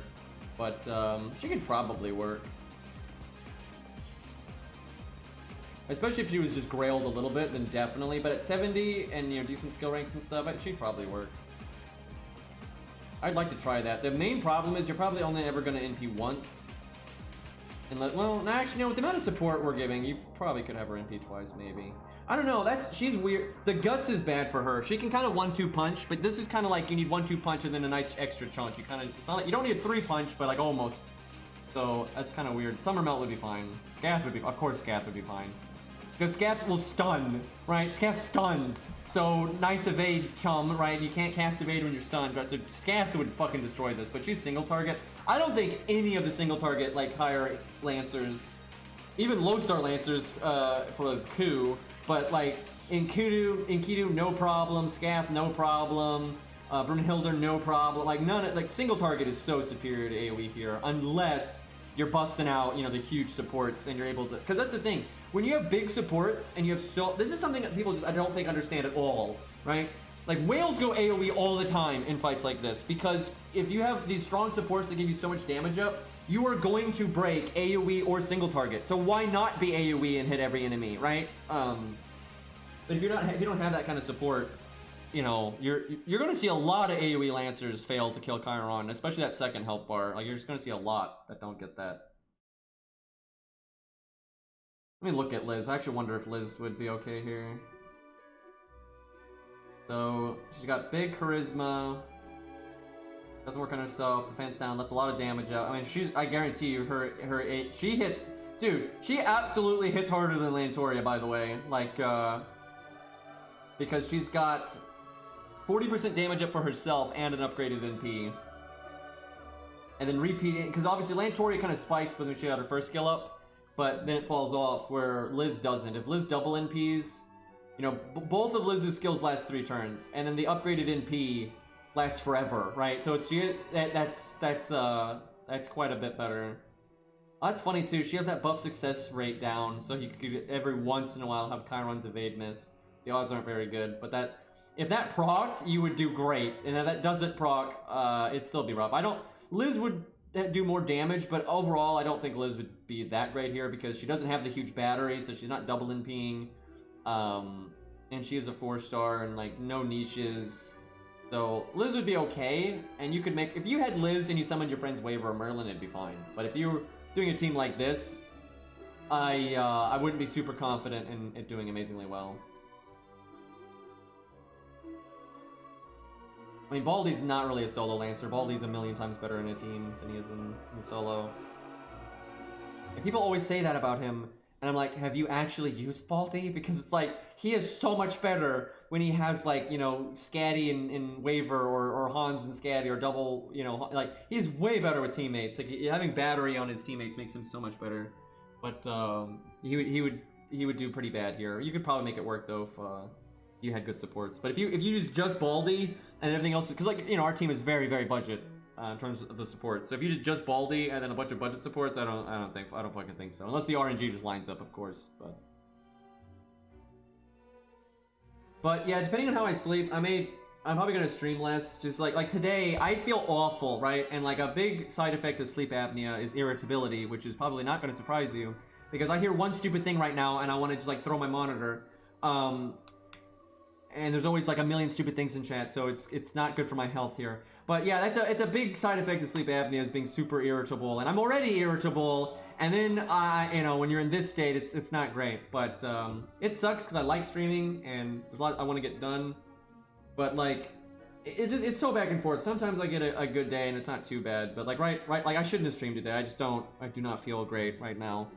But it sucks because it's like, I want to be productive, and I like hanging out with chat and that kind of thing.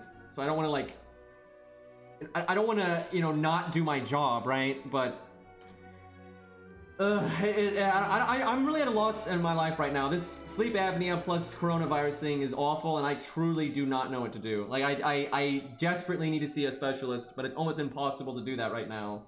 And like, I literally don't know what to do. Like, it sucks.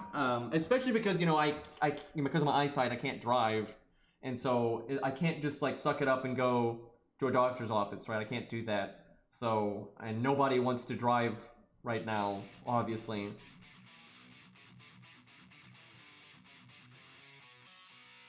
The thing is, it's not like I'm not sleeping at the expense of the stream. That's what everyone acts like. It's like, oh, you should be sleeping.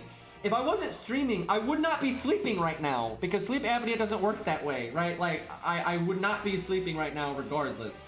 The whole problem with sleep apnea is, like, you sleep and your body doesn't feel like it needs to sleep. Well, if it gets really bad, a lot of times then your body will start shutting down in the middle of the day. But it's that your sleep sucks. Like, you do sleep, and you might even sleep for like 8 or 9 hours, or even more sometimes, but you're not resting properly, right? You're not getting so your brain is not refreshing, right, like it's supposed to.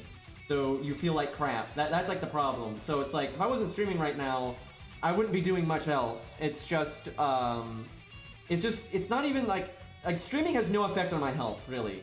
I mean, mental health maybe, but it has no effect on like when I sleep, how long I sleep. Zero. No effect on it at all. What it affects is, it's the other way around, right? My poor quality sleep makes my streams worse, right? Because it's harder to think coherently and that kind of thing. Like I just get mad all the time, but I get mad all the time anyway. But it's a lot worse, like right now.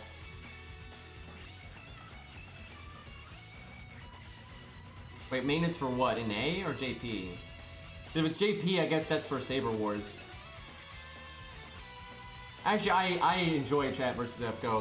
That shit's great because Chat vs. FGO is better right now because I don't have to focus on the game. It is so hard to focus on the game, chat, and commentary.